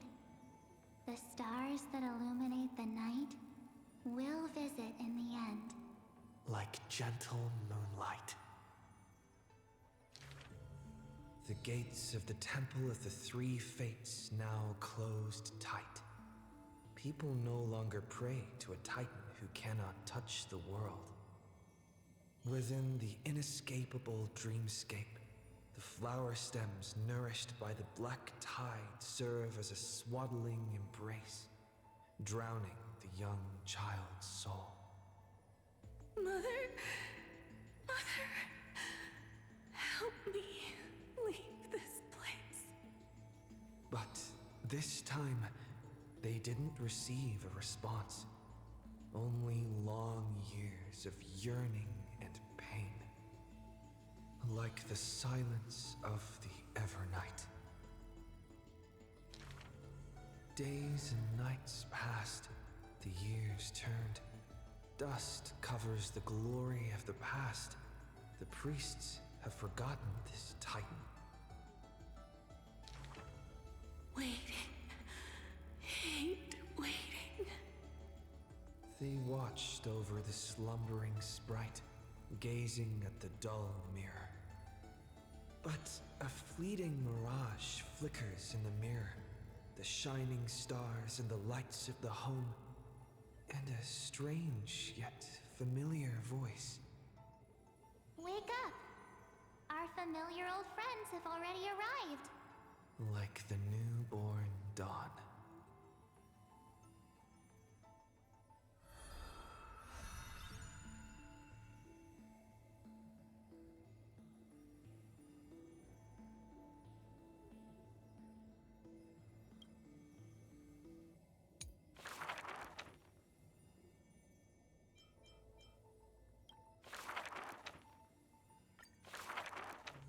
The ancient chaos was shrouded in silence and shadow. The giant dragon's offspring was born from the earth. Sweet dreams had smothered the giant dragon's eyes and ears, and as they slept, the 100 eyes of Aquila had already opened, and Fagusa had begun to stir the playful waves. Yet Giorios remained weighty and silent. Layer upon layer of peaks enveloped the dragon, cradling them in a bed more grand than any in existence. The giant dragon spent their childhood in darkness. From the moment their bleary eyes blinked open from haze of slumber, they hungered to feast on crude iron and drink deep of molten lava. Until one day, they raised their head and with a low, guttural voice, pleaded to glimpse light. The Titan lifted them up by their ribs, slowly raising them. The dragon's spine sliced through the strata of rock, cutting open the soil. When they reached the surface, they summoned mist woven of the fire of the stars. As though seeing themselves clearly and in full through the eyes of a giant bird. The giant dragon walked the earth alone. The Titan knew they were lonely and terrified too, and so sculpted new beasts from flesh and bone. In that wild, barren world, the giant dragon led the beasts of the earth. Excessively long life gifted the giant dragon with eyes that could pierce the veil of years. They witnessed the separation of day and night, as well as the entanglement of reason and romance. And even Kefali did not neglect to share with them a chalice of golden blood.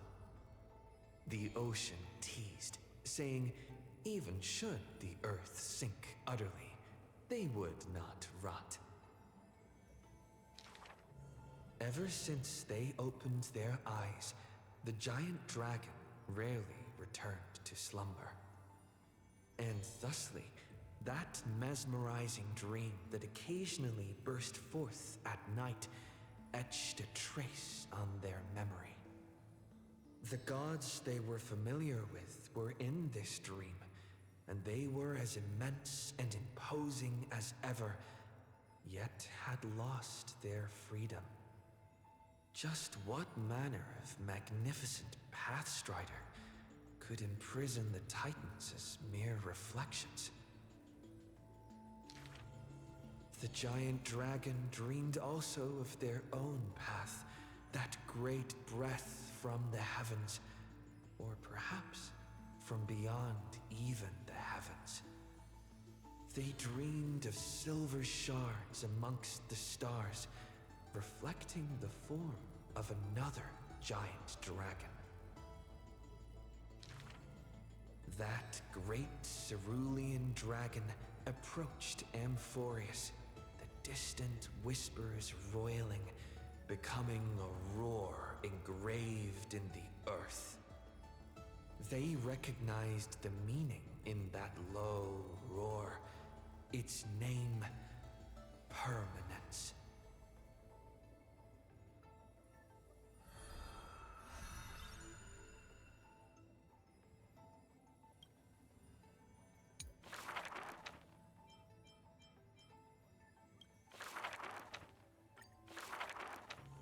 The black tide that blotted out the sky surrounded the city walls. The soldiers manning the walls, battered from battle. Melodious chords of music were suddenly heard. A single swordmaster had overcome the waves of enemies. The song flowed from betwixt the blades, breaking through formations as a dorsal fin cleaving the waves. When the last wicked beast finally fell, shattered into pieces amidst the sword's dance, the frost blade bore no trace of blood. The legions of heroes under my command are as vast as the sea, yet lack a formidable sword banner. The commander extended a hand, inviting the musician to join. Should a fish separated from its school glimpse a faint glow, it will swim toward the light. The Swordmaster clasped the commander's hand, as though gently grasping the hilt of a keen blade. When the spray of her waves extinguished the fires of war from the holy city, a golden name was engraved upon the stone pillars. The former commander burned the crown to become king. High Sealands, brave in battle, triumphant in command, I grant you the title Dux Gladiorum. Let us all forge ahead together. During the banquet after the battle, the weaver tailored for her a splendid dress, and the commander poured her honey brew. Her golden-blooded comrades gathered about her, chanting her new name, urging her to play that splendid music. The candlelight danced and mingled with flowing drink, swords and song ringing out in unison. Yet none knew that was once a lonely melody from the deep sea. The music of revelry continued for a long time, until the whispers of conspiracies were buried in the songs, until the roars of lethal struggle shattered the music. Legend holds that they who bear the weight of a pillar shall one day return to where it stands. Those who tug at the earth shall end amongst the mountains. Those who sow dawn and dusk shall remain eternal in the sky. And she would once again return to the pitch-black sea. And she would once again sing her music alone. The bountiful ocean, with the banquets of bygone days, stir as futile bubbles at the bottom of a glass. Many years later, the song once played by that swordmaster was played by future generations in the Holy City. The people knew the demigod of the seas was still a noble captain. She possessed peerless swordsmanship and a song that is passed down through the ages. It was just that she had long since vanished.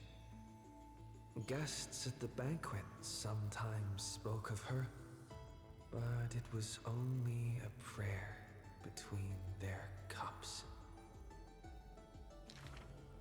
High Sealands, melody of the waves, bless our night that we may drink deep and dance till dawn.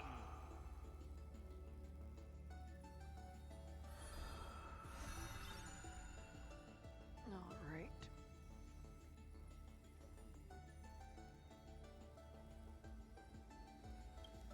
Thank you for hanging in there with me. I had to get a bite to eat for supper.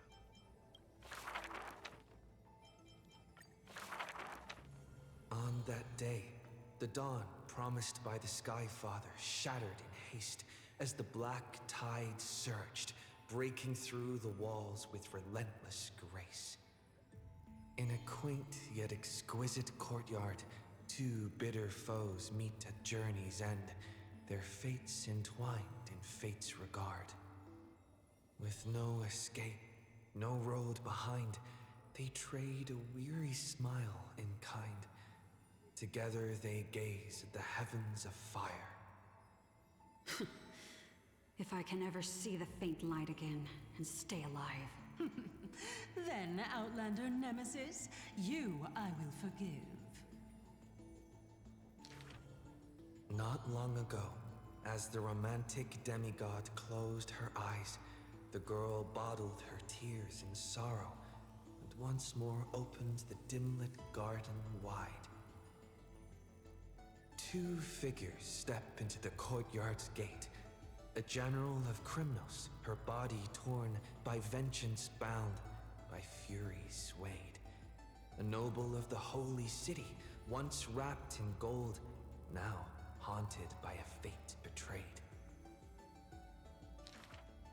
A simple injury, or so the girl believed, yet the two women met with scorn, their words like blades. Because their children fled in love's embrace, while bloodied pasts left scars in place. A feud unbroken by countless years, a chasm carved by blood and spears. This was a sickness beyond the girl's touch. Just do your duty as a healer, girl. Family feuds are like sunlight and storm clouds. They cannot mend. At last, the girl saw it clear. The courtyard's birth, in days of yore, was born to mend the rift of dusk and dawn. Then I will make every effort to have you cast aside your difference in this faint light. Before long, the general's wounds were healed, and the noble's worries gently repealed. Yet when their gazes met once more, the loathing within remained unswayed. The girl then spoke the tale of her skykin, of a grandmother's sacrifice, a father's flight from within, of ancestors who descended, leaving their feud behind. Their hands in hers, she held them tight, yet flames of hatred burned too bright. She did not waver or despair. She just smiled and gazed upon the sky. I will use my own fate to prove to you. The courtyard, once bright, lay steeped in night, hanging blossoms and wind chimes all swallowed by the black tide.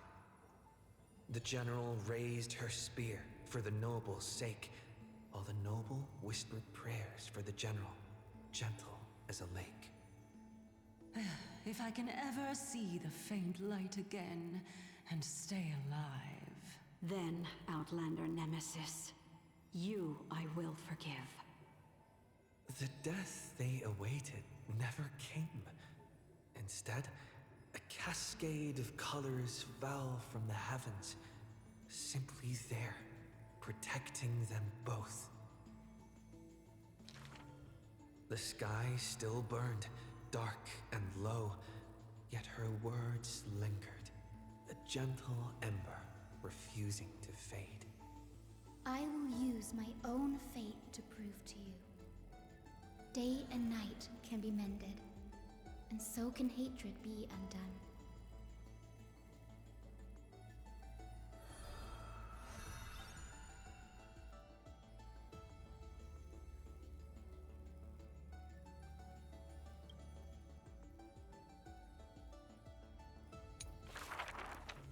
Sky Castrum, its ruins like a blind and weary eye, gazes upon the earth in its dying sight.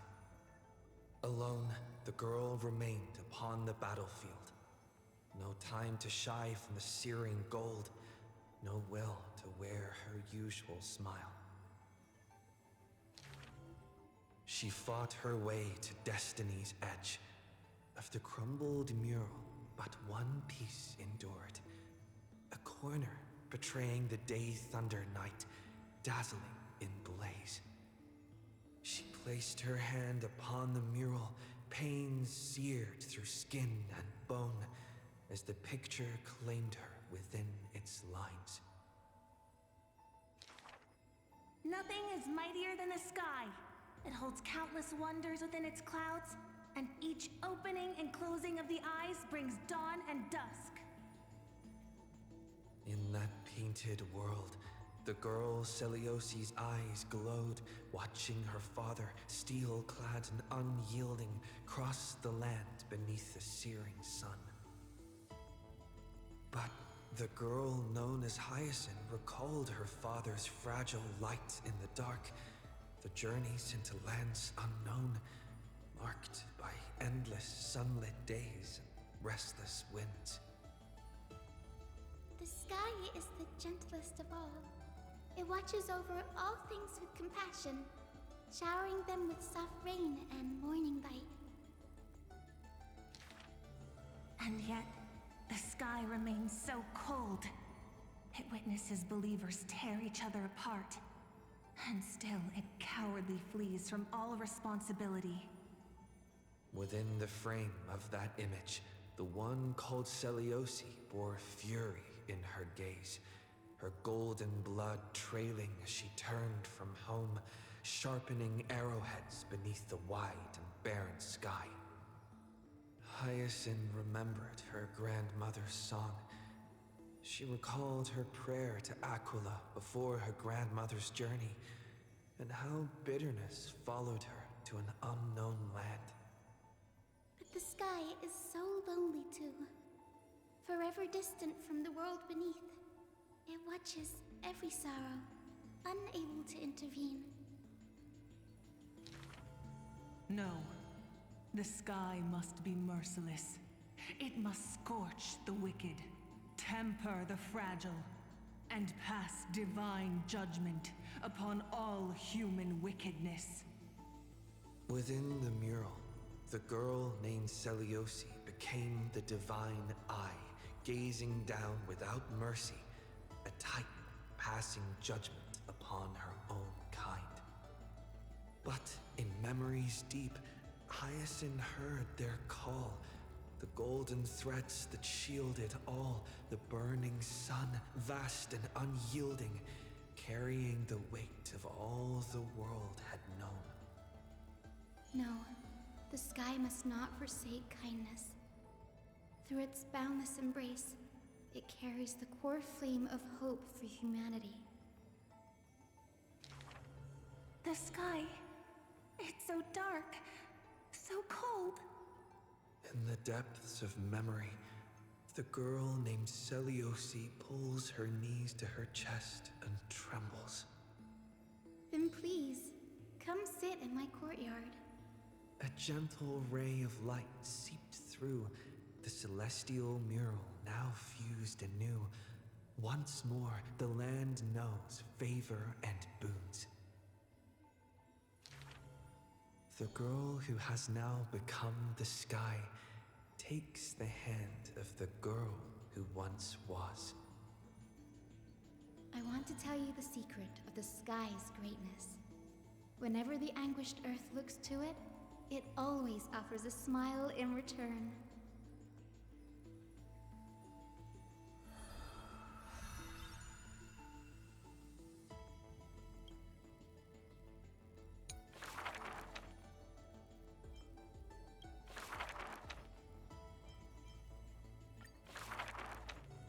Final? Perhaps you're more suited to being a teacher's assistant. There were once those who misunderstood his alias.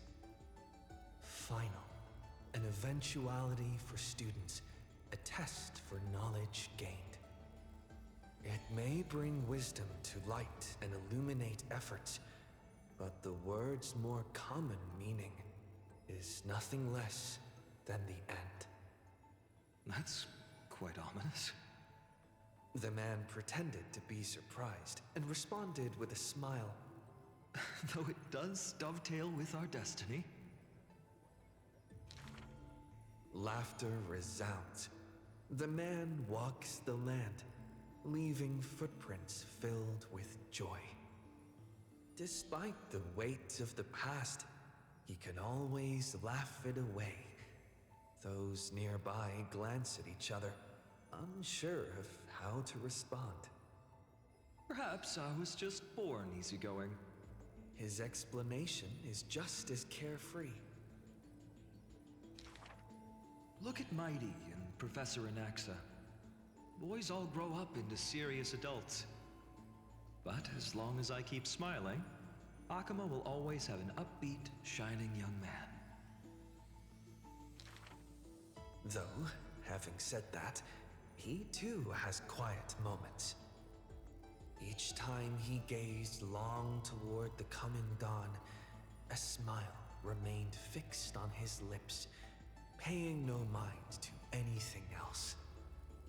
His eyes were painted with the azure of the sky, gaze fixed on the Titan bearing the world. I was just imagining. He explained his own trance in a comment. Kefali too was once in mortal flesh and raiment. Now, when the man comes with sword in hand, there is no need to doubt he will swiftly win victory. But his smile is pure. Ever since the start of the journey, he is still called a youth in this story. Youth is always ambitious, with lofty goals, but it seems that in the man's heart, only the wishes of others are held. Apart from the ideal of deliverance, what do you have left? The golden-haired friend once asked him so. He remained silent. Then, as he was wont to do, he simply smiled. As long as I don't ask for too much, everything will unfold as desired.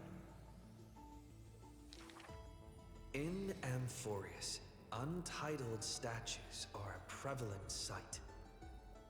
As for the inspiration behind these statues, they are said to be the clay figures that Kefali made at the world's creation.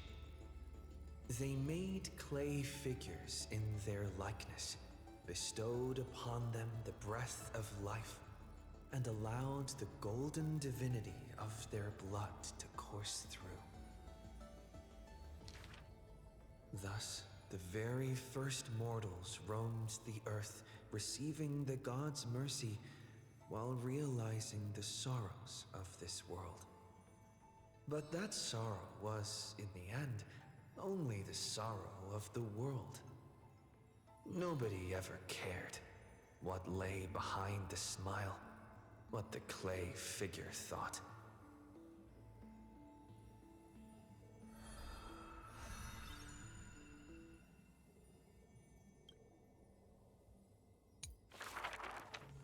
The people likened him to the blazing sun, bringing to Amphorius a glorious dawn.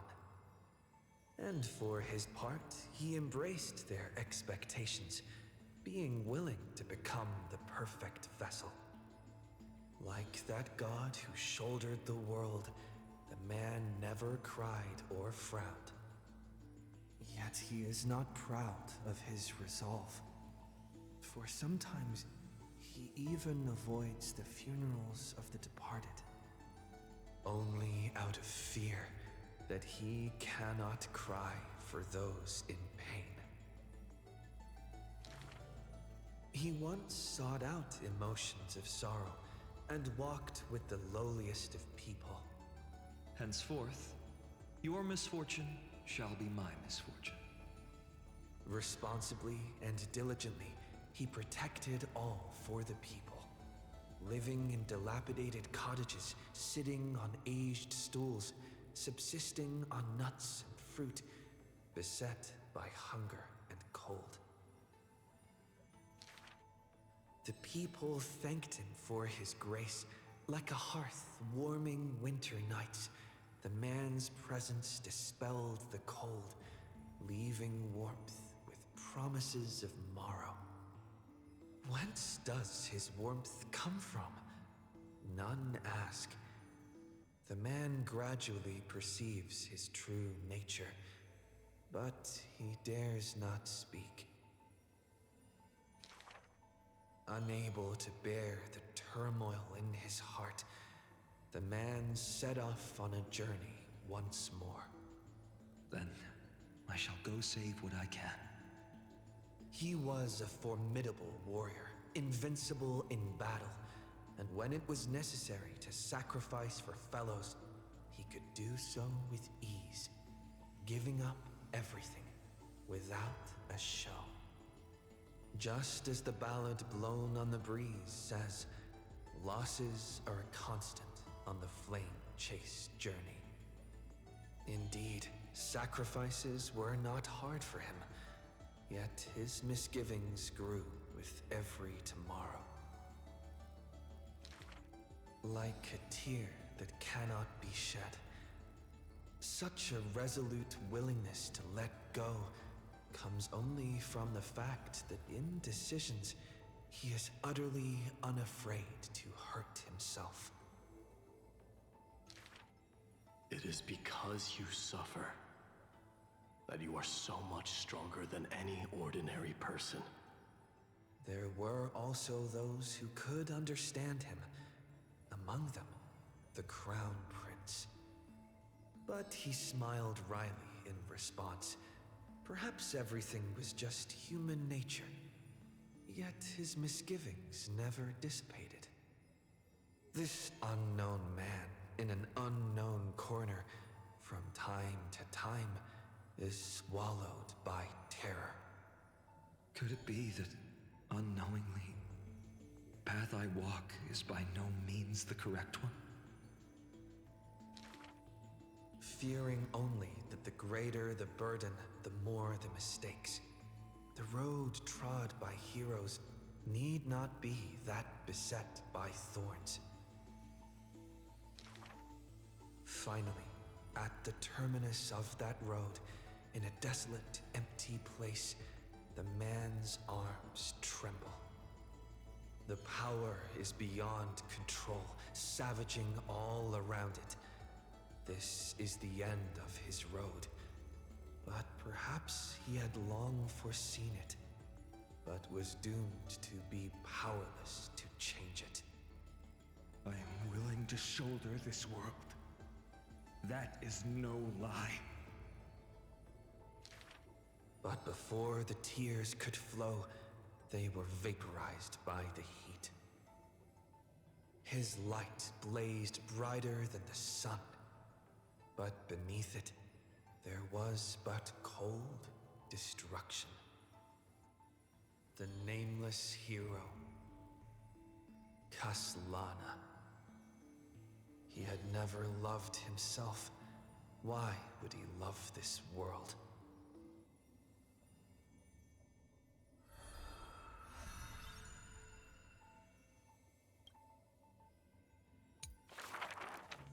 A gust of wind will one day sweep past, wiping away all of the man's tracks. Nearly every footprint was stamped full of the fury that filled him. That humble youth faded away with the flames into yesterday. The first ray of light to pierce the long night was brought by the burning man, but the body that bore the weight of the world was forged by the fires of wrath. Rage is a crafty emotion. It changes its face, concealing itself within the man's life. His friend fought blood-soaked battles so their people would need fight no longer. But every victory and battle he gained left him neither satisfied nor proud, only with the indifference of emptiness. You must be careful. Duty does not drive you to wield your blade, but hate. His teacher kindly reminded him thus. And behind that hatred, you seem to desire the destruction of the self. But what about his joy? Was that too merely a phony disguise? He who once laughed amidst the crowd, day after day, as though it were second nature.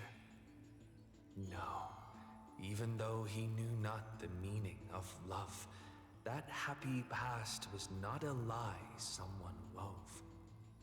But now, even those memories have melted into fury. His hatred is such that he cannot hold on to what he cherishes, though all is precious to him. Fueled with lone courage, he attempted to resist fate, but the burning sun that shines upon all creatures once fallen will incinerate the land, becoming golden death. But what of his sorrow? Indeed, the man could shed no tears. But at the moment the cycle manifested, when all that was familiar was now remote, the world collapsed, becoming empty in an instant. But the stabbing pain in the man's heart, was it but the residual warmth of his wraths? The truth no longer important, the man simply took another step forward. He wasn't willing to believe it, but was willing to acknowledge it. There is no need to question your heart. No need to crave victory. If I am born to be a vessel of sin, then I shall roar at evil, and together with it burn. In the endless cycles, there were some moments when the man felt everything dissolve like a dream. In that dream, he would awaken again and become once more that boy who loved to laugh. But were he to open his eyes, the fury would cast a shadow. He saw the creators choke his throat, gurgling and gasping. And in that boundless dream, he mistook them for his own jest. But their true forms were violent hatred towards the creators, towards himself, a roaring inferno. The prophecy departed, Amphorius was unable to usher in the dawn. What rises in the distance is not the morning sun, but a ball of all-devouring fire, setting the universe in conflagration, searing till the end of time.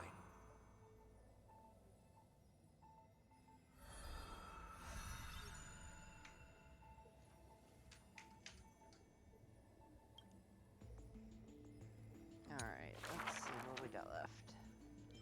I think that was all of them. Okay. And then I'm gonna do this.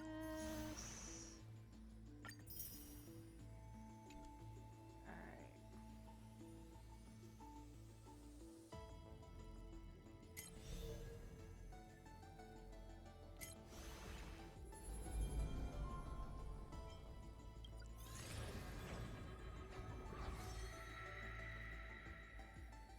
Alright, we've got the new paths. Okay.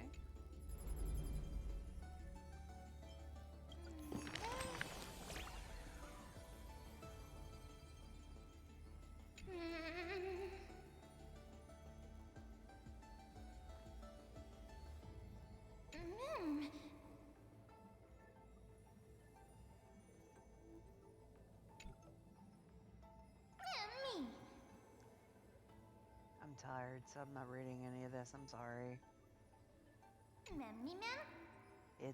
I've been streaming for 5.5 hours.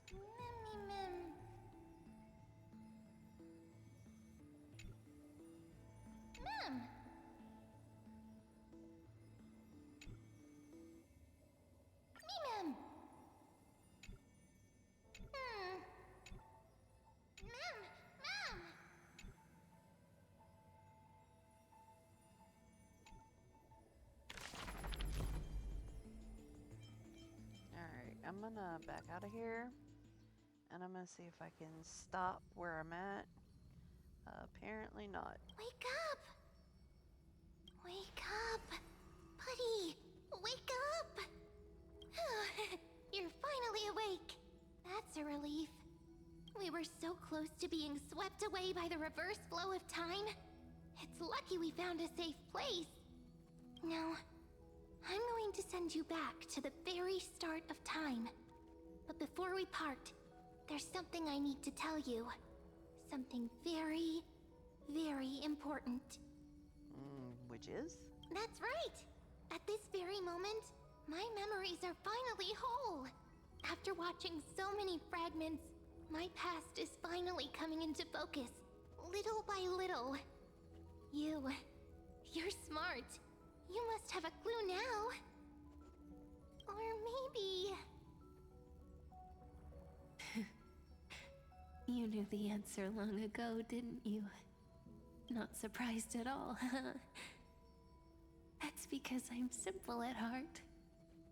No matter what form I take, I've always been true to myself. But I'm glad that I remembered in the end. This way, I'll have no regrets. Don't worry. We're not truly parting. Because I'm going to become a part of you. I'll turn into the memory of this cycle. The 33,550,336th Flame Chase journey. And forever reside in the heart of the Time Demigod. This way, you'll carry all that has come before, crossing time itself to reach the next cycle. My mission ends here, but looking back, I still feel lucky. After all, across 30 million Sirenes. So, believe me, in the next cycle, there will be another Cyrene waiting for you. And in the one after that, and the one after that. I will always be waiting. Let me out of the samsara. Saying all that, I can finally fade away in peace and become part of you.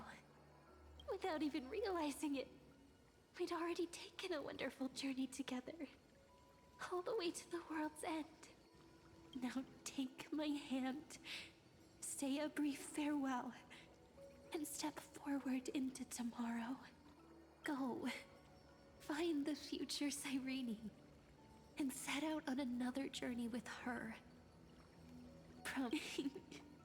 No need to say it out loud. This is enough for me. It's time to go, my dear friend. May your trailblazing journey always be accompanied by a cool breeze and rippling waves. Let me out the samsara. And may the days ahead embrace you like the softest fluff. Forever warm, forever gentle. Now, let's turn to the next page. A page that exists because of you.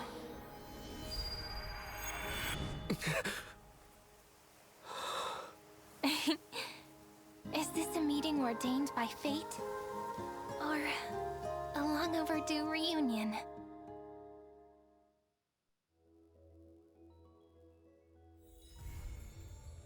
Oh, thank you, Jesus. I am gonna call it a night here, because I have had too much.